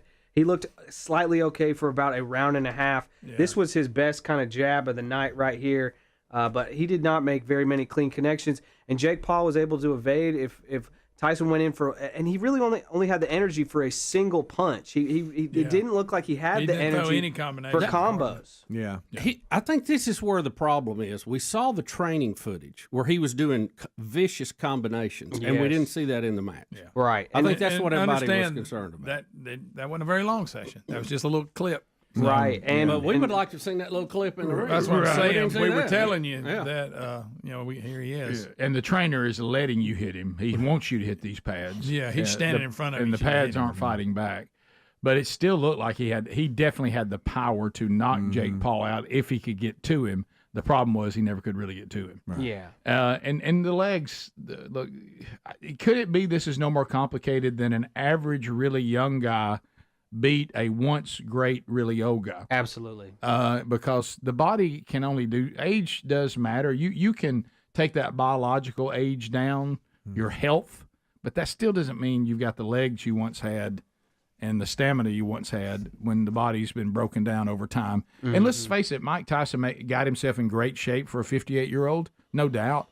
But think about the years of neglect that he had where he wasn't taking care of himself and all that. And sometimes when you're 50... When he was living with pigeons. There you know go. all that. But when you're 58 too, sometimes your legs just aren't where they once were. Speedy, you're the pigeon guy. For boxing? I mean, you realize how taxing boxing is? Yeah. Yeah, it is. Now, Greg claims that Tyson was biting his glove, too. Yeah, what was that? He was biting his glove. He They bites act like things. he's always done We that. know but he I don't bites remember. We know he things. bites ears. He's on record for biting things. We know this. But they acted like, oh, yeah, he's always. No, I don't ever remember him eating his glove while he fought. I think he was reminding himself not to throw the uppercut. Is that what Because it he had was? signed a contract said he couldn't do it. Maybe my glove just I'm going to hold my hand back with my mouth. my glove, it tastes good. I can't believe Tyson, once the punches was throwing, even if he'd agreed to that he wouldn't do. That's what he I'm was saying. Just reaction. Y'all, like I said, he doesn't really have never followed the rules in the ring He looked anyway. So tired. why would he follow that rule? After the first 2 rounds, he just looked tired. He did. It was not. Well, did you see the number of punches thrown? He didn't throw a lot. Yeah. 97. If I'd have been Tyson, I would have. I said, "Look, here's what we do." And I would have tried to get him to enter into something like Jake Paul because he likes me and all this stuff. And all of a sudden, what I would do is say, "You were close to me early. And what spot?" And I would have let him come. And I would have jacked him right in the jaw. Because when he's laying there and they're counting him out, and I'm doing this, there's nothing anybody can do to me now. What's Jake Paul going to do? Tell the world that we had it arranged? Right. I'm going to be just like this, and everybody. Yeah, we'll take it to the bank. Adler, I DM'd you the video that everybody was talking about how Tyson pulled that right hook where Jake was open there, but that everybody's kind of referring to about, okay, if you had any doubts, this is the video you look at. Now, again, I haven't seen it, so I really don't know. But it's like, okay, he had him right here, and he didn't punch him. I don't think he was in range. Listen, they're clipping the video, too. It was a fake. I Show mean, the you whole- could call it just a pump fake. That wasn't I had an opportunity to knock you out, and I didn't take it. That was I was about to punch you, and I didn't have the. I don't think he's in range. This shot here, you can't see how close they are. Okay. And I don't think he was just never. He was never able to get inside. Jake Paul was able to fight. Walking backwards. He did a great job. His footwork looked pretty good. He was able to get out of range anytime he was in any kind of trouble. Jake Paul was able to stay out of Mike Tyson's range. Mike Tyson was not able to get inside and connect. The most aggressive move Tyson made was when they had the weigh-in. Remember when he slapped him? He slapped him, yes. He looked like he was doing boxing moves then. All right, somebody And says. then he terrified that little girl that tried to interview him. Yes, he did. He had his legacy. By the way, that precious little girl, we did play that video. Some of you asked us about that. We did. Says the body in the gloves is a boxing practice where it makes them keep their hands. Keep your hands up in the guard position. Okay. Have you heard that, Adam? This is more your area. Yeah, Roy Jones Jr. was on the call. And he was like, "Why is he biting his glove? Why is he biting his glove?" And that's so weird. And then the other professional guy was like, "That's something Tyson does. It's a pattern. It's a tick of some kind." Mm-hmm. And then they also kept going on about his mouthpiece. They were obsessed with him biting his glove, and they tried to get his mouthpiece out between rounds. They had a hard time. Yeah, for some reason, I guess it's because he's biting the glove. It was jammed up in there. Well, y'all know this because we all are living in this same world right now, so we all know this. Is it also? Are we to the point now where everybody is just obsessed with conspiracies? Oh yeah, I mean, nothing's on the up and up. Nothing's on the up and up. And I'm guilty. Somebody of it. said, and that right there, and that this person. Have you watched this? And then I love when everybody acts like that. It's just not possible to tamper with videos. It's just not possible. I mean, we have AI. We have always been able to tamper with videos. That's not even new. We can just do it even better now. Oh yeah, and with an app, right? And some of this you just have to calm down and go. Maybe it's everything's not a conspiracy. Maybe a really old guy who needed money and a master promoter who's made millions of dollars as a YouTube influencer. They put together an event that made a lot of money, and an old guy could not go through the entire what was needed for how many rounds? 8 rounds, right? Of boxing at 58 years old, and he lost his legs, and the other guy was kind to him because he respected him. They both made a lot of money. Yeah, absolutely. Yeah, that's It could be that. The poster. It could be that. Mike's been known to spend money, so he probably needed it. Yeah. The poster somebody sent us of Jake Paul's next fight, and he's fighting Old Blue. God, that was funny. Oh, all those are good. All those are good. All those are good. All those are great. All right, we'll come back. 866 We Be Big 2. I want to ask everybody about a movie and see if anybody has seen it. Oh. Yeah, it's, because you don't know. I mean, you see things now, you never know what to expect. And I haven't seen a whole lot of promotion for it. We mentioned it on the show this week, but I haven't seen a lot of promotion for it. We'll be right back. Rick and Bubba. Our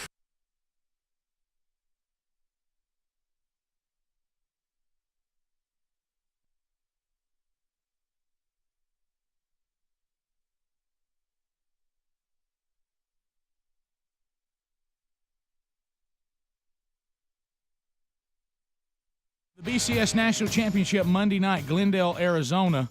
It is the biggest game in college football, and it has become the most expensive ticket in college football history. The head football coach of the Auburn Tigers, Coach Gene Chizik, joins us now. Coach, welcome to the Rick and Bubba Show. Good morning, guys. How are you this morning? Well, Coach, we know you're busy, and we really appreciate you taking time to talk to us. And, you know, a lot of things have changed since last time we had you on playing around the golf, hadn't it? A little bit, fellas, a little bit. You know, you have, I wanted to ask you about this right out of the gate. We talk about on the program all the time. Anytime there's something that we're about to do for the first time, we say, there's really nothing like the second time, the third time of being there before. And you do have a kind of unique perspective because you have been to this game when you were with Texas. You also went through an undefeated season to where a lot of folks felt like the Auburn Tigers should have gotten there back in 2004. So for you, are you feeling kind of an advantage? Have you been able to help some of the guys on the staff and the players since you have been in this atmosphere before? Well, guys, it certainly helps. Yeah, there's no question. Everybody's a product of their experiences, and I don't try to draw too much on it. When it comes to talking to the players and the coaches, where it helps me is really getting organized and understanding really how to take your team from point A to point B. In this preparation time, because there's such a long layoff there. I have had the experience of knowing that you have to get your team ready on that day with such a long layoff. So I really just tried to draw on the experiences that I've had beforehand and really, scheduling and, how to get your football team prepared for January 10th. Coach, the Oregon Ducks present some very unique challenges, but as far as teams you have already played this year, who are they the most like? Well, in our league, it's not that they run different plays than everybody and things of that nature. It's just the tempo and the speed at which they do it, and really, it's really that simple. And probably, what would be somewhat of an advantage for us is that we have seen that type of speed before in practice, because that's when we want to be. That's who we are too. So. I think they do it on a more consistent basis, and they're relentless when it comes to the pursuit of tempo, never changing the tempo no matter what the situation is in the game. Where ours is a little bit different, we can control it back and forth, but it's probably somewhat of an advantage that we can go against our own guys, simulate a tempo that's got to be pretty close. It's just, again, we don't practice that all practice long, because it's hard to do that tempo and keep that tempo and get something done defensively if you're practicing that pace, all practice. Yeah, I was, obviously had an opportunity to talk to my son who's on the team. He said at one time that you guys were trying to simulate what was going on by trying to get an offensive playoff every 9 seconds so the defense could look at that. How in the world do you get a playoff every 9 seconds? Rick, it wasn't easy. I can tell you. Remember, the key word there is we were trying, okay? Right. But what we did and what we've done throughout the course of this month is we've put our first offense out there against our first defense, and we've done sets of tempo, and we call it a pace period. And we've literally tried to move the ball at different places down the field, and literally tried to get that play off, somewhere between 9 and 11 seconds. And we've done sets of 5, we've done sets of 6, we've done sets of 7. And really the nature of it was just the tempo for our offense to get different plays in there. And as importantly is so that our defense right now can get lined up.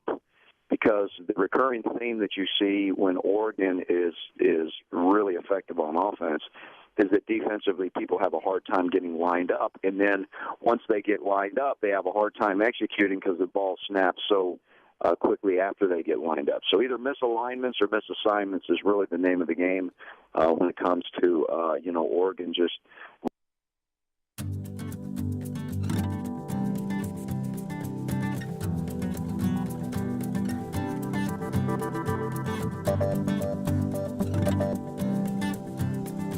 That's right. Attack the Day. We're back. Thanks for being with us.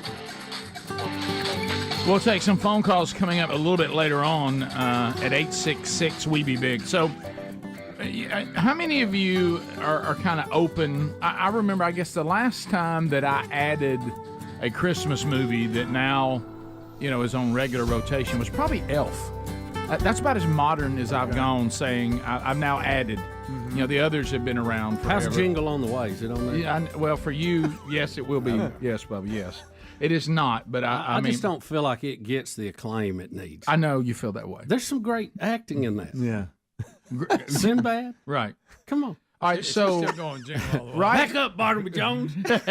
Right now, if you're watching the promotion of movies, you are being told there's only 2 movies that exist in the entire world, and that is Gladiator 2 and Wicked. Right. No other movies. No other movies exist. Yeah. So I actually went to the movies with my wife Sunday late afternoon this past week, and Greg. This is not even what I want to talk about, but in passing, as I'm walking past, please, men, here, everybody up. Oh, no. Do not let your wife talk you into going to see this Tom Hanks thing here. Is it bad? Don't be drug into that. Now, what's it about? Didn't it look like it would That's be a good question, Bubba.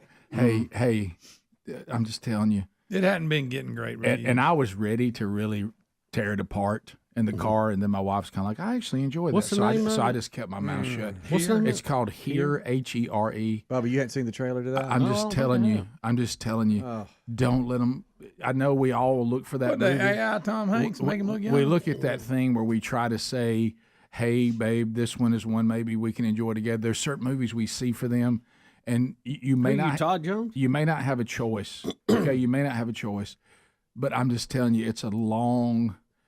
It's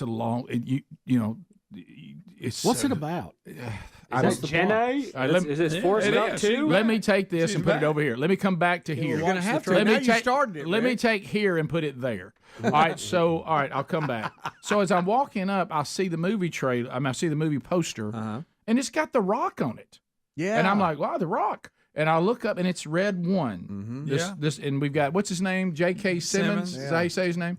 Farmers Insurance. Yeah, he's playing Santa. And has anybody? I've heard nothing about this movie. The Rock's in it. I've seen it briefly. I mean, is it like The Notebook? I think somebody, I don't know. Santa's But all buffed up. Yeah, I think somebody has kidnapped Santa, right? And they have to go rescue him.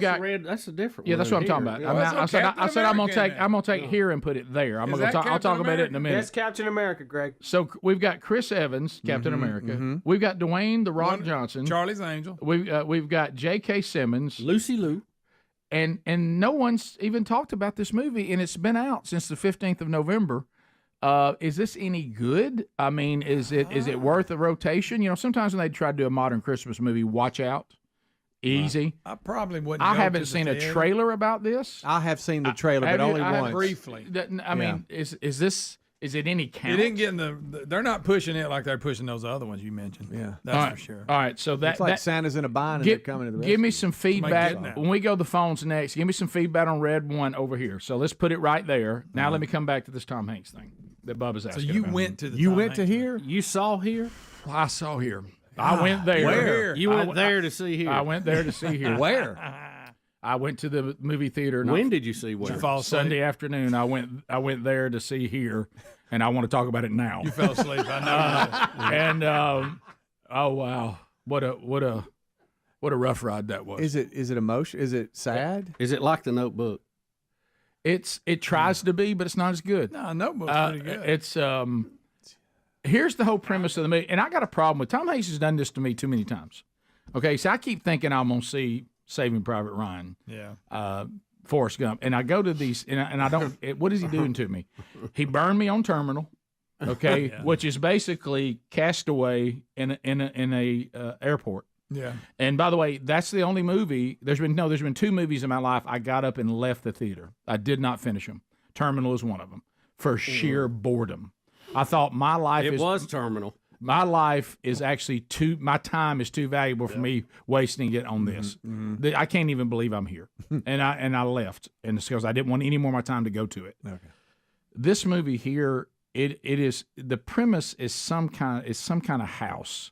There's this house. Isn't it their house? And they take us through everybody who's ever lived in that house, including them. No, they put letters in a mailbox, and somebody in another time keeps answering. No, it's not that one. Oh, look, that's a weird one. And then you get out into for some reason the problem is now with movies, and Tom Hanks, I'm sorry, you're as guilty of this as anybody, where there's certain agendas that they have to make sure get included, and they don't even fit in the dialogue. It's like, I don't even want to tell you one thing that was so corny, but anyway, so this house, it's kind of hard to follow. At one point, I'm in the Revolution. It changes time. At one point, I'm out with Indians. Oh my goodness! Look right here. Because what do you mean? Because the Indians in the house, cave people, where the house is. We jump in time. Where the house is sitting, like at one time, Indians were there. Oh, then, so it goes time travel through that location, but not in real time. Can I tell movie people this? And I've got an aspiring filmmaker. Time travel in real time. And let me tell you what I'm talking about. Take me chronologically. They won't do it. They won't do it. Every show they keep time hopping. Can I tell you? I'm today, and then I'm at the Revolutionary War. All right, let's go to the Indians on this property and take me through this house chronologically. I might can ride with this, but they don't. Robin Wright's in this. Who is Robin Wright from House of Cards? Hadn't seen her. She's Jenny too, right? I don't know who that is. Is that Jenny? She's Jenny from Forrest Gump too, right? Yeah, I think so. Yeah, she was. Where are we? Where are we? So is this Forrest Gump and Jenny finally get together? They became a family. Tom Hanks. I've seen him. He's not young no more. No, he talked about that. That's all makeup and stuff. He even said they took his ears and had to pin them up because our ears fall when we get older. And by the way, that interview with him about the movie was more interesting than the movie. Okay. Can I tell you something? You're right, I like to do what you say this movie's doing. Like I'll go somewhere and look at it and think about what it used to look like, and then think about what it probably looked like before I saw it and all that. That's kind of got cool. no problem with that premise. It's just not well done.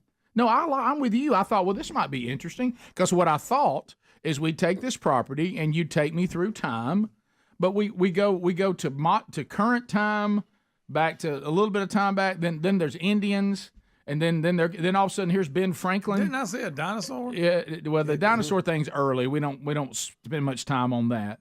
It's all about where the foundation of the house is. It's slow. Right? It's slow. Woo-wee, it's slow. On a Sunday afternoon? It was long and it felt long. So slow. I'm like, well, where are we going with this? Okay, and you're known to fall asleep. Yeah. Did you fall asleep? I kind of found myself, honestly, being on the woman's side. I mean, you got to move out of this house, Tom. We can't live here with your parents this long. Rick, I got an observation here. Huh?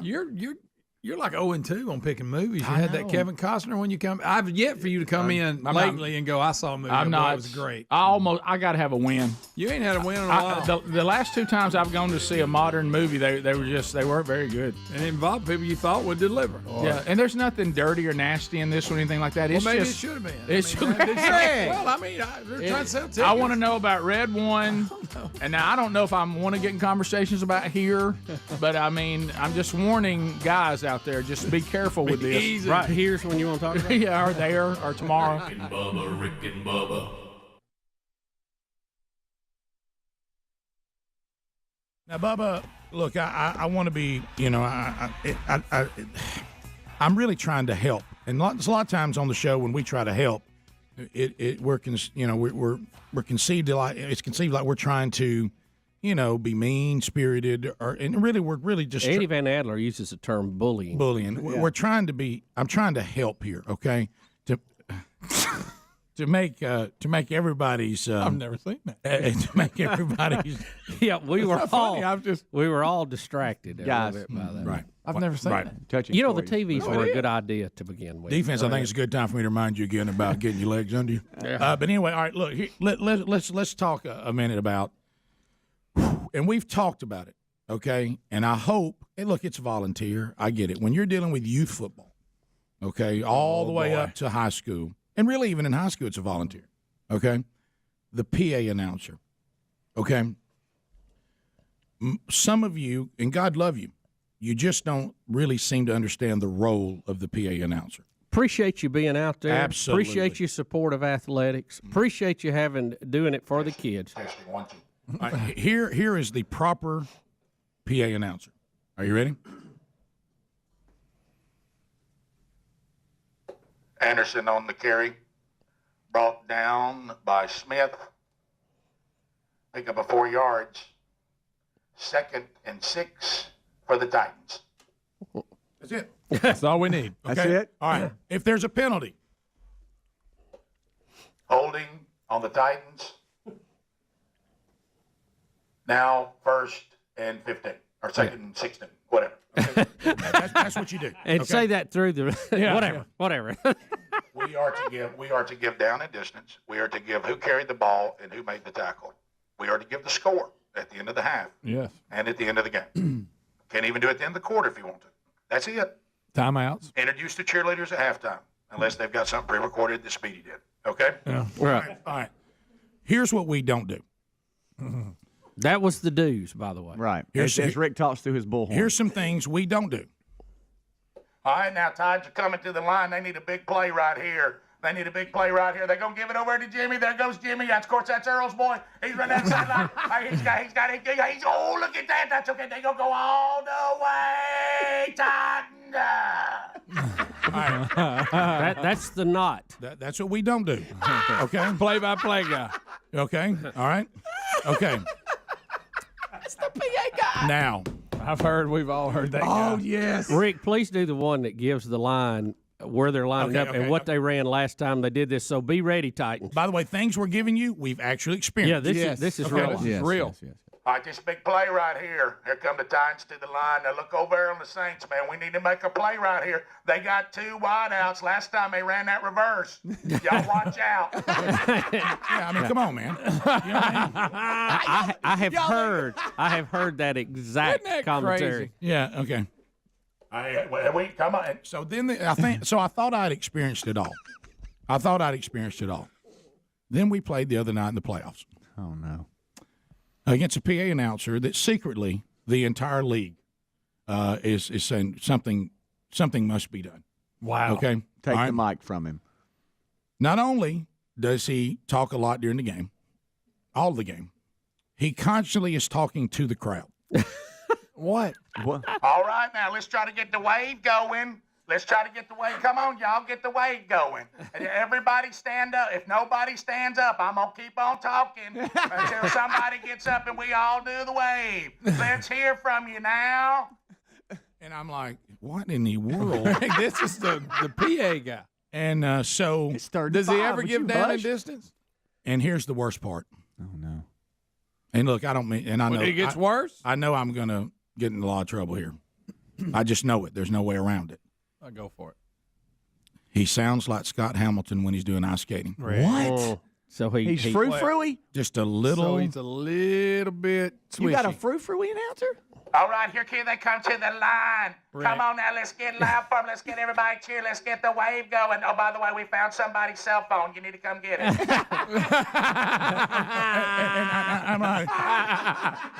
If you don't come get it, I'll almost start taking all your information out. Nice pictures at the beach, by the way. And you're just like, what is he saying?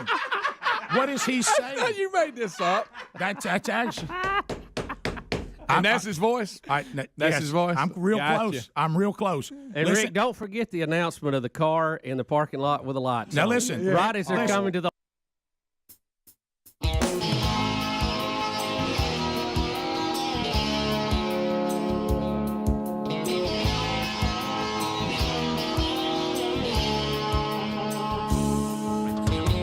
"35 minutes past the hour. We're back. Couple of things in the phone segment. You can talk about whatever you want to, but has anybody seen Red One? On the text option, people say Red One was good. Went with the family to see it. You know, you're always looking, can you add a Christmas movie? Bubba, I'm not saying you move Jingle All the Way. You just add it. All right. I'm good with adding movies. You know, we added in our family. My family loves that. Gosh, I can't think the name of it. Where Danny DeVito and Matthew Broderick are having the competition for the lights and all that stuff. It's what is that? It's called? a battle. What is Deck that? the Halls. Deck the Halls. That is good, by the way. Yeah, that's good. Also, people saying, Rick, you should have gone to see Best Christmas Pageant Ever, and you're right. But we didn't do that because Sherry wants to see that with the kids, and they're all coming for Thanksgiving, so we want to go see it together over Thanksgiving weekend. So that was not an option. She's saving that one for us to all see together. Looking back, maybe Red One would have been a better choice. Some of you seem to be saying that. And I will say this, I have had a win lately that Greg forgot about. I have seen Reagan, that movie about Reagan with Dennis Quaid, and it was outstanding. I did really enjoy that. So that was a win that I've had recently. This here thing, I got a guy on the text. Rick, you're killing me. I've already told my girlfriend I'm going, and we're going to see here. Let me tell you, I've never, because I'm actually not all that critical like Greg. If it's time travel now, I want to see it. Well, I don't. You look, I don't want to taint it, but I'm the opposite. I actually I pull for a movie if I've committed to it with money and time. I'm pulling for it. I want it to be good. I've never worked so hard to try to find something, and I finally got maybe a little something that I could take away at the very end. I worked so hard during that movie to try to make it work, and I was exhausted when it was over. And Tom Hanks, he's doing things like this to me recently. You got to watch him now. I mean, where's he live now? I know he's left the country. Right. So if you would like to comment, if you've seen Red One or anything like that, you can, or any topic you want to talk about. I'm going to text Todd, see if he saw Gladiator last night. Right. Todd, somebody in the text saying Todd Jones probably would love the movie here. Let's go to Matt in Springville. Matt, go ahead. Hey, good morning, guys. Hey, buddy. What? Hey, I just wanted to comment. Did anybody else feel when they were watching the Paul and Tyson fight that it was like the script for the Rocky VI movie? Well, when he was older and can't really fight anymore and he fights a younger challenger. True. And it seemed that way through the whole fight. They were both holding back, but Tyson seemed like he wanted to, but he just couldn't do it.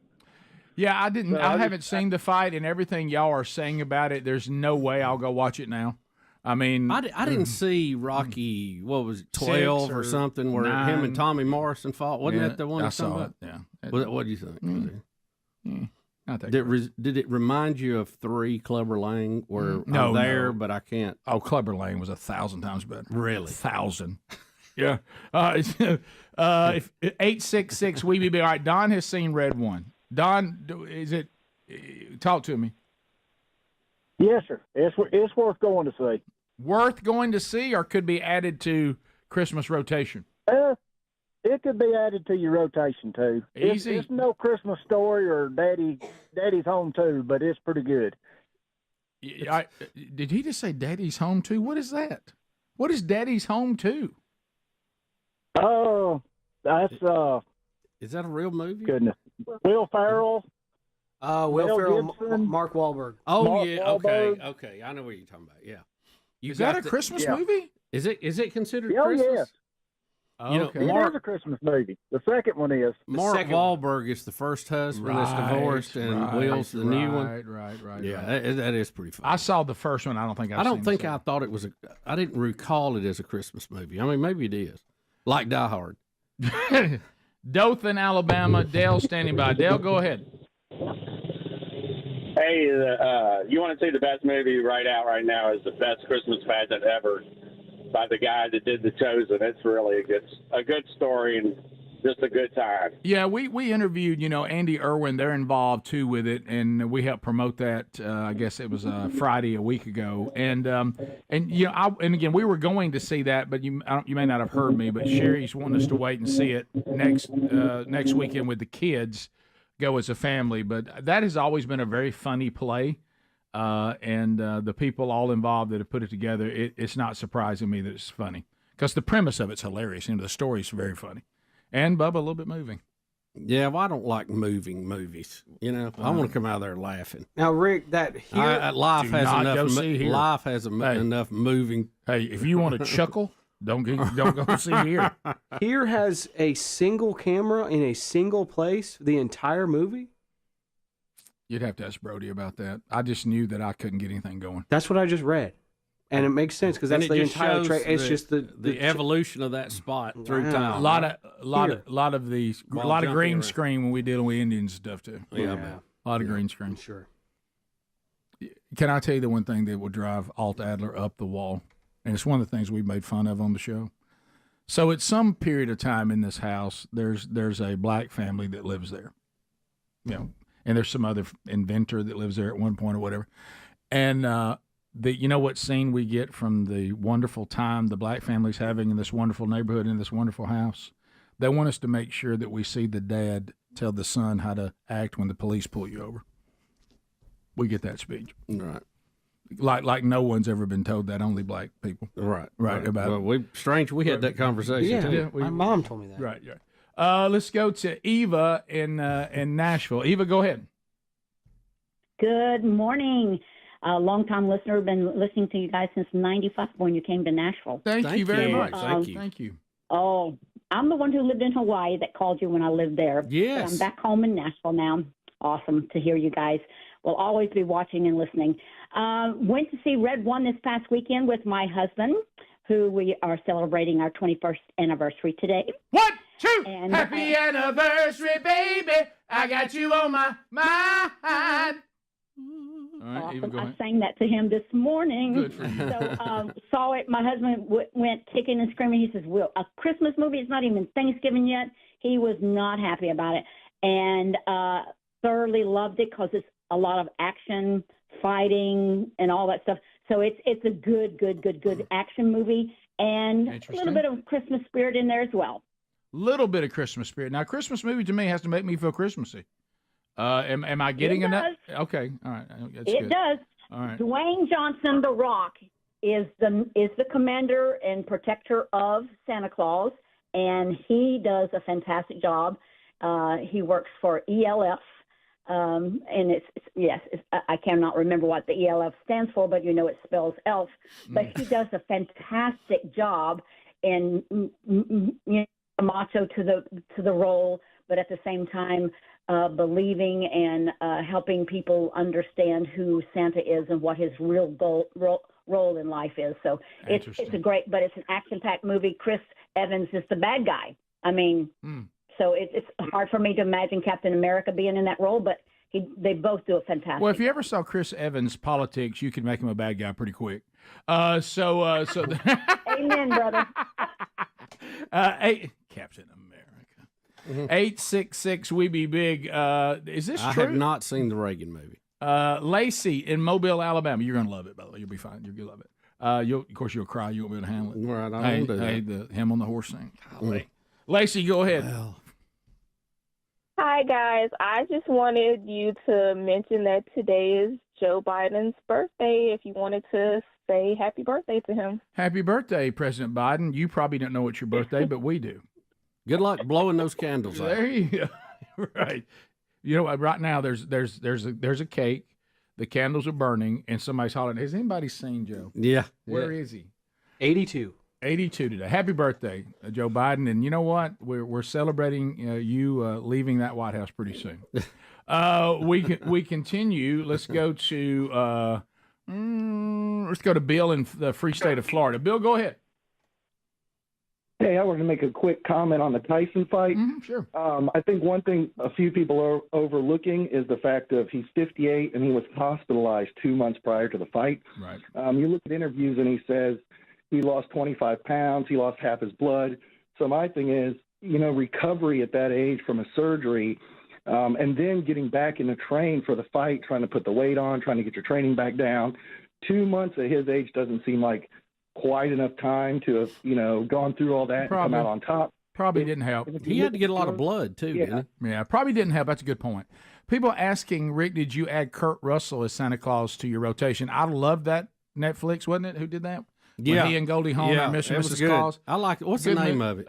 Is it Santa Claus? Is that just the name of it? Rick, there's been so many lately about that. Christmas Chronicles, wasn't it? That's it. That's it. And he's in the jail cell jamming. Yeah, doing Elvis. That is a great. I did enjoy that movie a lot, but I have tried to bring it into the rotation, and it has not been. It's not like anybody's against it, but they have not considered it added to the rotation. It's like that was like a one and done, but it was great. I enjoyed it. We continue. Steve, welcome to Rick and Bubba. Go ahead. Good morning. Just going to give you a call. I saw I don't know if you guys have seen it, but Netflix is fixing to put out a movie about Mary. I didn't know if y'all had seen the trailer for it or not, and kind of what you thought of it. I did see that. It looks well done. I mean, I don't know how biblical it's going to end up being coming from Netflix, but just curious to see what your opinion is. Yeah, I saw it. The last time I was terrified like this was The Nativity.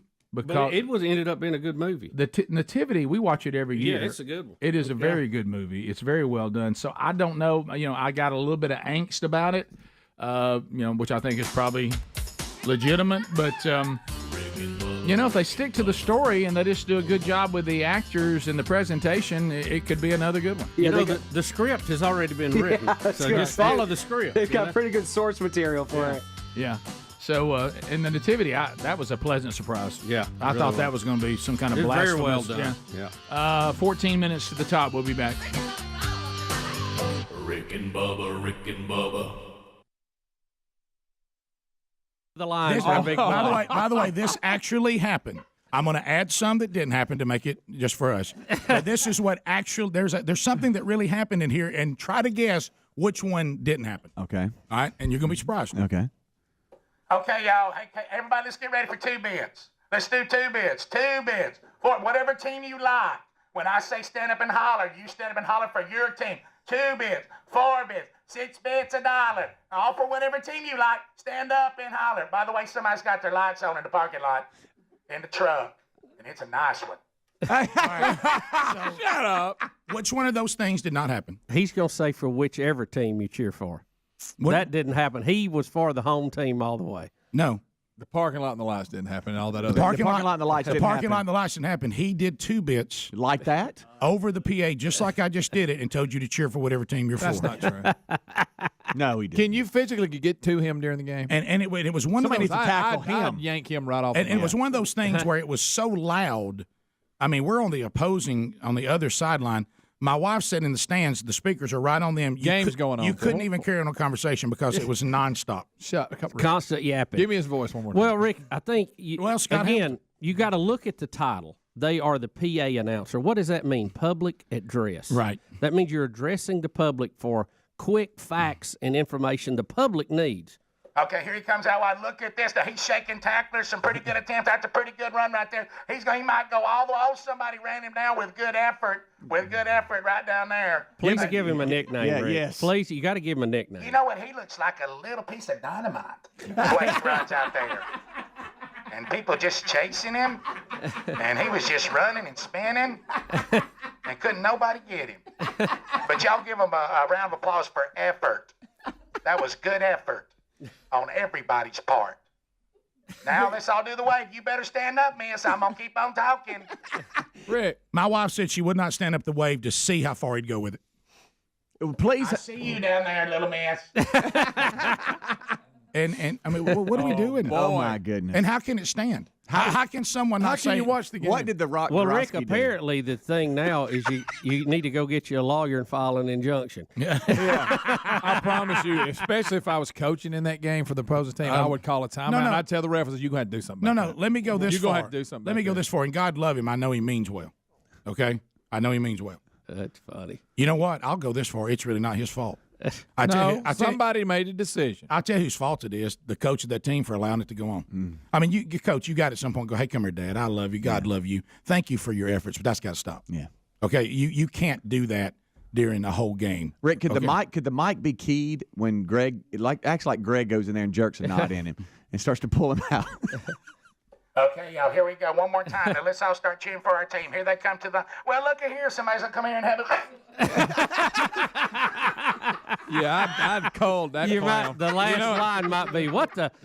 Somebody needs Oh, color. look, he's going to come out. I got my color commentary. Let me give you a hint. I was on the youth board and stuff. The guy who comes up to you and seeks you out and wants to be the PA guy, don't never let him be the PA guy. Get the guy that you got to talk into doing it. He does it right. 2 'cause bits, he don't want to guys. be there. 2 bits. A man doing 2 bits Rick, over no. the PA system. And won't leave you alone about it. Please do I see some play-by-play. people not standing up and hollering. Please I'd say do. something. Please do play-by-play with Peanut Johnson around the end. I'd said something to her. All right, now here they come to the line. This is where you got to watch Peanut Johnson. He's the guy they go to on third down, and he is a player. Y'all block for Peanut. Somebody block for. Oh, look at that run. Look at Peanut. He's fast just like his mama. You know, she ran track. And here he goes. And he's spinning down there. He gets his speed from his mama. And you know it's true, Bill. You know it's true. He's spinning. I mean, let's face it, you couldn't run out the back of a truck. Here he goes, spinning and going. Look at it. I love to watch him run. Run, Peanut, run. I have heard that exact announcement. Yeah, y'all think it's like he's carrying on conversations with people. Yes. Isn't that true? You know, Earl, isn't that true? You're like, this is all through the PA. I got to do something. Oh, that's funny. I mean, something's got to. I mean, my Rick, I goodness. wouldn't have 4 quarters of that. I think secretly the entire And pregame. the entire league wanted us to win, so he wouldn't be the PA announcer for the championship. Is he going to be? No. Unless they let him fill in. I said this on the sideline, and I now have a new commitment to winning this game.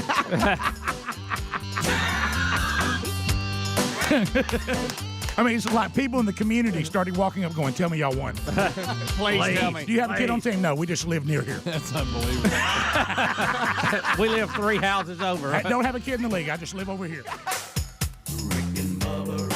8 minutes to the top of the hour. The Rick and Bubba Show. Thank you for being with us.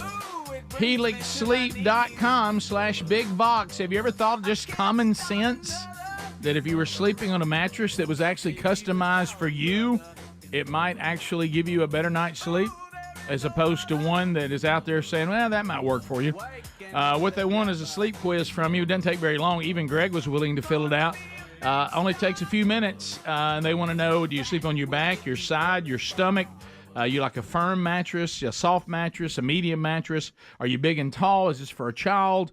These kind of things. And then they customize the mattress for that person or for you. Right here in the United States of America, they ship it to your door, no charge for the shipping. You got 100 nights to sleep on it. That's the best way to know if it works. And then you decide whether you want to keep it or not. And if you don't, you get a full refund, but you will, and you'll get a better night's sleep. And right now, we save you 25% on a customized mattress by going to rickandbubba.com. Look under the sponsors. Click there. You'll see the link for helixsleep.com/BigVox. Another big celebration, looking back over the 31 years of Rick and Bubba, and you think of all the relationships we've had. Big Oak Ranch, they were doing work long before our show ever started. But, you know, we tracked pretty close with them, but they are now celebrating their 50th year, if you can believe it. 50 years. Brody Kroll joins us today. Brody, welcome back. Welcome back to Rick and Bubba. Man, glad to be back. Thank you guys for having us. And you're right. As long as I can remember, Rick and Bubba's been as part of of Big Oak. Yeah. And you've always been advocates and just a voice for not only our ministry but for our kids. And you know, I can remember as a kid, Bubba was just sharing with me, you know, it's like when you come here, you're always remembered as a little kid. Yes.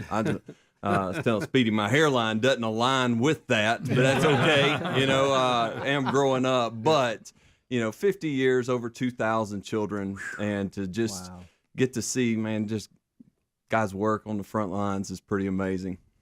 You know, Big Oak Ranch has a lot of Rick and Bubba really accolades. One of them is you're the only people that have ever got Bubba to ride a horse. That's your dad taught me into that. That's the only time I've ever rode a horse. It's a fact.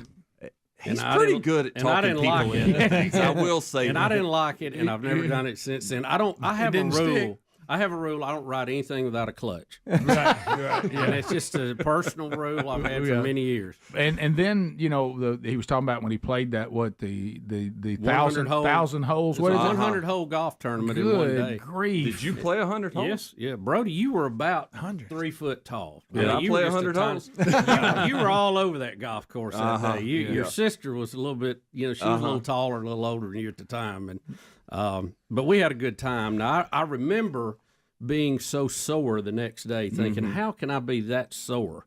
But when you play 100 holes in one day, that's a lot of swinging. That's a lot of golf. That's a lot of golf. We started before the sun. Yeah. I mean, first light horn goes off. We're in the dark standing on the tee box. Good night. We finished when the sun was going down. And we did not stop. I mean, we ate on the course. It was unreal. Were you more sore from that or from riding the horse? I mean, I'm just close. Much more sore from the golf tournament. Were you really? I didn't ride the horse that far. Okay. and that was a quickie. And let me tell you what's another maybe little known fact you may not have known, because it is true that we forever make you the little kid, which I don't know why we do that. But believe it or not, he played for the Chiefs. Yeah, he did. I know. Yeah. Believe it or not, I actually donated horses to Big Oak Ranch. Did you know this? It was named Bubba, right? Well, that was the one. That was the one.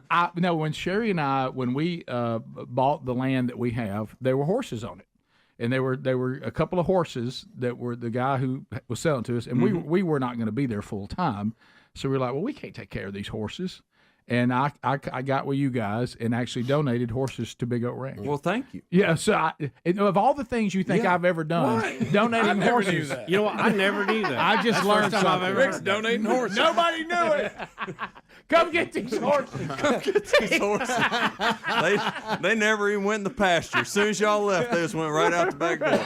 And, that's so funny. Yeah, so matter of fact, I had forgotten about that too. Just then we started talking about horses. Yeah. But let's talk about, so you 50 years, 2,000 children, probably over 2,000 now. So I guess that means you guys have children obviously older than you. I mean, they're all shapes and sizes, and the impact and the families and the grandkids now, and I can't even imagine. I mean, so our oldest kid is now 68 years old. Unbelievable. And has grandchildren that go to Westbrook Christian School, which is our school there in Rainbow City. So it's pretty amazing. 68 years old. You know what? His name's Charlie. You know, Dad's not too much older than Charlie. I think Dad was like 22, 23, and Charlie was the first boy. Charlie was 18, and Charlie always told funny stories about Dad. And he's sure. We should probably get him on the show. But so he said, you know, early on, Dad would just go with anybody that was willing to listen to him to share about this dream, this vision of going and helping, you know, at the time, just boys, you know, have a chance at a better life. And so there's 5 boys living in this farmhouse with Dad, and Dad's 22, 23 years old. Charlie's 18. And so Dad on the weekends would go to any church that would welcome him, and he'd leave Charlie with $20. And he'd come back, and Charlie tells a funny story. He said, if that joker would come back on Sunday night and be like, where's my change? I was like, Speedy. Hey, man. Boy, Polly, you should get credit for co-founder or something, man. So there it is. I just said it on the Rick and Bubba show that it is. But, man, it really is. It's amazing to see just what a willing spirit and a someone that when they were 19 years old chose to be unreasonably accommodating. I was sharing this with somebody yesterday. You know, I got to play college sports, and I got to play it at the highest level at the University of Alabama, and my dad did as well. So I know what your time off felt like. Oh, yeah. Like in the summer, you get that 1 week, those 10 days where you get to do your own thing, and man, you want to go home and see your mom and make her cook you food and hang out on the water or whatever. But Dad chose something different. Yeah. You know, and let's do this. Hold right Yeah, there. Let's yeah. come back and talk about that, because I want us now. We've all talked about things everybody knows, how it started, because there's a huge number of people all across this country. They may not even know Big Oak Ranch. You're celebrating 50 years, you're like, but I'm hearing about it for the first time. Yeah. So listen to the vision that was cast, and we'll tell you the whole story in the background. And of course, you may decide you want to join on what they're going to do next. Bubba, Rick and Bubba.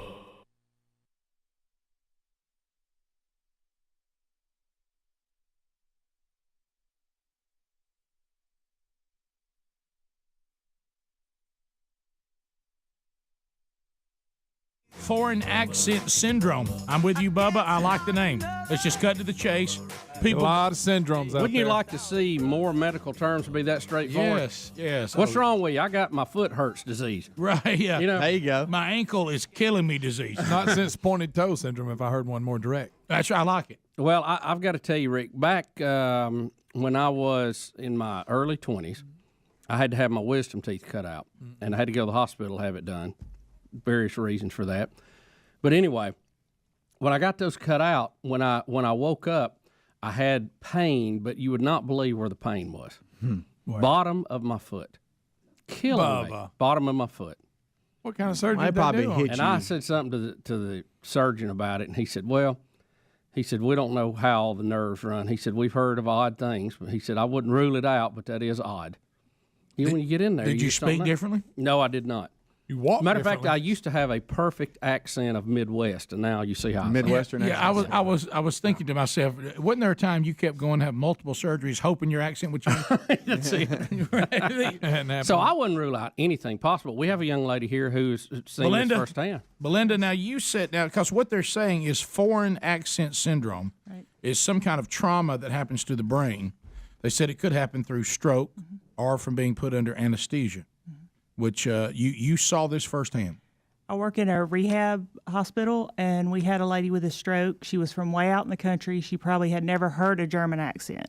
And after her stroke, she was just like that lady. People would walk up and go, where are you from? And she's telling them that she's from way out in this county. And they're like, no, really, where are you from?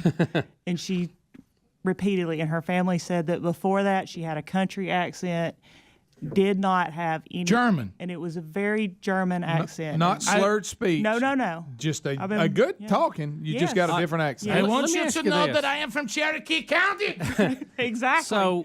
So let me ask you this from a medical standpoint: why would your brain, if it's damaged or altered, why would it flip over and do an accent of another country as opposed to just, not having one or slurring the speech? I mean, how does it go that far to pick up another accent? I don't think the neurologists were able to really explain it, but they brought up this foreign accent syndrome, and they said that's. I'm serious, Greg. I'm sorry. Here we go. Greg, don't believe Greg, me. thanks you're lying, ma'am. Here's what I want to know. Eeyore, I don't wonder believe you. If all of them are that Germany sound, or is any of them like Asian? Well, my Portuguese. series of one was German. What about Lithuanian? That's what I'm talking I about. wouldn't know the difference. Well, we need to look it up. Let me tell you this, though. Is she somebody's grandmother? I bet she gets things done now. If your grandmother speaks like a German, you won't cross her. I would like to hang around that person 24 hours a day, just see if they ever slip up and go back to the real accent. We tried to get her to slip up because we were the same way as Greg. We were like, this has got to be faking, but we never heard her slip up. Does she think she has an accent now? Can she tell the difference? Can they tell it?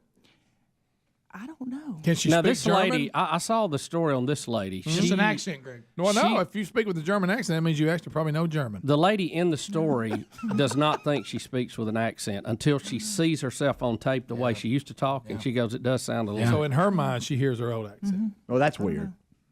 Get over here and give your granny a hug. Yeah, Here she is a would- cookie. Do not tell your mother. Do not touch the cookies. Yeah. I have told you for the final time to remove yourselves from my yard.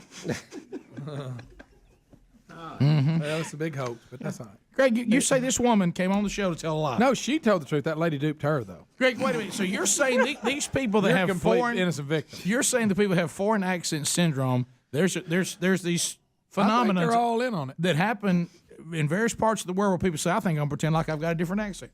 People do anything for attention. We got somebody here that said they've got somebody else that this has happened to. Wait a minute, y'all just this. heard. Listen, there's less than 100 people in the history of the world, and we've got one sitting here that's seen it and another one on the phone. And there's less than 100 people in the world that's ever had it. Lucky us. Greg, this is all I'm we saying. reach a pretty big audience. Greg, you know what you're sitting on? Not that big. This is the crossroads. World. This is the crossroads, Greg. It's just underdiagnosed, I bet. Jennifer, right, in Montgomery. Hey, Jennifer. How are you? Doing That's well. what they say about everything else. You've ever noticed? Oh, it was underdiagnosed. That's what it is. Jennifer, what's up? I met a lady last week that was involved in the tornadoes in Elmore County, and her daughter and granddaughter were actually killed in the tornadoes, and she is now speaking with an accent, a Cajun accent. Wait a minute. Did she have some trauma to hit in the head? I mean, I understand emotional trauma, obviously, I'm not gonna touch that. but did she have a head injury or something? She did. She actually has got, I think they said 200 and some odd staples in the back of her head. So she did sustain massive head injury. I mean, her home was completely demolished. And what accent does she have now? It's a Cajun accent. You mean like now she speaks like Tommy Wilcox? Yes. It's unbelievable. When I walked in and met her, because I'd never met her, and I know her son, so I walked in to see her. And when she spoke, I thought, oh, well, she's not from here. And then later on, she told me, she said, I've never spoke like this. I mean, it was strange. How did she do it? She went into it just then. You Give it to us again. I mean, you tried it a little bit. Yeah, I mean, but, really, really a nice, very nice woman, older lady in her 50s from Alabama, never been to Louisiana. But yes, she's tall like she down there with them swamp people now. Get a deal. Oh, like Troy. You better get up and get some of them deals. I mean, it was Guaranteed. It's not that bad now. Understood.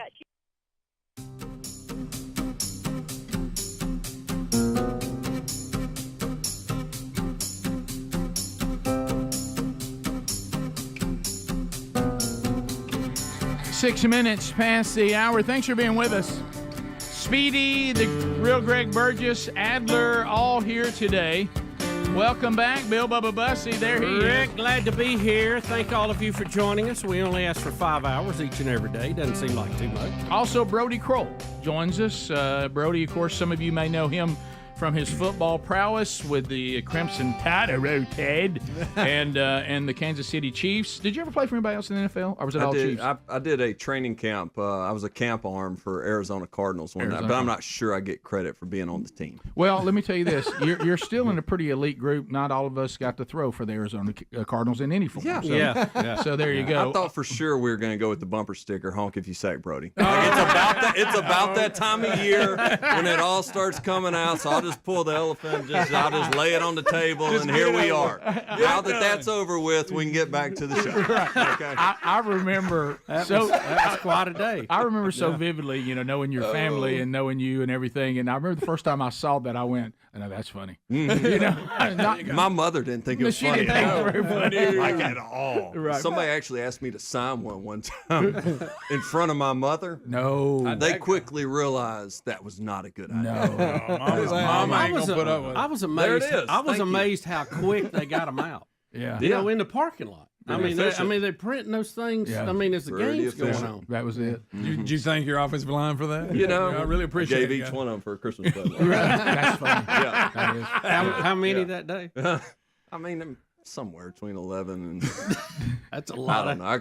It's a lot of hits. I quit remembering it about all 7. Yeah, well, Bubba and I have talked about it many times, being, trying to educate some people that think that football's a video game, and they'll see an offensive lineman get hurt, and you can tell they have no reaction to it like they would if it was the quarterback, running back, receiver, whatever. And we're like, hey, that's big right there. These guys right here, they're if he's so out there important. with the ones, there's a reason he's out there with the ones. Because he's the best one they got. You may see the game change right now. There's a reason why the guy coming in now wasn't in there first. Yes. But let's get back to 50 years of Big Oak Ranch. You were telling us going into the break. So this goes all the way back. So you were talking about, this call that your dad had on his life. He too was a very good football player and had opportunities to play and do things. And you were saying not many people in their off time want to start devoting time to kids who come from troubled families or don't have families or families that's abandoned them or whatever. Yeah. When you're that age, I mean, I'd love to say when I was 19, I had that kind of. Not a lot of people had that mindset. No. So tell us how that all started. So he, you get a week off in the summer. Yeah. And most people go home or do whatever. And Dad chose to go work at a summer camp in Mississippi. Yeah. And there he was just serving as as kind of a camp counselor or whatever. And he met a little boy from the streets of New Orleans whose mother was a prostitute. And this little boy was the banker and the timekeeper for his mom. My dad just shared with this boy how he could become a Christian, how he could change his life, and where he currently lived didn't have to be where he had, had to live for the rest of his life. And Dad just said, man, this is how you can do this. And the boy came back the following summer and shared with Dad word for word what he had taught him the summer before and how it had changed his life. And Dad just was like, man, that's the best feeling I've ever had in my life. Better than any sack, any touchdown, any experience playing in front of, thousands and thousands of people. But he went on, he played and finished and had a chance to go play. Let me say this. He says he had a chance to go play in the NFL. Oh, okay. There's just no proof of that. He says, I went to Coach Bryant. Coach Bryant said, don't play pro ball unless you're willing to marry it. I always think that maybe Coach Bryant was telling him, hey, you're not good enough to play pro ball. In other words, she's going to say no if you propose, so don't do it. Maybe you should just go chase that dream, regardless of how it played out. Yeah. He went and he did chase that dream. Right. And I'll say this, there's a big difference between dreamers and doers. That's And John Kroll was a doer and moved out into a farmhouse with 5 boys. And as we said earlier, that oldest boy is now 68. There's been over 2,000 children that, now have gotten to call Big Oak Ranch home. As of today, we have 190 kids that we get to take care of on a daily basis that call Big Oak Ranch home. We got a boys ranch in Gadsden that's got 14 homes. We got a girls ranch in Springville that has 11. We're probably about to start breaking ground on number 12. Started next year. It's grown into a college campus now here in Birmingham off Cahaba River Road that we're about to have the second phase done where we'll have 52 bedrooms. We have 16 in college right now. We got another 13 coming this next fall. We have 11 juniors, so that's growing. But it all started out of this idea that, man, kids that come from hard places deserve a chance. And this willingness to go serve them. And the best way that we know to go serve them is to recreate what God intended for family to be, because they've seen the worst that life has to offer. Yep. And so our model's not overly difficult. Like, it's not a very hard thing to grasp. We build a home. We put a godly man and woman in there. We give them up to 8 kids, and we say, hey, they might not share your name or your blood, but we want you to raise them as your own. And this is their only job. They sell everything they own just to come serve these kids, and they get to share the gospel every day, not maybe so much just by their words or by, a Bible study or whatever, but, man, by the way they live. Because our kids come from places where adults and parents and guardians and people that were supposed to be the influences in their life, unfortunately, didn't live up to what that great calling was. And that great calling is called being mom and dad. And so we recreate that in the homes, and our kids get to see it on the front line with the hopes that one day they're going to ask, hey, what's different about you? And we get to share with them, where true hope, the hope that still changes everything, and that hope is Jesus Christ, where he can change your life, and where you came from doesn't define where it is that you're going. And, man, we've had so many kids that have accepted that. And the beautiful part about what we do is it's not an instant gratification job. Like, I mean, when you are interviewing people, I got an interview with somebody today, the final interview of asking somebody, I'm like, are you willing to say, hey, I want to come serve something that I might not ever get to see the fruit. Right. But one day that kid's going to break the cycle, and the next generation is never going to experience what they experienced. And the generation that comes behind them is going to be the one that broke that curse 2 generations ahead of them. Is that what you really want to give your life to? So it's truly an eternal perspective that these amazing people come and serve these kids with the hope that, man, you can't just meet a need. You got to figure out how to change the trajectory. And for 50 years, we've never wavered from that. Yeah, and you just mentioned that second phase of it, and Bubba and I, you and I both know people personally. Oh, that, yeah. And I was what I'm saying. Yeah, and again, I don't have permission to use their name, so I'm not. But, I mean, people who their lives were going to be very successful without ever doing this. Mm-hmm. This was not, they did this because they couldn't think of anything else to do. Mm-hmm. As you said, they gave up what they were doing. Sacrificial. And said, I just don't think this is the path God's called me to. I think he's called me to go be one of these families at Big Oak Ranch. And these are remarkable people. Yeah. Now, they don't want to be called remarkable because that's not why they did it. But they as are. you said, because they may never. But that's right. But they are their sacrifice. I mean, this would not be able to function without them. Oh, there is no Big Oak Ranch without the parents that serve our kids. And Brody, I'll tell you, over the years, and I know Rick can agree with this. We've gone a lot of places, done a lot of things, and so many times. I mean, it's happened. Gosh, I know at least a dozen times.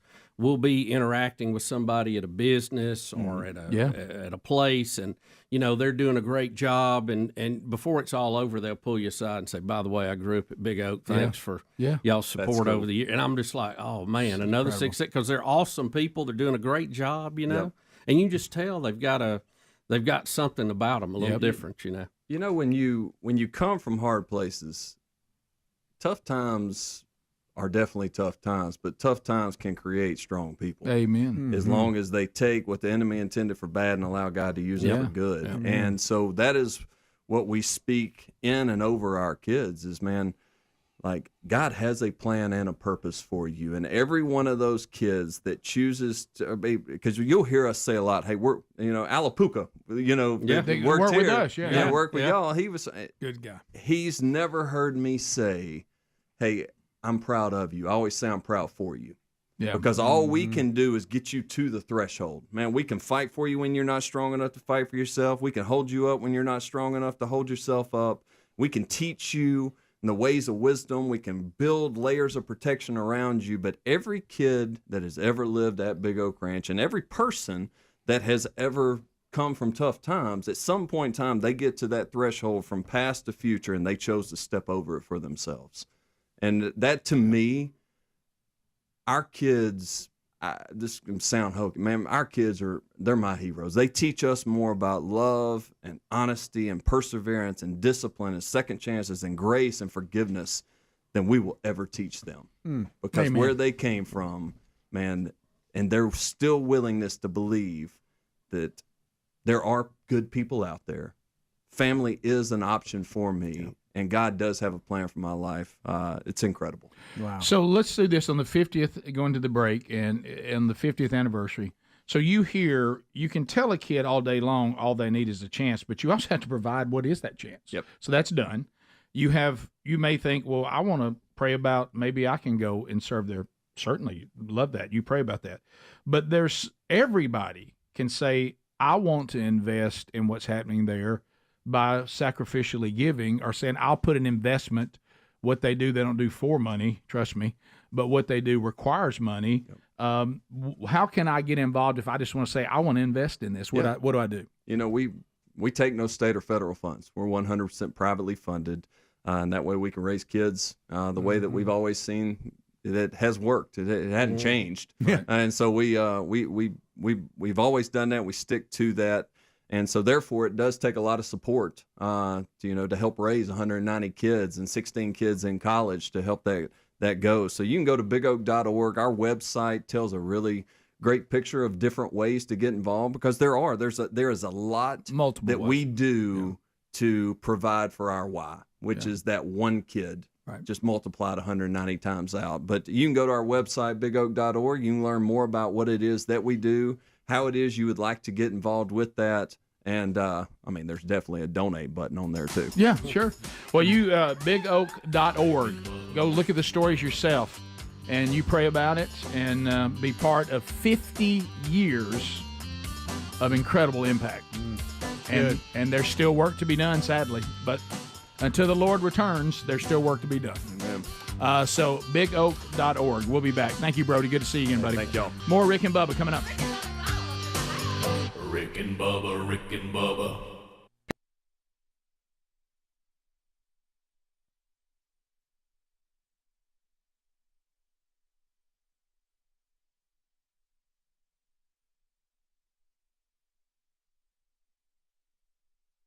hadn't got the deep Cajun. She's just got the Cajun. But I've Has seen it changed her eating habits? Are you? Yeah. Does she eat crawfish all the time? Right. Well, she's still in the hospital, so I don't know. Met her once. Not unless they're serving it there again. So you're calling a sprinkle of it though, not deep accent. Sprinkle. Well, no, not the deep. So deep where you cannot understand what they're saying. Okay. But deep enough where that slang is definitely. We got to there. admit that's just odd. It is odd. Well, maybe it'll change. Well, then that's what they told her, that it may change back, but they're not sure. I don't know. I kind of like your Cajuns talk. It might be a nice change of pace. Well, what if I just Speedy assumed it was picked up a natural. French accent? Wouldn't that be funny? Well, he's acted French most of his life. What if he got a head injury and come out with a real feminine accent? Just, I mean. What if I gave you a head injury? I'm talking about one of them good ones. All right. Here's Speedy. Here's Speedy. Female. He sounded like a girl and spoke that way. Let's go to what's this person's name here? Go ahead and take it. Is it Steven? 7? Espen? Go ahead, Speedy. Person in car driving? Actually, it's Sven. Okay, Sven. All right. Yeah, I am from Germany, and I had one of them there surgeries. Right. I feel like I'm from Clanton. I sound like now I'm from Clanton. That's so good. That's so good. Thank you for calling. That's good. I had one of our surgeries. I don't know what happened. I came here speaking beautiful German, and they worked on my get a molar, and I woke up talking like this. It's the medulla oblongata, is what it is. Is it, Greg? Mm-hmm. Let's go to Kathy. That thing does all kinds Kathy? of stuff. Kathy, hello. Hello? Yes. Kathy, go right ahead. I was in the hospital, and I was about to have my leg amputated, and I was in like a coma, and I was hallucinating. And my family thought I was just talking strange and gibberish. And one of my doctors was Hungarian, and he said I was speaking absolutely complete, perfect Hungarian. I even had the verb tenses right. Well, so you weren't just speaking with that accent. You were speaking another language? Yes. Yes.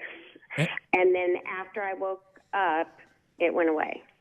So you were in a coma, and during the coma, you would periodically speak beautiful Hungarian? I was hallucinating. Understood.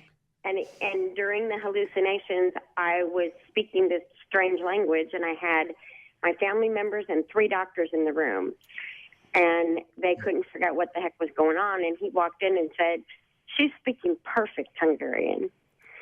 Well, thankfully, there was someone there to translate. Right. Yes. How about the odds Thank of you. you I got speaking that, Rick. Hungarian and there Thank just you. happened to be a doctor that knew Hungarian? Is it There's a lot of possible? odds there. Is it possible when you were knocked out, Kathy, you may have heard him talking on the phone or something and just started? No, because he spoke English. I mean, he just knew. He also, he spoke Hungarian as a second language. Interesting. Of all the languages he could speak, you were speaking in one of them. Yeah. Yeah. Odd. It was very strange. There's a lot of odd things going on Sure. right now. Right. Hey, well, Kathy, I'm glad to hear you're okay. Thank you. All right, thanks for the call. Have a great day. You Greg, too. is that your positive? That's my meter? meter. Is that your negative meter? Hey, he's a boy. I got a lot of questions, but I'm not going to take on a woman who had amputated. What was it she said she was in there for? Yeah, I'm not, but there's a lot of stuff fell into place on that. The language you had to pick, they just so had to be a doctor there that spoke it. I mean, odds of that. Greg, you just. I just pay attention. Y'all don't. We come back. We'll take your phone calls to wrap up the hour. Brother, Rick. At 866. So that's not a valid point. It is, Greg. We'll be right back. Rick and Bubba. So here we come to Arizona. You know,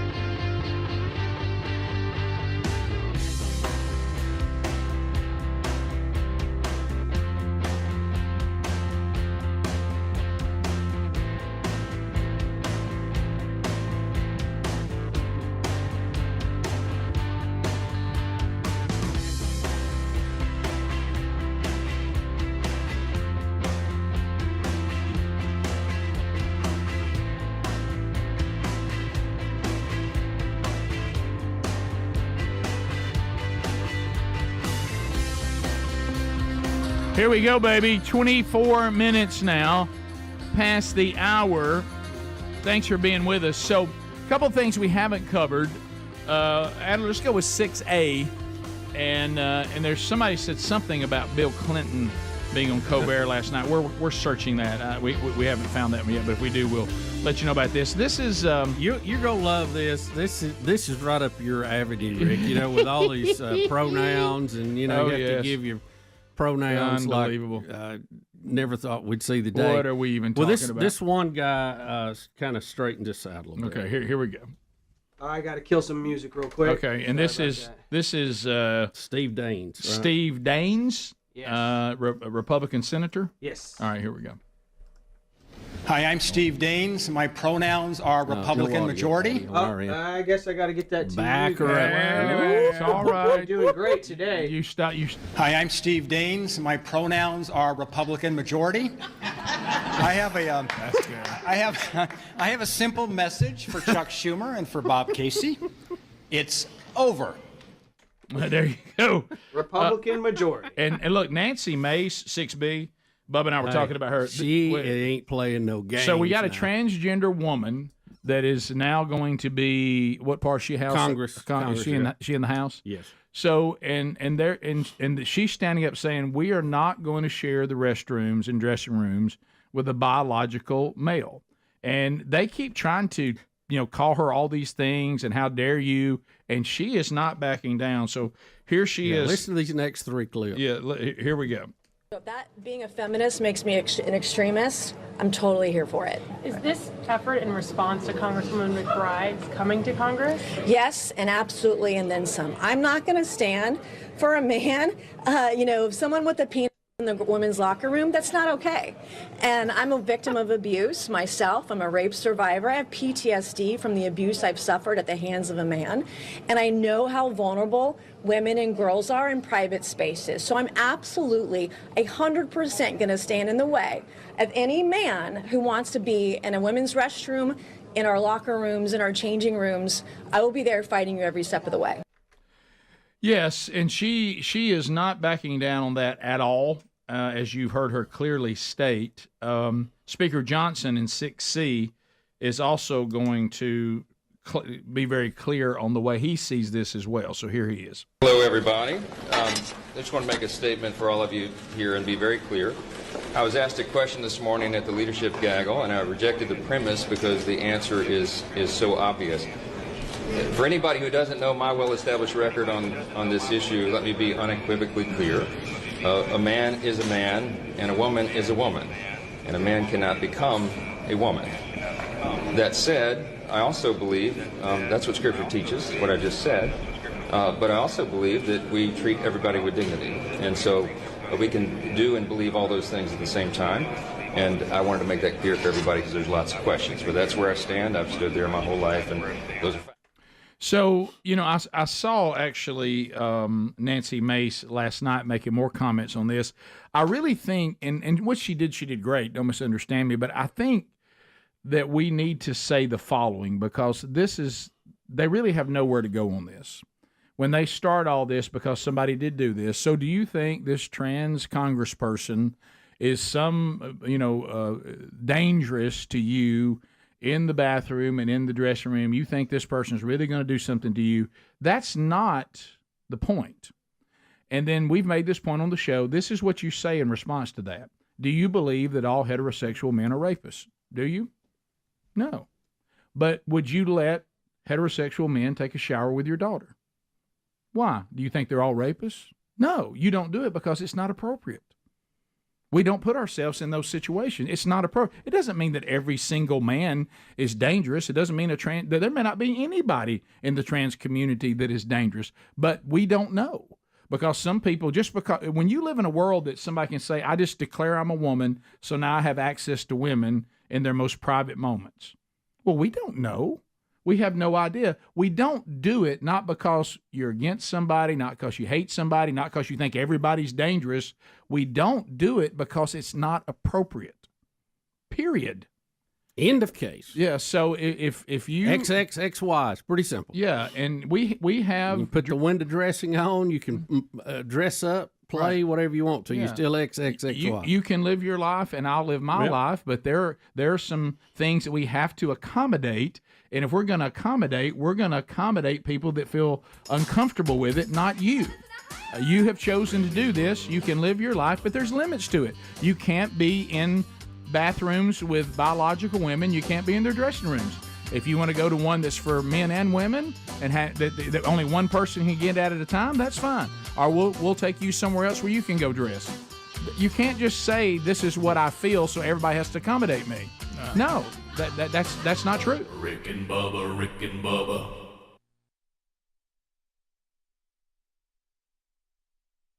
Here we come to Arizona, you know, and the Burgess family, and so we come in on Saturday afternoon. And so first of all, you know, trip out here, no problem, smooth. And so we land, and we have to get a rental car. You know how that is. And I asked for a GPS because, you know, this kind of Bubba's That's world. odd in itself, I might add. You know, I've turned into a new person on this trip. Yeah, you have, by the way. I wanted to leave the hotel at one time. Rick said, let's go earlier. And I said, seriously, give the phone back to Rick. I don't know who this is. Can I tell you, by the way, last night at dinner, my wife was laughing. I'm talking about tears in her eyes. I said, Bubba, email back, text me back and says, whoever you are that has Rick's phone, I will turn you in. Give it back. Give Rick his phone back. But so anyway, so a GPS, because, you know, you're savvy. You play Major League, travel all over the country. You know how to get into town and maneuver your way around. But most of us who, you know, haven't traveled, I mean, I've traveled a lot more since the show started than I never went, you know, our family didn't go. Ain't never been nowhere. I ain't never been nowhere. So, but I remember the first time I got to San Diego, because everybody been talking about San Diego, and I thought the weather was great there, but I didn't know where to go, and I had all these places. My wife, see, is a former reporter. So my wife is solid gold on vacation because she does the research I won't do, because I just can't. Right. So she does all the research and finds where we need to go, and this is how you do this. And so she has all the addresses, and we just pop them in that GPS, and we traveled all over California. So I thought, well, I'll just do the same thing in Arizona. Right. Now, Bubba, you may know this more than me being a tech guy. It appears that all GPSs are not equal. Oh, no, Rick. Certainly they're not. Don't you see the commercials on TV? Y'all, and we've named this one Stephanie. All right. Is that her voice? Yeah. You may not.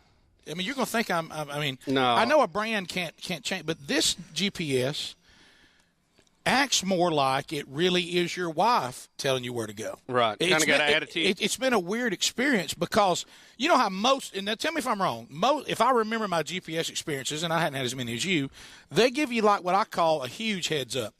In 1.2 miles. Yes. Turn right turn. on Arizona 10. And then drive for 10 minutes. Yeah, then drive. This one will just sit there and do nothing. And you'll start watching, you know, that the turn's coming up on the screen. And she said, I think this is where I said, she ain't said anything. and then all of a sudden, right when you're on, she go, turn right here. You know, like that. And you're just like, this is not really having my wife. You know what in it here. is? No, right here. This is it. I mean, I heard the GPS one time go, no, this one. And I'm like, wait a minute. My wife could have done this. And then it says, turn around, idiot. Yeah.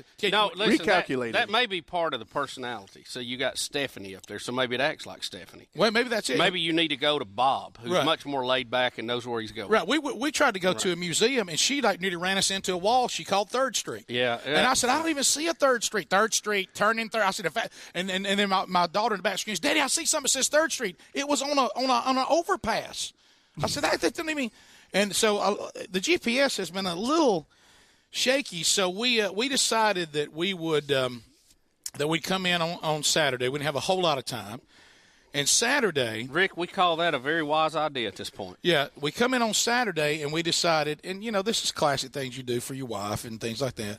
She says, let's go to the Botanical Gardens because, you know, they'll have some really beautiful stuff. Mm-hmm. So we get there, and I'm trying to Here they have a display, cactuses of the world. Let me tell you Or the way they say it, cacti of the world. Let me say this about this part of Arizona. If you're anti-cacti, you are going to be miserable. Okay? I mean, you don't.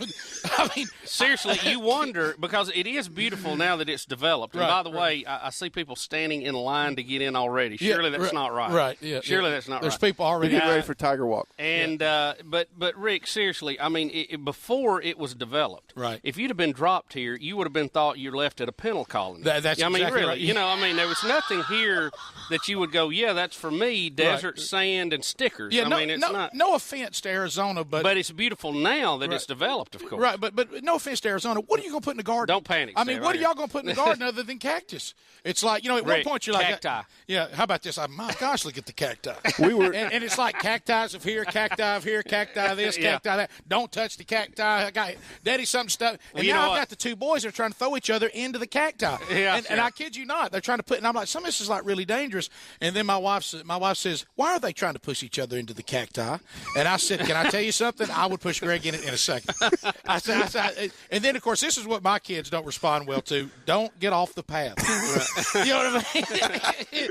You know, it's like one time I found them under a burrow with jackrabbits. Because throughout the botanical gardens, there's like jackrabbits coming up. There's all kinds of stuff. Well, you just need to warn them about rattlesnakes, and they'll stay in line. Right. Well, that always works on my bunch. Okay, good. I tell you what I found out about the jackrabbits is don't watch them very long. No, you know, they do have a reputation. They are rabbits. So we.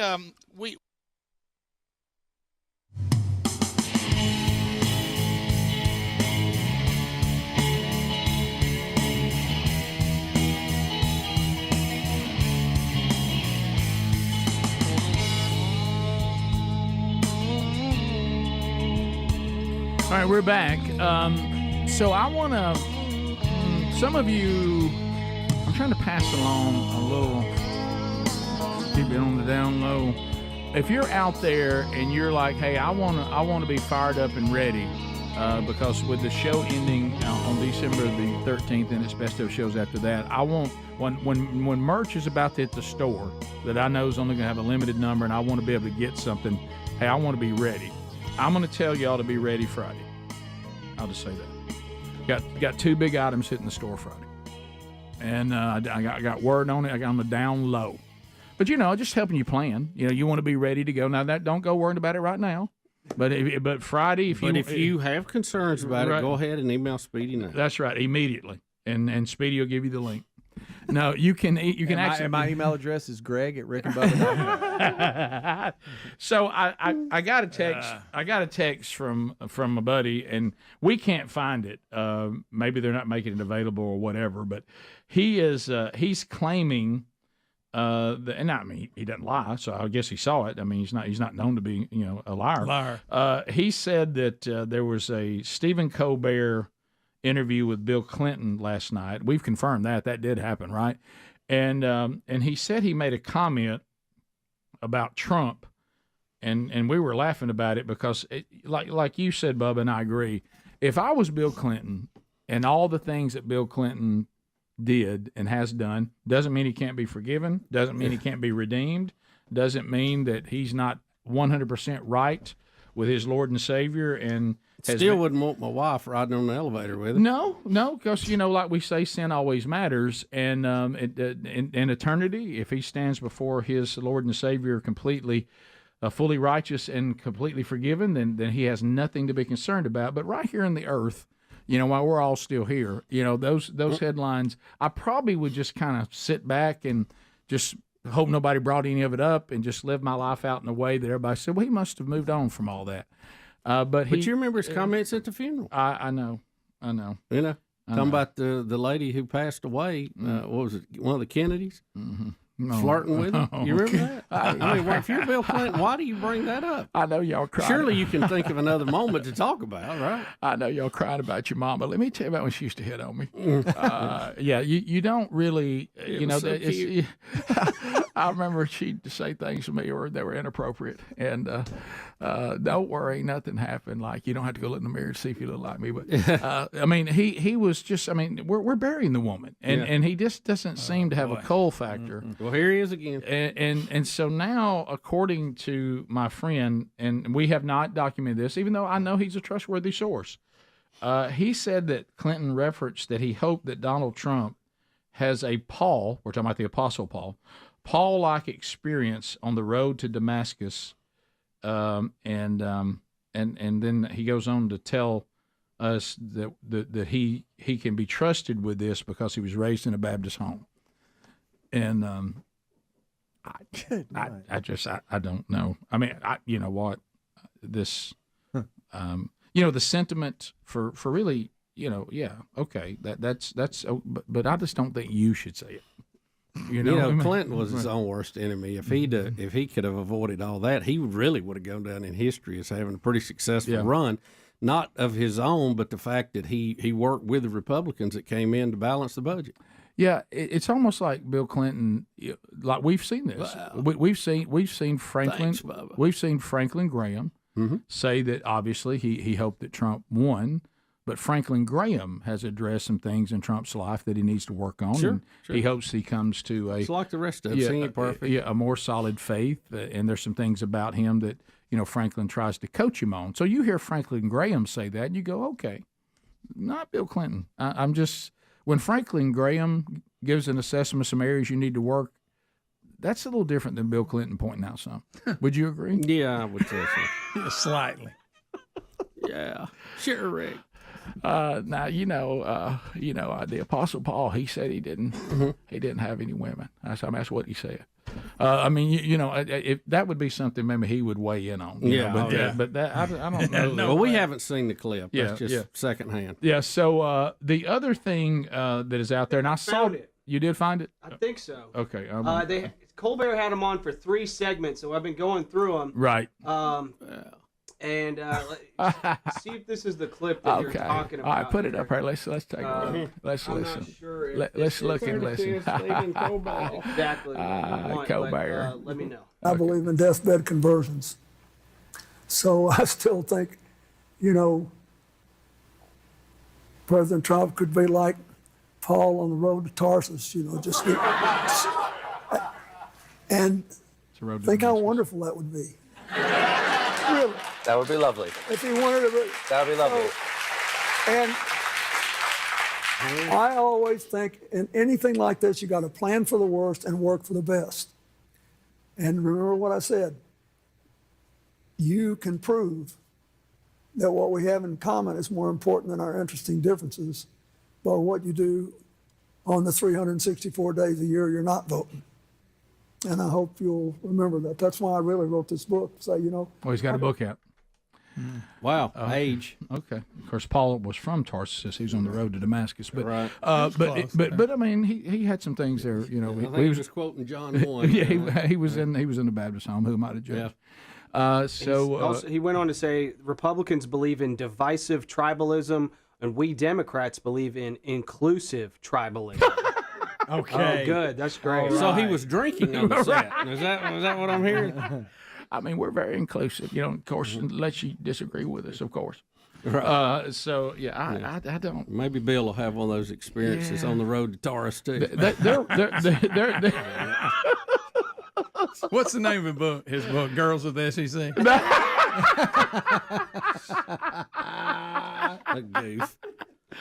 Yeah, Arkansas only. Yeah. But Suey pig. I don't know. Stephen Colbert and Bill Clinton discussing the Apostle Paul for us. Citizen. Breaking it down. Yeah, right. Citizen, my life after the White House. All right.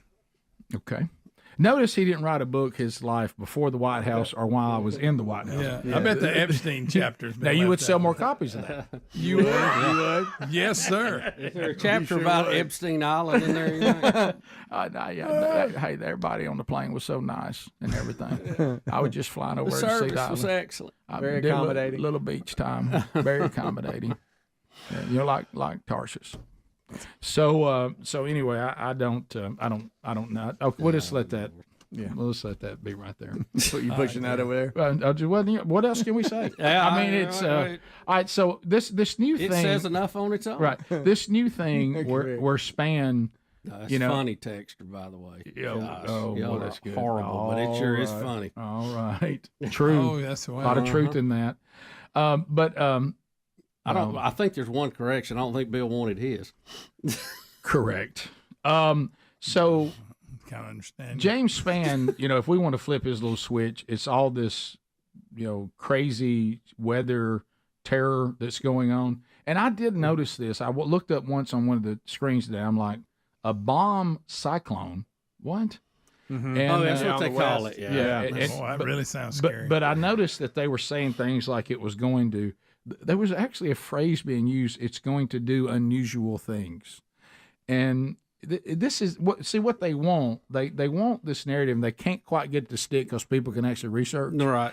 And they want so bad for somehow for us to understand that because of our carbon emissions, that we are turning the climate into this bizarre, crazy, more dangerous climate than ever. It was a bomb, right? But the problem is every time they try to say something's unprecedented, people do the research and realize it's not. Right. And so is this bomb cycle? Is this what is a bomb? Well, it's the way it forms and it Right. happens. Right. It's big and it happens quick, and they've kind of nicknamed it that. I won't, I don't know all the details of the actual atmospheric conditions, but I've heard of these before, and it's it's not that big a deal. Yeah, I mean it's bad. Well, that's what I'm talking about. But they're acting like what's happening with the cyclone. They almost want you to think it's never happened before. Right. And but it was funny. I was actually talking with somebody over the weekend, and we were discussing you remember this, the heat wave of 1983. Oh yeah, and brutal. I mean, it was. And he was talking about they had guys on the job site that were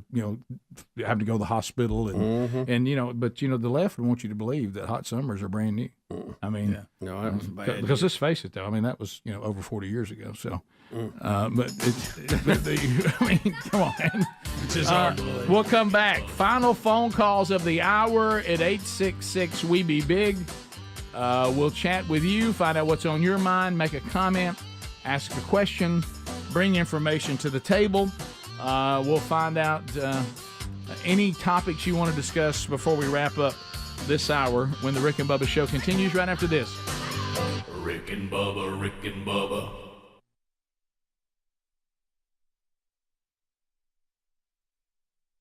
We go through that whole ordeal, and so we decide that we're going to take the famous pink Jeeps of Sedona. You've probably done this, Todd. Yes, yeah, I heard of it. Where you go out to the plateau and you, Todd's got three of them. Yeah, you do that whole thing. Well, the night before, Thought you'd give me more on that. The night before, and listen, this is because let's face it, we're just a bunch of good ones. I know. I mean, ain't Rick, I know but, that. You know what it's like to be some world class celebrity. Being a professional baseball player. So we go to this restaurant, which was absolutely great, called The Mission, and Sherry had researched this is a great place to eat, and it is in Scottsdale. So Trinity, Scottsdale, where the Oregon fans are. So we go to this restaurant. We have reservations, okay, and we find out that our son has free time beginning at the exact same time, and his hotel is only maybe a couple of miles from the restaurant. We pick him up. So we head to the restaurant. Now we're about to get to have dinner with our son who's on the team. We thought that wasn't going to happen, and this is great. So we get there, and we go in to sit down. Well, keep in mind, the locals don't really fully understand that their culture has been infiltrated and changed by our people. Okay? So I come in, and it turns into Rick and Bubba, not because of anything special of us, that the people who hear our show are all here. Right. So I come in, and now the manager comes over to the table. He says, is everything okay? Have you got everything you need, Mr. Burgess? And I'm like, yeah, I'm good. I'm fine. Thank you. Y'all need anything? Is anything I can get for you? Anything we could do for you?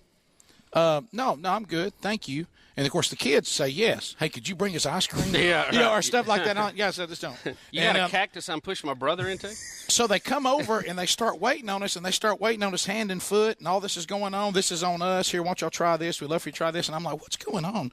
And I realize that the mania from the Rick and Bubba Army has made this guy think he's got a celebrity in his restaurant, but he don't know who I am. And he, you know what I mean? And it's like very uncomfortable. And he was sadly mistaken. Right. Here's the thing. But he don't want to take a chance. What if I'm somebody who matters? You don't want to overshoot it.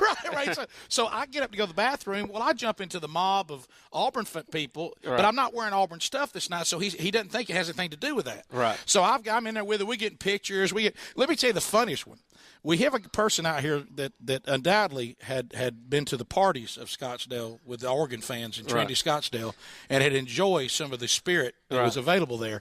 This is what's funny is when this person's jumping up and down with me, getting their picture made, and then looks up at me and goes, Rick and Bubba, what are you doing here?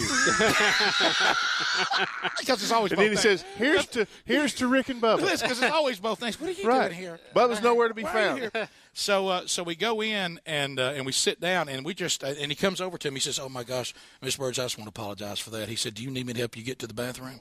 And I'm like, "No, man. I mean, I'm good." I said, "I actually liked all that. That's number one for me." And come to find out, he told him he was Todd Jones. Right, but let me tell you, the Mission, outstanding restaurant. So the next day we go do the Pink Jeeps of Sedona. Well, Auburn fans are everywhere. We're all in the Rick and Bubba mode. It's Rick and Bubba this, Rick and Bubba that, and it's so much fun. Well, we get in there and we find out that the Pink Jeeps are not the only Jeeps. There's other Jeep services. Oh. So like a yellow Jeep comes out, and you can understand our culture.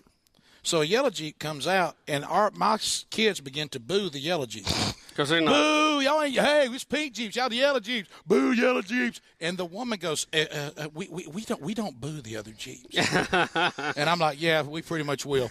We'll be booing them. Wait till yellow one comes with the Organ fans in. Yeah. You know what I mean? And so we get out and we're going through the wilderness. Okay. Well, stupid me, and Sherry didn't even think about this either, because we're in a different culture. You fell in the cacti? We're in the national forest. Okay, right. So I said, tell me what kind of animals y'all got out here, and when she goes through, and they throw mountain lion out a little quick for you. Sure. And so all of a sudden, it's higher on the list than you like it. Yeah, and then all of a sudden I say, that's a little bigger than a road runner. Yeah, you know. And then I say, what kind of deer y'all got out here? She says, we have mule deer, and my wife says, oh, my husband wants to know because he's an avid hunter. And all of a sudden, the color just leaves the Jeep driver. Well, we don't hunt the mule deer here. I said, would they ever leave out of this area and get an area where you can hunt? What's the hunting season here? And before we know it, we start. My son shot his first buck just this, and her face. Did you make a pink Jeep driver cry? Yeah, it was just like. It was just like worlds colliding. So she had probably named those deer. Yeah, those mules.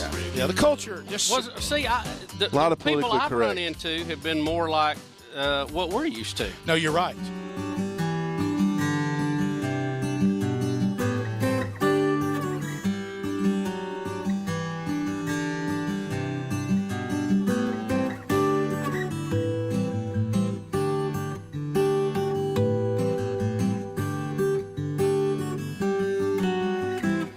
That's right. Speedy taking phone calls right now. You want to join us? You can. 866-WE-BE-BIG. We'd love to have you with us. Got a question you want to ask, comments you want to make? Come on. Here come the holidays. I want you to enjoy the holidays. I love Thanksgiving, Christmas, the New Year. Just a wonderful time of year. But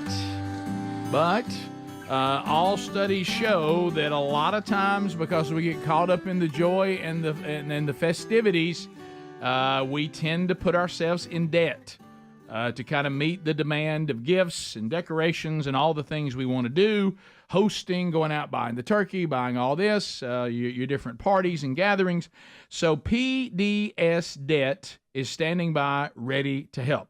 No one wants to think about debt, especially this time of year. But if you feel yourself, I'm going to put stuff on a credit card, I'm going to take out a little short-term loan. If you're doing any of this, go ahead and get a plan. Go ahead and contact pdsdebt.com/bigbox. Don't let this be the Christmas that you dive off into debt that haunts you for years to come. Go ahead and let the team at pdsdebt.com/bigbox personalize a solution for you. So you got a game plan, so it's not going to weigh you down. It's going to do its job, and then you're going to get rid of it. Now, if you have bad or fair credit, that's all right. If you have $10,000 or more in eligible debt, that qualifies you. No minimum credit score is required. They'll help you. It costs you nothing just to hear what they have to say. Get your personalized free debt analysis right now at pdsdebt.com/bigvox or go to rickandbubba.com under the sponsors. To the phones we go. You want to join us? Lines are available. Here's Hayden in Athens, Alabama. Hayden, go ahead. Monkey grass, boys. Thank you for the call, Hayden. Hey, I was fortunate enough my time in the youth to go to a bunch of strength of stands with Scott Dawson. Yes. And I would always ask him, hey, man, when you going to be back on Rick and Bubba, you know? And he'd just say, I don't know, man. It was supposed to be back in July, but I don't. I never caught that if he was back on. So I was just curious if we're going to get to hear him again. So wait a minute. So you started asking him that all the time, even after you became an adult, because you were saying No, I graduated. No, Oh, okay. The last strength stand I went to was in May, but I went to several of them. Yeah. So I would ask him, every chance. Yeah, Hey man, when you gonna be back on the show? Did you say it just like that every time? It was always that voice. Hey man. Yeah. He would probably. Yeah. Yeah. He would probably know who you're talking about. Yeah. And how did you say it? One more time. Hey man, when you gonna be back on Rick and Bubba? We missed you. Okay, all right. Dawson has been on this year, and actually we did a podcast with him as well. So, Dawson's got an open door. He's been here many times, and so now you know. And if he wants to join us for the big year ender or the big show ender this time, he certainly can. Matter of fact, I just got a text from him just yesterday. Let's go to Tabitha in Sweet Home, Alabama. Tabitha, go ahead. Hey, Rick and Bubba, how are y'all? We're great. We're good. I want to know what y'all's honest opinion should an outgoing president be able to make executive or legislative decisions that could possibly lead the country to war just to stay in office? Well, as long as he still has the power to do it, his presidency isn't over till what, high noon on January the 19th. He can do whatever he wants to do. Yeah. He is the president. Yeah, it's just the way it's set up. He has every right to do that. I know that's scary. Yeah, but he is. Let's go to Nate. Nate, welcome to Rick and Bubba. Go ahead. Nate, make it great. Hey guys, I'm Nate, you can't make it great with that. Come on, Nate. Can I tell you what's funny? You know what it says under his name? Driving through Mississippi. Somebody in the country, apparently. Right. Somebody put on the board a minute ago, and I meant to address it. Is it true that Mississippi College has done away with their football program? Yes. And that is correct. Yeah, they've renamed the university and canceled football. Yep. Mississippi Christian University, Yep. right? So they're not going to have This football. is Mississippi College, not the University of Mississippi. Right. Mississippi Don't College. get confused. A lot of you were asking. As a matter of fact, somebody sent me a picture of Dad when they played Mississippi College for the national championship in '89. Right? Yeah. In the snow. And he was like, "Is this your dad?" I'm looking at stories on Mississippi College shutting their football program down. I'm like, "Yeah, this is him." So yeah, you remember it got shut down once before after they were put on, given really the Division II death penalty by the NCAA. Then they brought it back, and they went from Division III back up to Division II. Right. And now they've done away with it again. Right. And this time the university says just simply over the cost it takes to have a team. Yeah. So and they want to concentrate on their 17 other sports. That's what their statement said. Yep. We continue. Let's go to Amy and Madison. Amy, welcome to Rick and Bubba. Go ahead. Hi, fellas. How are y'all today? Good. Good. So I just want to start off. Y'all announced the show ender a day before my birthday, and y'all are ending the show on my husband and I's 10-year anniversary. Wow. So we were not able to get tickets. So I'd like to wish him an early happy anniversary, even though we won't be able to studios. But we were discussing, have y'all thought about renting like an auditorium so that more people can come see and hear you live for the last time as Rick and Bubba? We did. We actually explored that, and the people we would need to go along with that and make that happen said they didn't think it was a good idea. They didn't want to take it on. Yeah, we just went with a bonfire in the parking lot idea. Yeah, so that'll be awesome. And so 10 years on the people were laughing, saying, "Did y'all do Friday the 13th on purpose?" It just kind of fell that way. I mean, it is very funny though. I kind of figure there'll be a snowstorm, an ice storm. Right. I doubt we'll ever have that show. No, I agree. By just the way everything fell. Yeah, I agree. Chris Florence, WLAY. Chris, go ahead. How's it going, guys? We're good. How are you doing, buddy? I'm doing pretty good. I just wanted to ask this. I was watching the 28th We Ain't Never Been Nowhere tour last night, and wanted to ask on the big show ender, is Greg going to do his apologies again? Is he just going? Does he still believe Nikki's are strippers? Well, you got exceptions, right? You got exceptions, and not all Peggy's are big. Not all, no. Right. I mean, if you want to run the percentage, I've had several Peggy's want to speak to you about that. It's just a joke. I tried to shield you from that best I could. Jack out of Birmingham, Alabama. Jack, go ahead. Hey, good morning, guys. Really a question for any of the three of you or whoever wants to answer. What is the interview that you wanted to do over these 30 years that you never got to do? Maybe they said no, you just couldn't get it scheduled, whatever. I know Bubba's. But the interview that you didn't want, that you got to do but couldn't, and then what interview did you do that you wish you hadn't because of the content? It didn't turn out the way you wanted it to, whatever. And then what is your most memorable interview? Wow, Jack, I've never forgot the first one. And we got 90 seconds. Jack, do you realize the brain power that you're asking for right now? Bubba, I know for you, the one that we never got was Kate Jackson. Kate Jackson was one we asked Speedy to get, like year number one. We never got it. He got everything else. He marked every single, the rest of them off. But. Mine was Mean Joe Green. Yeah. And then there's so many I wish we hadn't done. I couldn't name them. There's several that I thought, why are we doing this? Wow. I think Trump at the White House was probably the most shocking one that we got to do. Yeah, it was. Yeah, I can see that. Thanks for being with us. Rick and Bubba, Rick and Bubba.